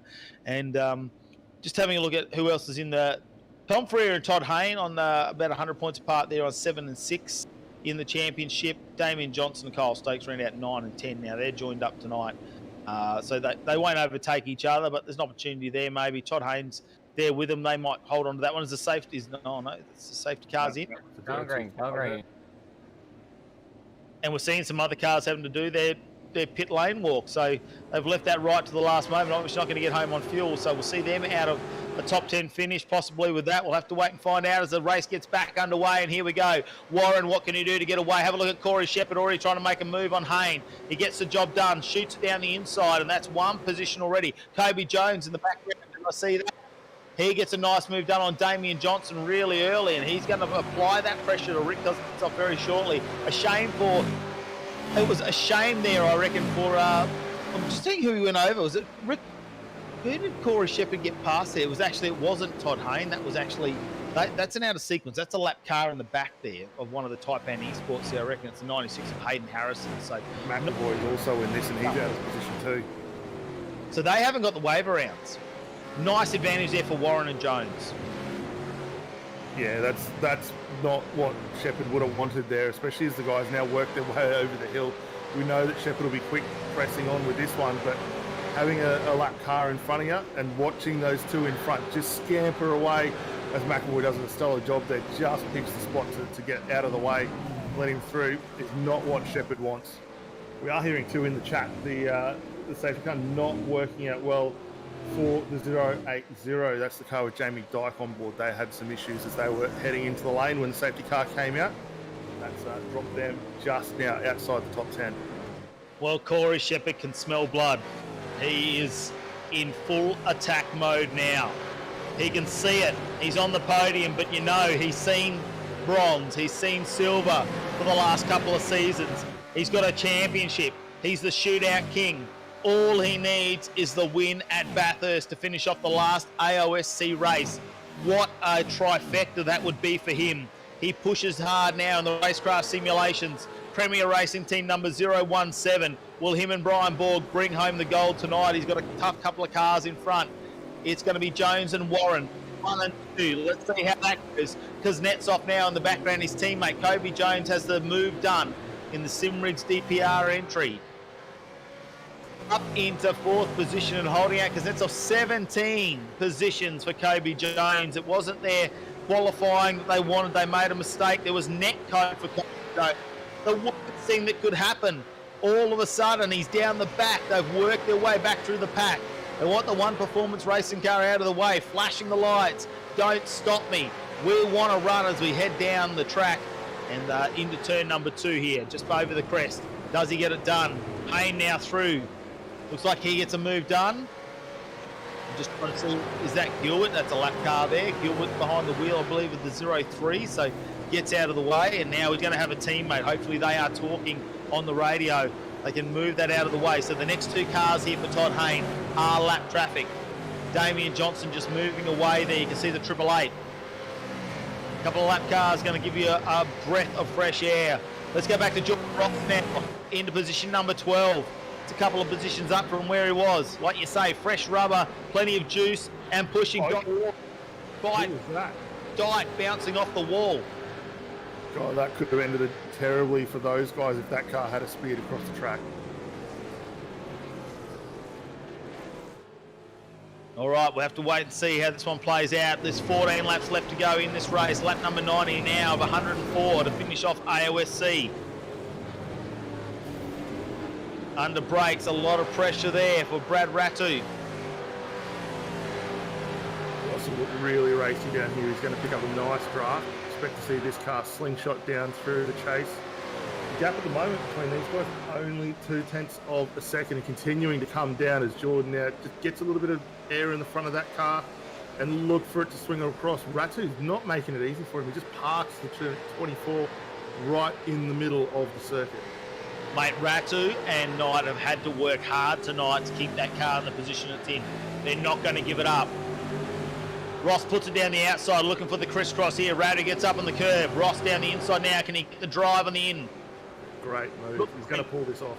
Side by side as they head down. Straight line speed, good for Ross. The JK Science Synergy Sim Racing puts the nose in. Pushes. Ratu.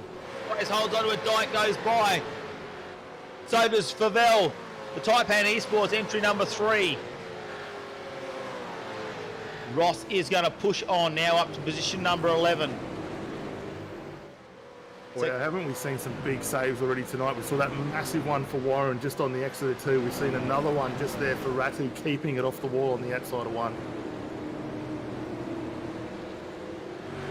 Through the lap traffic now, it's starting to look at Damien Johnson as they head over up the mountain. It's going to be through McPhillamy, heading towards Skyline. He'll be able to see Damien Johnson looking for another position. Look at the times there. Warren, a 2:02.96. That is flying. Not wrong. And you've got to keep an eye on Shepherd as well behind. He went marginally quick at 2:02.84 as well. Jones, 2:03 dead. Top 3 really in a league of their own here at the moment. Kobe Jones, 2:03.60. Let's not forget him as well. He's not that far off the pace here either. I can't believe in the final 15 laps of this race, we are seeing 2:02s here at the mountain. We didn't even see this in qualifying. We saw it in the previous session before qualifying, but in the single lap shootout, we did not see a 2:02 at all. So this pace is qualifying, blistering times. They've got their eye in now. You see a big move here on the inside of Todd Hayne. Is that a lap race? That is actually a lap car. Is that Kinman? Well, no, that's Todd Haynes. So we've got Flock getting a move done. So he'd taken over from Kidman there. He brought that car up beautifully there. Gets the one on Hayne, and just for good measure, we saw Dyson also slingshot the 34 in there as well to pick up another position. No, next person he's got to watch out for is Ross then. Yep, and Ross just likewise making the move there on Christensen, who's lost the rear end of that car, and the typical iRacing physics coming into play. That car still keeping up with the guys in front. Yes, the downforce not affected at all by the lack of rear wing. Oh, he's getting defensive on Dyke though. Pulls in front. They make contact. Dyke's had a rough night. He won't be.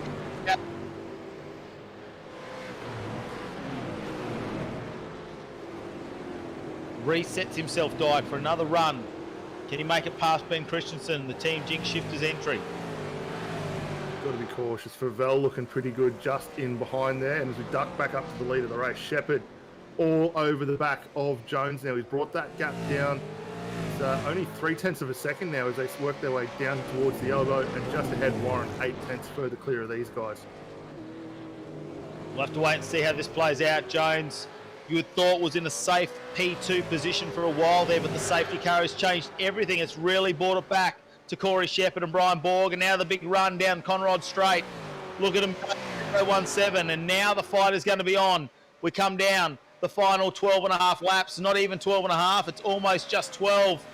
Corey Shepherd is right behind Warren, and they have done identical times before, but we've seen Warren just get off a little bit at the moment and take a bit of a rest there, and Corey Shepherd catching up by half a second that last lap. Yeah, Dyson with a massive move there, down in through the chase there, pulls it up on Sebastian Flock there, brings the 34 now up into 7th position. Favell and Dyke still going over. I'm really surprised Jones did not offer up much of a fight there to Corey Shepherd on the run down through Conrod. Shepherd was just able to work the car past long before they tipped it into the chase. Yep, and Dyke now going past, and you see past the 76 of Favell. So I think he's just held off on that one a little bit that time round. As we head back on, just coming out of turn number 1 and heading down Mountain Straight. Dyson putting it all on the line, trying to make that top 10 finish, currently in position number 7. Kuznetsov needs to look out. Damien Johnson's all over the back of the Premier Racing Team 08.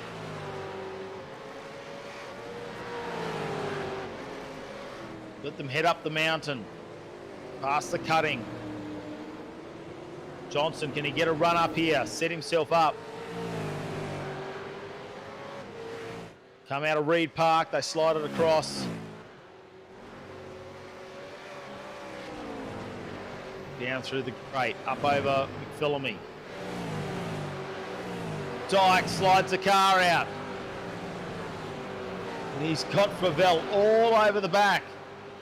The fight with Christensen really hasn't worked out for Dyke, and I do send my sympathies out.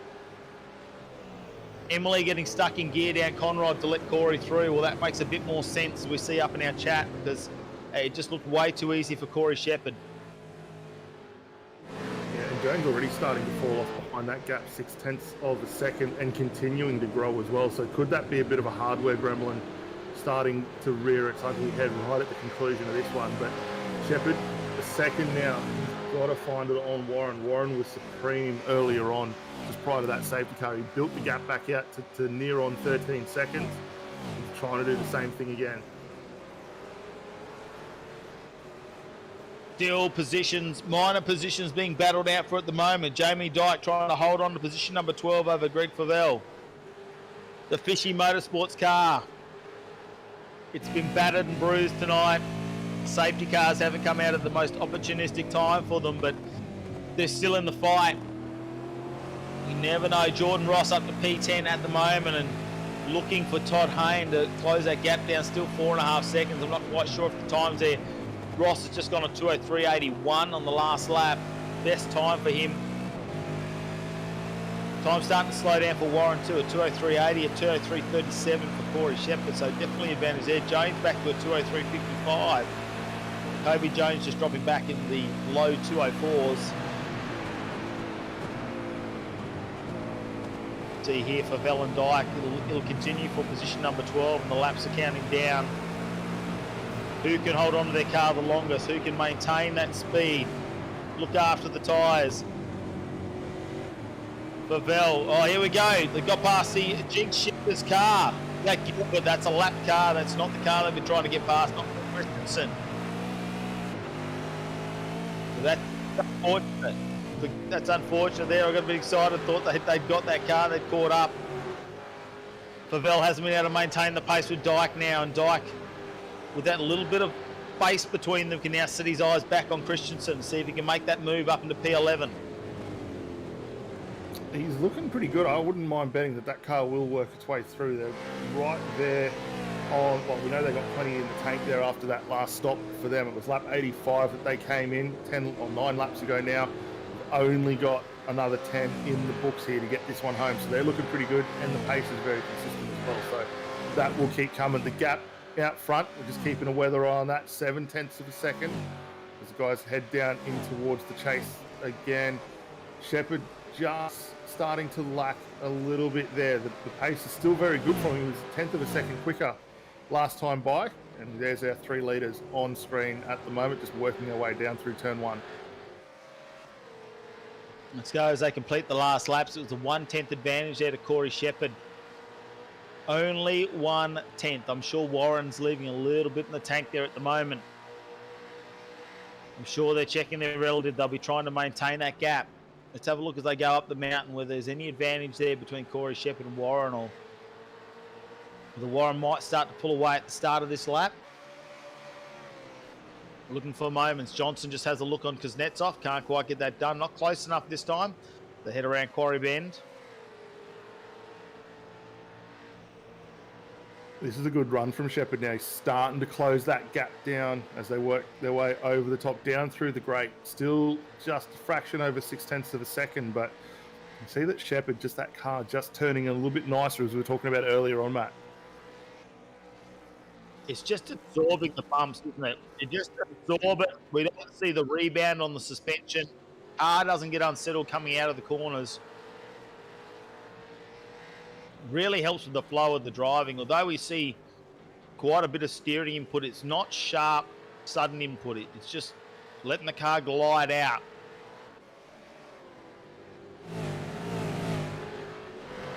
So back Ross right on the bumper of Hayne here, down into the elbow.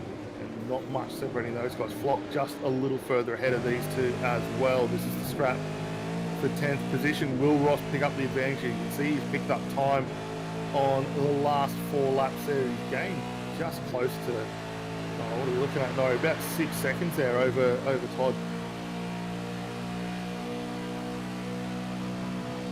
He doesn't want to talk yet. Nah, Yep, too much off the pass. is he going to get in the brakes? He's got Dyson. Make contact with Johnson. Just misses out, and Kuznetsov, that's going to put Dyson out. The Bilson and Dyson crew. Let's check out the replay here as they come down into the chase. It's Kuznetsov, Dyson, all on the brakes. Dyson's just missed the brake marker. They go 3 wide. Johnson gets out of the way. That is, has he even made contact there? Yep, Johnson made a little bit of contact. How did he get through that? Luck. How did Kuznetsov survive that? Because Dyson was coming down. He's missed the braking markers. He really should have just speared that car. That is so lucky that he's been able to pull out of that, and very lucky for it. But then now down to less than 0.3 of a second. The battle for our lead. Corey Shepherd, the safety car's played right into the hands of this team. Not in his traditional car. He's got into the 017 with Brian Borg. We're used to seeing the big blue Mr. Antenna tonight. It's the RaceKraft Simulations. Stick it up. Isuzu Trucks, Premier Racing Team entry, the 017. Right on the back of Warren, who had a 12-second lead over Jones before the safety car. It's all gone. Shepherd's been able to match him lap for lap. 2/10 on the last lap was the difference. They've both been in the 202s when they've had fresh rubber and plenty of fuel. And it's been in this final stint since the safety car. What has Warren got? Can he hold out Corey Shepherd? Will Corey Shepherd finish it with the trifecta? The championship, the shootout king, and the final win of AOSC here at the mountain. Can he do it? Warren has to get a little bit covers off.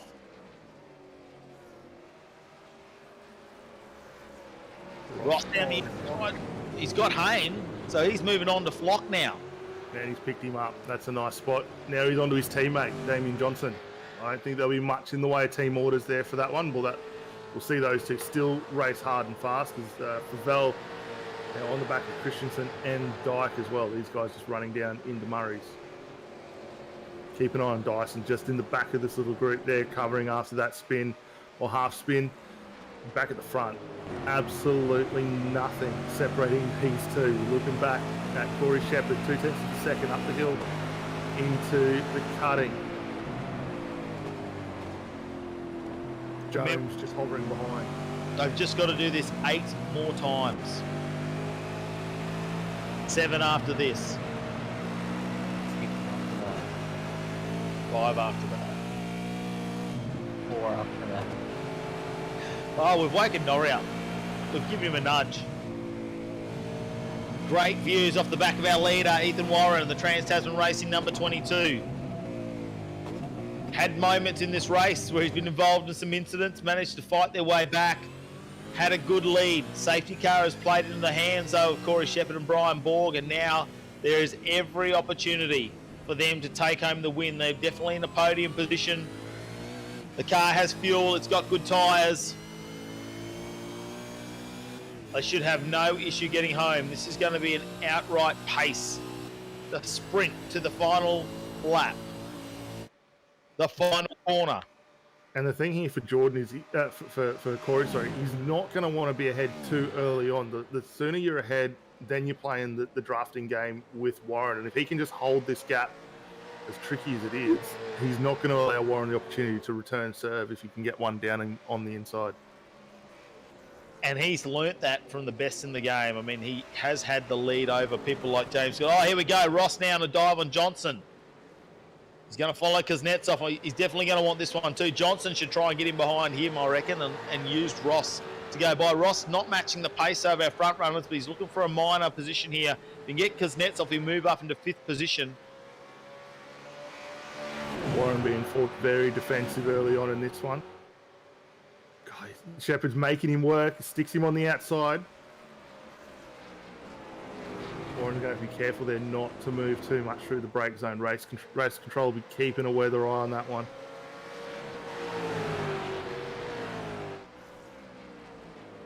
Well, we'll have to wait and find out how this one plays out. The laps are ticking down. Ross now with another move as they come down.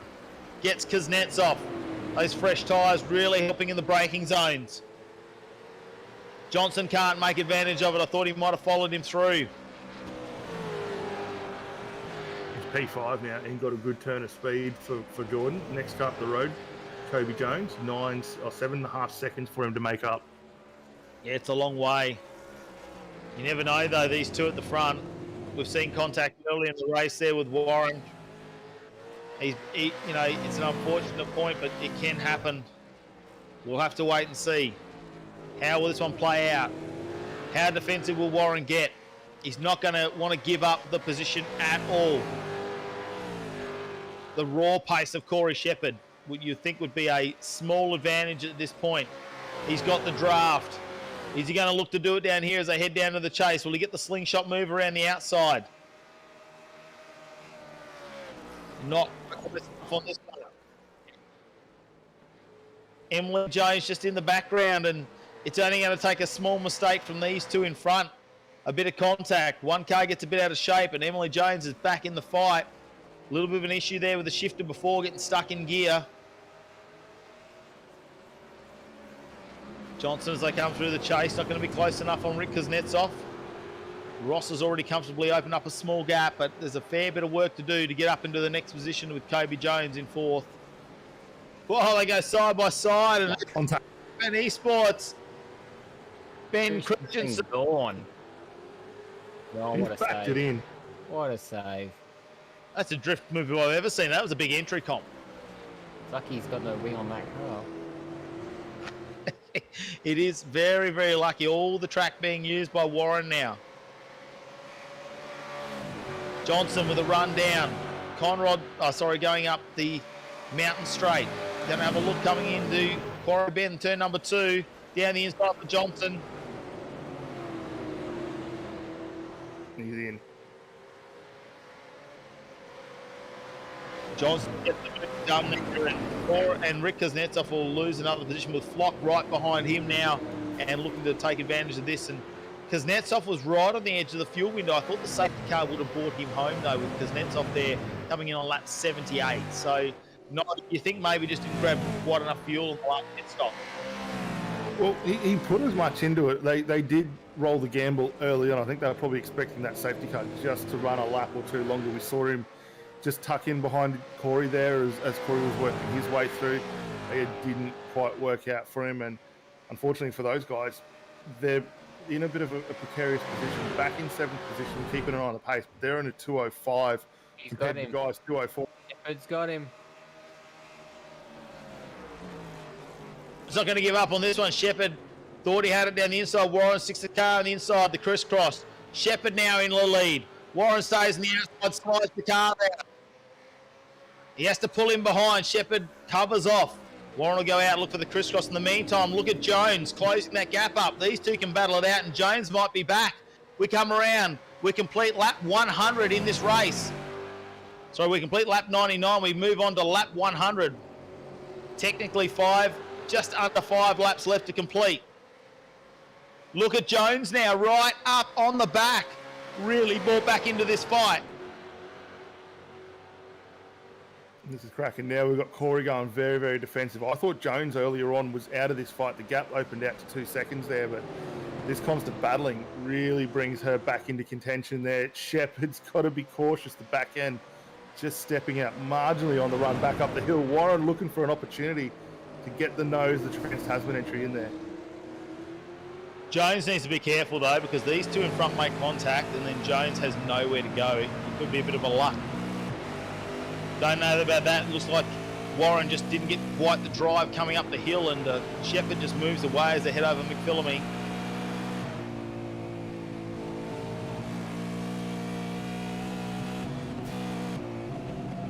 just glances that wall lap after lap after lap. And the run will be down here as they go down through the S's, grab the dipper.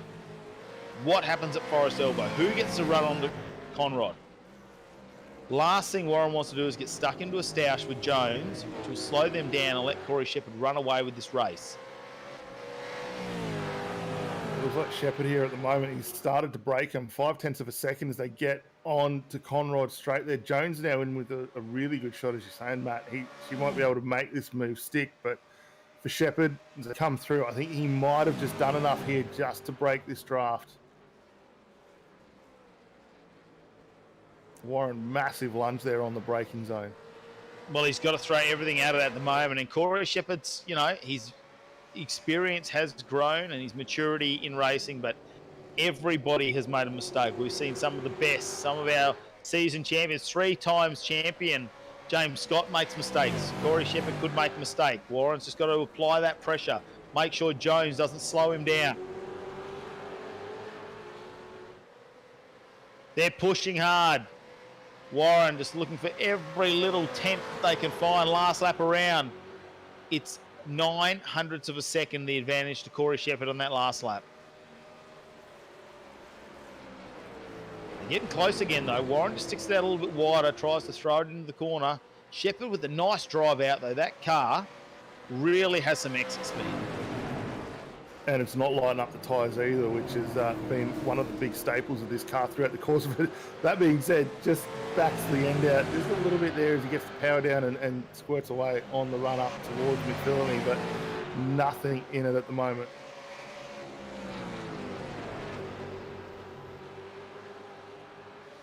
Shepherd there using all the track still, pushing on with the times. They're in the 203.60s last time round. And Warren gets on the dirt. That's going to slow him down. Jones now being held up. If Jones is going to run out of laps if she can't get past Warren, that is going to be the issue there. It looks like Jones, whatever issue she had with the shifter, that is fixed because that car is back. 203.78 last time to 203.76 for Warren. 203.67.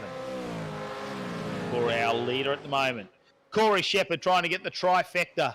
What a way it would be to finish a amazing season for Corey Shepherd where he has been runner-up the last 2 seasons. He comes out, he has won this season. He has dominated. So far in the season, he's had 7 wins. Will he make it 8 wins out of 16 rounds? That'll be a phenomenal effort from Corey Shepherd. He's the shootout king as well.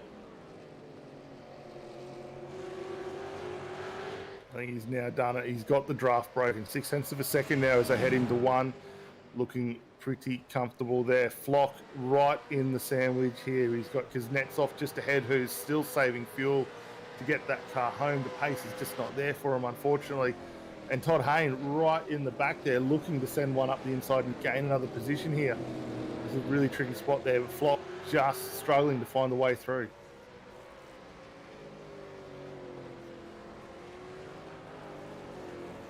Flock, yeah, Kuznetsov there having to conserve some fuel and normally right up there when it comes to Corey Shepherd pace. Trying to match him lap for lap, but it looks like he's starting to struggle now. Flock all over the back, Todd Hayne on the back of that as well. Kuznetsov's doing a fantastic job though, showing maturity beyond his years to make sure he covers off there. Holds his line, pushes Flock to the dirty side of the track. Hayne could really get out of this one. Look, he gets a bit free. Flock goes out wide.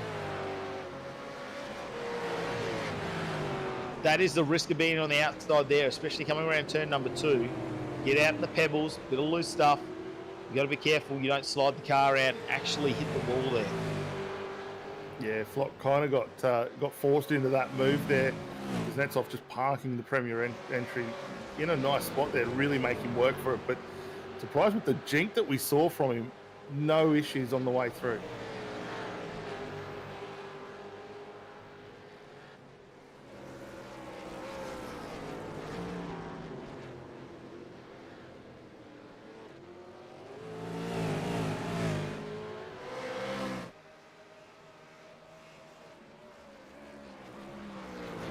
Jones still in contention there, just hovering off the back there, 0.4 of a second off Ethan Warren. The lap's really starting to wind down now. We're about to cross the second to last lap for not only the 650k Bathurst event, but also our second to last lap in the AOSC.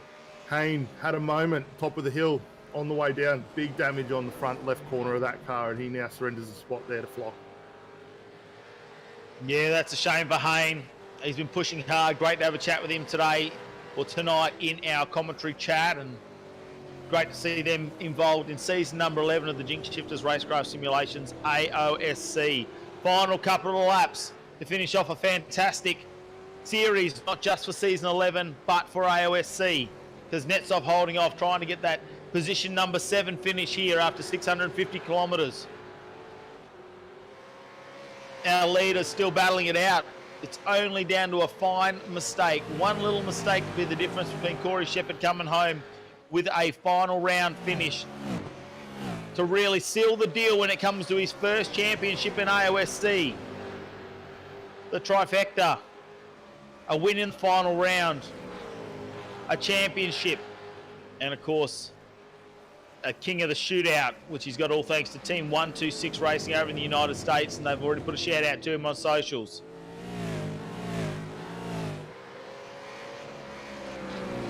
They head down the mountain the second last time. There's not much in it. Jones almost just doesn't have the pace to attack any longer and just starting to fall off the pace. Warren can't get up in that draft. It's not close enough proximity to really take advantage of that one. The 22 been so dominant all day, but the safety cars have fallen right at the opportunistic moment for Team Premier Racing.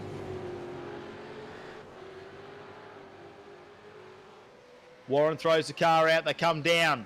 The second last time into Murray's corner. You have to be cautious here for Shepherd. A little bit of lap traffic. Actually, lap traffic doing a phenomenal job. Just steps to the side as the white flag fires for the final time. Here we go, the drive down. The last time down Mountain Straight to crown our winner of the final race of AOSC. And it's Corey Shepherd, our championship winner, in front. The young gun. He's raced in the Supercar E Series this year.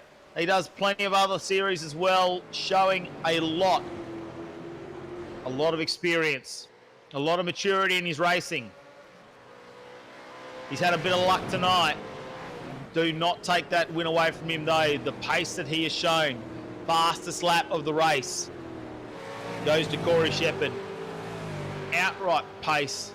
Premier Racing team putting together a fantastic team for the 2021 season. Rick Kuznetsov, an up-and-coming talent. Of course, team principal Brian Borg, who is just ever reliable when he gets out in the car. Sebastian Tixley, the Premier Racing team. Wade Sheedy, the boys. All showing some great pace throughout the season. Last time was they head over the top of the mountain, come down. So Emily Jones conceding third position there. Going to hold on to that one, fallen off the pace of the twin front. Final chance now for Warren. Down Conrad the last time tonight. What can he do here? Corey Shepherd's got 0.6 of a second on him. Warren's not close enough. Just maintaining that pressure. Shepherd just needs to come down here. Do what he's done. Lap after lap after lap. No brake lockup. Not too much curb. Warren really late on brakes. Pushes it hard. Corey Shepherd though, methodical. Gets it done. The final corner of the final race of AOSC, and it's Corey Shepherd in the lead. He gets the final corner done, the drive out, the slide from Warren, the lights are flashing, the 017. Corey Shepherd wins the final race of AOSC for season 11 as well. A championship, a final race trophy, and of course the king of the shootout as we finish him off. Ethan Warren in second, Emily Jones third, Kobe Jones with a run there to come home fourth, and then it's Jordan Ross who finishes off in fifth position after a fight back, that late pit stop strategy. And what a race, Dan. Incredible all the way to the end, but showing his class and how much he has matured over the last few seasons. Corey Shepherd brings home the Premier Racing Team car for the victory. Mate, it was a stellar drive from those guys. I mean, we saw it earlier on. They played the alternate strategy very early in the race. They came in before anyone else at the first round at pit stops to set themselves up for a really good run home. We saw the strategies come to a conclusion at the end of that one, almost marred by that safety car that came through. But, mate, what a phenomenal way to finish out what has been not only a stellar season, but a stellar championship in AOSC. Yeah, I can't believe Norrie, he's chased it for a couple of seasons and come oh so close. But this season, that makes it 8 wins out of the 16 rounds of racing. What a season from Corey Shepherd. Yeah, it's been absolutely fantastic to see Corey rise through the ranks. He followed James Scott for so long in previous seasons, but to finally come out of the shadows, drop the bridesmaid, and finally take the championship, it's a solid effort. Well done, Corey. Yeah, I'm sure there's a big round of applause going home. Last week he seemed a little bit emotional there once we knew he'd clinched the championship, but knowing that this week it was released that AOSC won't be back next season, it's taken a bit of a break. We don't know when we're going to see it again, and what could be the final race ever of AOSC, and he gets that win, championship, and like we say, he's taken out the Shootout King Award this year, all thanks to Team 126 Racing. Big shout out to our sponsors here for AOSC and, of course, season number 11. Couldn't do it without them. Of course, Jinx Shifters, RaceKraft Simulations, fantastic supporters that have been for a number of years. And RaceKraft Simulations getting behind so many of the drivers in this series. Go and check them out in Western Australia if you are over there. Race Circuit Art Australia do some fantastic cutouts there if you want to get cutouts of race circuits.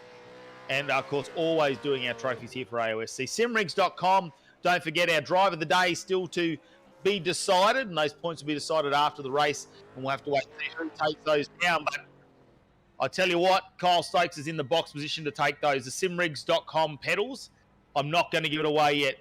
Kyle Stokes, I do believe, will take those. We are confirming that for you right now, and it's a set of SR Titan Evo pedal set, all thanks to RaceKraft Simulations and Simrigs.com. That is fantastic. Team 126, Eddie, Jeffrey over there in the States, thank you guys for sharing us all over there in the United States, being part of this, and of course the King of the Shootout there supporting that as well. AJ Insurance Services. I mean, look, in season 10 we did the pre-race show, guys, and we had a number of moments for the AJ Insurance Service. There was the impact of the round, and they've been with us for a few seasons now, and we can't thank them enough. Computer Industries as well, getting aboard in season number 11, and of course all your safety equipment, and if you need to get up there, all your high elevator working equipment there, Computer Industries, go and check them out. But I tell you what, guys, we're going as our winners are coming in. Let's go through our winners first before we wrap up the season here. I do believe we've got one half of the winning team here tonight who has already joined us in the commentary box, Mr. Brian Ball. Let's hear how excited you are to take that out after 650 kilometres. Oh, mate, I'm stoked. Like, to go back to back, and I feel bad not talking with Corey in here, but yeah, he's driving amazing at the moment. Here he is. He's my partner in crime, and he drove the wheels off it, and yeah, that last safety car really put us in a position where we could attack the whole way. We had no problems with our fuel or anything like that, but yeah, I'm really so happy that we were able to finish the AOSC championship, something that I started off back in the day with Nick and stuff. So I really want to congratulate Nick on this championship that he's put together, and to finish with a race win, the last people to win in the AOSC championship. I really I give this win to you, Nick. Yeah, he has done a fantastic job here, and it's a phenomenal series to be part of. I'm actually going through some of the stats here. Now, the total races out of all the seasons, you are second only to Stephen Varga, and so far 143 races, not including tonight, I don't believe. So, 144 races in the history of AOSC. That's a phenomenal effort from you, Brian.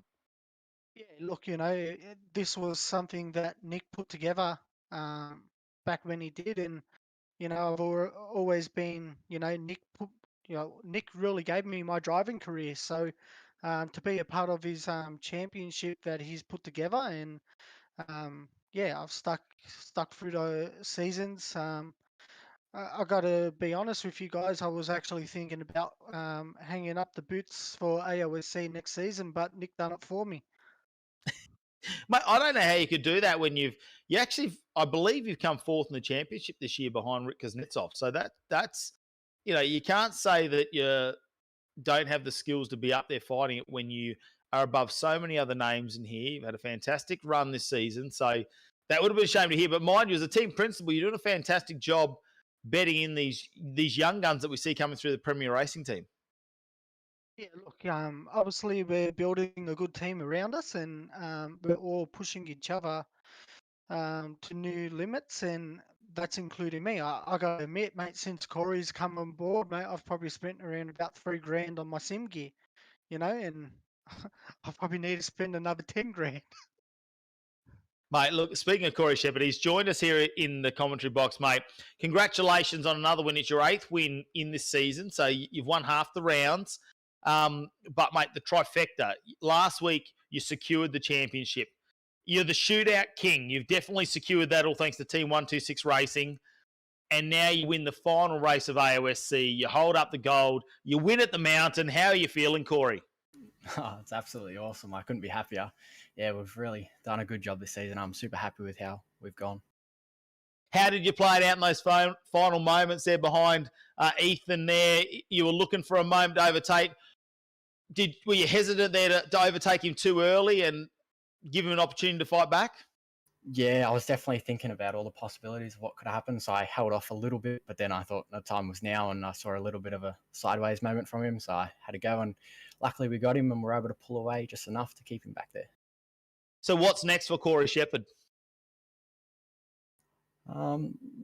Just going to keep sticking in the V8 for now, and might branch out to some other types of cars in the future, but yeah, we just want to keep improving, really. Anything just to keep getting better in will be bonus.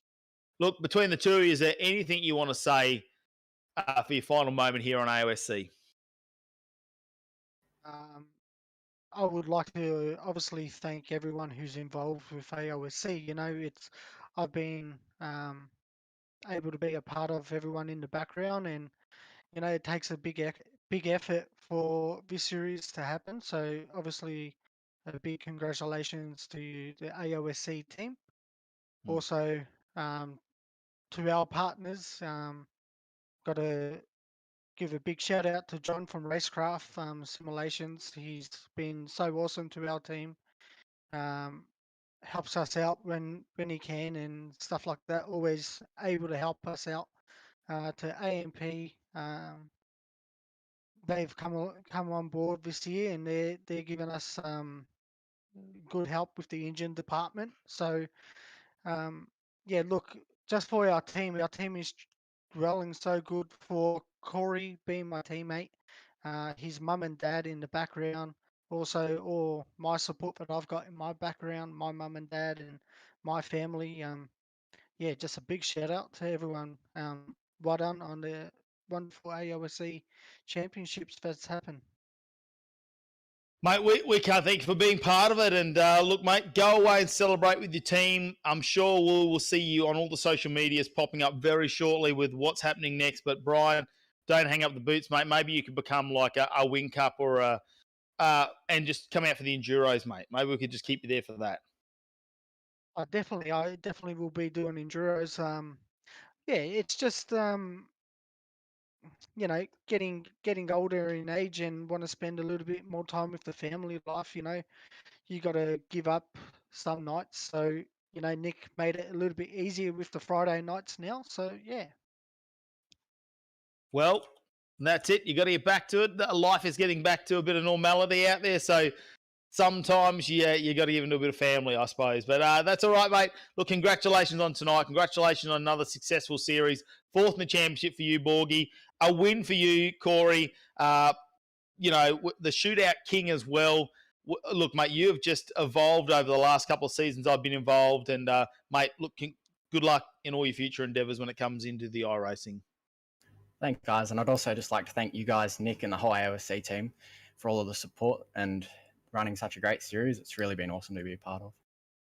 Well, thanks, Corey. We're going to let you go, and we're going to talk to our runners-up tonight who came so close to being up there on the podium and unfortunately pipped at the post. And Brady Myers and Ethan Warren, welcome into the commentary box. And just almost got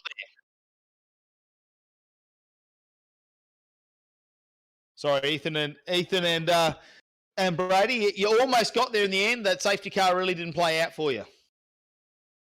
Yeah, we got yeah, those things happen in racing. But I think on strategy, I think we had the upper hand, but I think we just got outgunned at the end by Corey. Just had mega pace.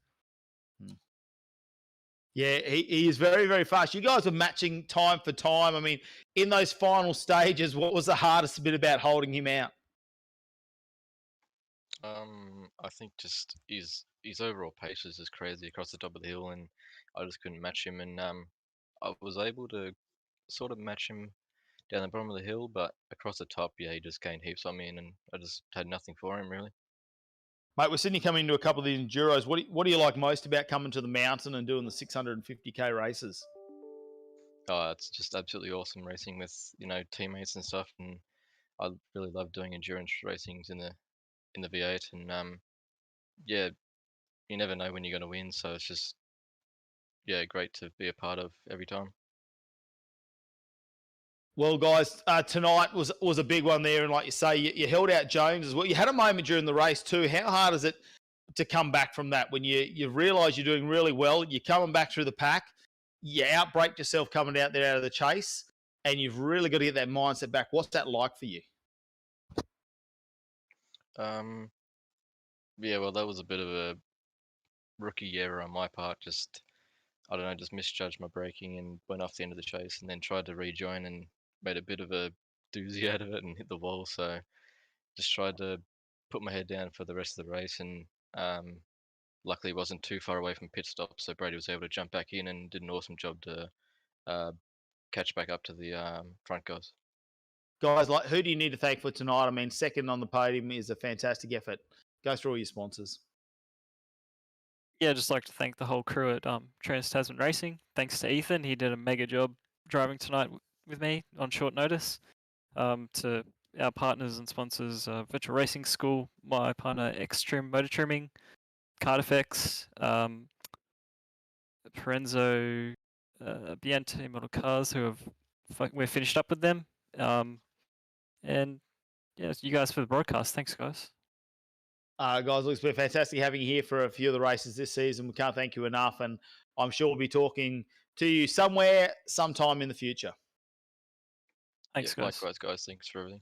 Yeah. Thank you. Fantastic for our runners up there, Ethan Warren and Brody Myers. Just couldn't quite get it done tonight, and it was a hard-fought one. Dan, I mean, how do you take this all the way to the end? Corey Shepherd just had a little bit of pace, and obviously just not quite there. I think it was a really tricky spot for the guys. They drove the wheels off the Trans-Tasman entry, and as we saw earlier on, unfortunately for them, that safety car right at the conclusion of the race sort of fell at the wrong time there. I mean, 14 seconds to watch that evaporate, a little bit of a tough one. But no, the guys held their head high and put on a phenomenal job to drive that car home the way they did. Yeah, I think they did a phenomenal job to bring that home. And as we welcome someone else into the commentary box, we don't have our third place joining us, but we do have another winner here in the series. And it was the first time we've seen this one come. It was the drive of the day. And it's points that were put together after each round for some impressive drives. It didn't mean you had to win. It meant you had to it's just on how you drove the car, whether it was through some tough battling or whether you had a tough qualifying but came back. It was all sorts of things we took into account for these points. And it was a fantastic pedal set coming from simrigs.com and RaceKraft Simulations for the win of the SR Titan Evo pedal set. And tonight, we're going to crown that winner, leading us up there with 11 points and bringing it home. Kyle Stokes, congratulations, mate. What a fantastic prize for you. Cheers, buddy. Definitely been a hard season. To be honest, I didn't even really notice about the pedals until about midway through the season and started to get my act together and get some decent results behind me. Another tough night tonight, but obviously you enjoyed the final race here of AOSC. Definitely, mate. Always enjoy it racing AOSC. It's going to be a shame to see it gone, but it's one of those things, unfortunately. But tonight didn't go as well as what I wanted to, but overall, 6th is still not too bad for considering where we were had to fuel save for the last 2 stops, so sort of put us on the back foot there. But other than that, not too bad. Mate, you can't be upset with a top 10 finish after nearly 4 hours of racing, 650 Ks at Bathurst. Look, run us through everyone who's been part of your season there, who you need to thank. So first of all the boys at SSR, like putting in the hours, trying to get the sets to get us up the front and competitive with the rest of the guys. Nick, like think Nick and all the broadcast team use, like all the effort you put in day out to get this on here for us. It's amazing, and yeah. Look, one of the things we can't do without you competitors, and it's been some fantastic racing that I've seen as part of this. Only been here for 2 seasons, but I'm sure Dan and Norrie can chime in on this one. Some of the best racing that we have seen in some V8 series. Oh, definitely, mate. Honestly, like I used to concentrate mainly on sculpts, but when it came down to AOSC, it's more suited for me. It was better racing, more enjoyable for me. So honestly, like hats off to everyone here. Mate, we're glad you enjoyed the series, and we hope that you enjoy the next endeavour in your sim racing career. And look, mate, congratulations on the pedal set. Can't wait for you to put something out on social media how you're enjoying them. Yeah, not a problem, mate. I'm sure I will. Kyle Stakes, winner of our drive of the day for season number 11, all thanks to RaceKraft Simulations and simrigs.com. Dan and we've got a couple more people joining us, so I'll hand over to you, Dan. Yeah, cheers, Matt. Joining us in for final interviews tonight, we've got Brad Ratu and Jacob Knight. Gents, it was a hard-fought run out there for you tonight in the 24. We saw the car found its way into the wall a couple of times, a few scrapes here and there, but mate, you guys didn't put the heads down. You kept going, and you got home at the end of the race. Talk us through how it went for you out there. It was an interesting night, that's for sure. No, we decided to do a race tonight. It's the last night for AOSC, and we wanted to try and enjoy ourselves, and we did. The start of the night surprised us with starting P4, and then we had that unfortunate incident. I think it was it Conrad and then it just sort of went downhill from there. After the restart, the car ahead of me sort of slowed down a bit more than I anticipated, and I tried my best to avoid him and locked the rears and sort of sent the car into a half spin, and unfortunately I collected 2 cars behind me in the process of that. So sorry to those guys, but I tried to avoid the car in front of me.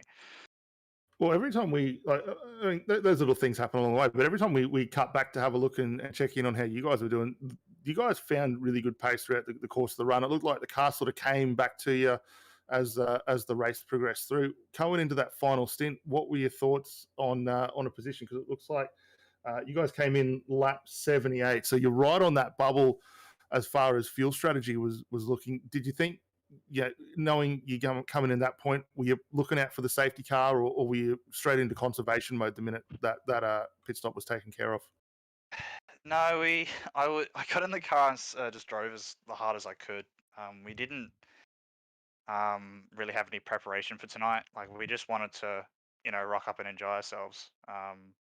Which, I mean, apparently doesn't always work, but the iRacing safety car, I think, sort of screwed with us a little bit, because I think we could have done a better job at getting our position back, or further up the field with the manual safety cars, because we can pit straight away at that point, and we could use that gap that was behind us to put in that extra fuel that we needed and keep our positions. Where with the iRacing safety cars, we get all bunched up, and then we lose more positions because we had to put more fuel in. We didn't know that we weren't going to make it on fuel until a few laps after the safety car. We thought we were going to be okay, and then our telemetry sort of updated, and then realized that we were a lap short, and so I had to just start cruising it, trying to save as much fuel as I could. So just sort of went from good and then just got worse through the day. So No, look, it's one of those things. But look, guys, you did well getting home. We've had the pleasure of seeing you guys both over the AOSC championships for quite a number of seasons now. So congratulations on putting your best foot forward each time we've seen you out there. All the best future endeavours. Before we let you go, is there anyone you'd like to give a shout out to? Honestly, just the people involved with the AOSC series. I've been a part of AOSC ever since I joined iRacing, which I think was 3 years ago, and iRacing was a big part of my development as a driver. So everyone who has been involved and is currently involved, a big thank you. And we hope to see you in the community around racing or involved with other things. But as for sponsors, no sponsors. We're both privateer drivers, so no need to say anything there. No, well, fantastic, guys. Look, again, congratulations on a hard-fought run tonight. And as you say, hopefully we'll catch up with you out in the wild there somewhere else in another series or on the officials at some point. Yeah, be good, man. Take care, everyone. Yeah, great to hear them coming in. What a tough night for them, but mate, they fought it out hard. Look, Dan Norrie, is there any final words from you as we round out our final show for AOSC? Look, I'd just like to give a massive shout out to Nick. I said it in the little team chat we've got. He's done a phenomenal job over the past 5+ years, and for me, I've had the pleasure of being on kind of both ends of the stick, having a drive early on, and coming back for a few stints in the commentary at a few various points there. So, look, thank you very much to Nick for everything he's done. He's had a massive job on his hands in bringing this show in-house the last few seasons, and mate, he has really stepped it up and brought it to another level. So it's going to be sad to see it go, but at the same time, it's leaving on a high, which is a phenomenal way to go out. To all the sponsors that have come on board, supported it, it's been phenomenal. The drivers that have turned up, we've seen multiple series champions, we've seen race winners, we've gone everywhere within the iRacing calendar. It's been absolutely fantastic. So to the drivers, to the guys behind the scenes that have come in and helped produce such a fantastic show and put on fantastic racing, a massive hats off to everyone. Yeah, and I'd like to echo those comments exactly. I've been brought into this community a couple of seasons ago to really turn those pictures you see into thanks, Nick. I used to turn those pictures into what you hear and see. And I've been given an opportunity, which has just been amazing, to work with great mates, to literally turn your passion into something you're absolutely doing. And it's just been so grateful for me to have joined the team. So thank you so much for the opportunity. Nick, you're amazing, even though you give me stick all the time.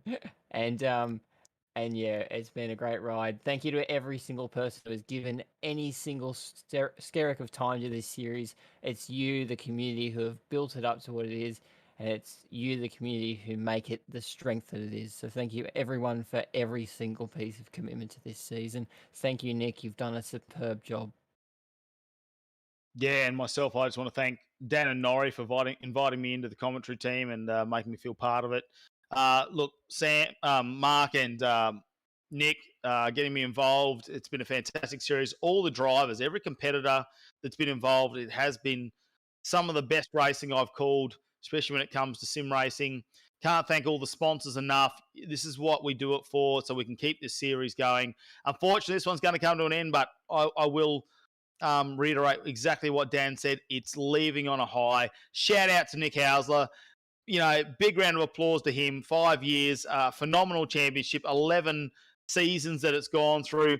The amount of races to put the broadcast together in the background. I've been there. I've done it before. I could not imagine how it is to do 32 rounds a year. The effort we put in that pre-race show last season, we know how much went into that.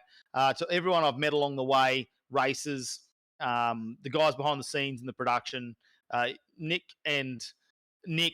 Dan, Norrie, I'm sure we'll be on plenty of messenger group chats for a long, long time from now on. So, look, thanks, everybody. Thanks to all our sponsors for Season 11, Jinx Shifters, RaceKraft Simulations, SimRigs.com, Track Camps for Gourmets, AJ Insurance Service, Security Industries, Team 126 Racing, and, of course, Race Circuit Art Australia, who will get our final trophies out for the final time in AOSC.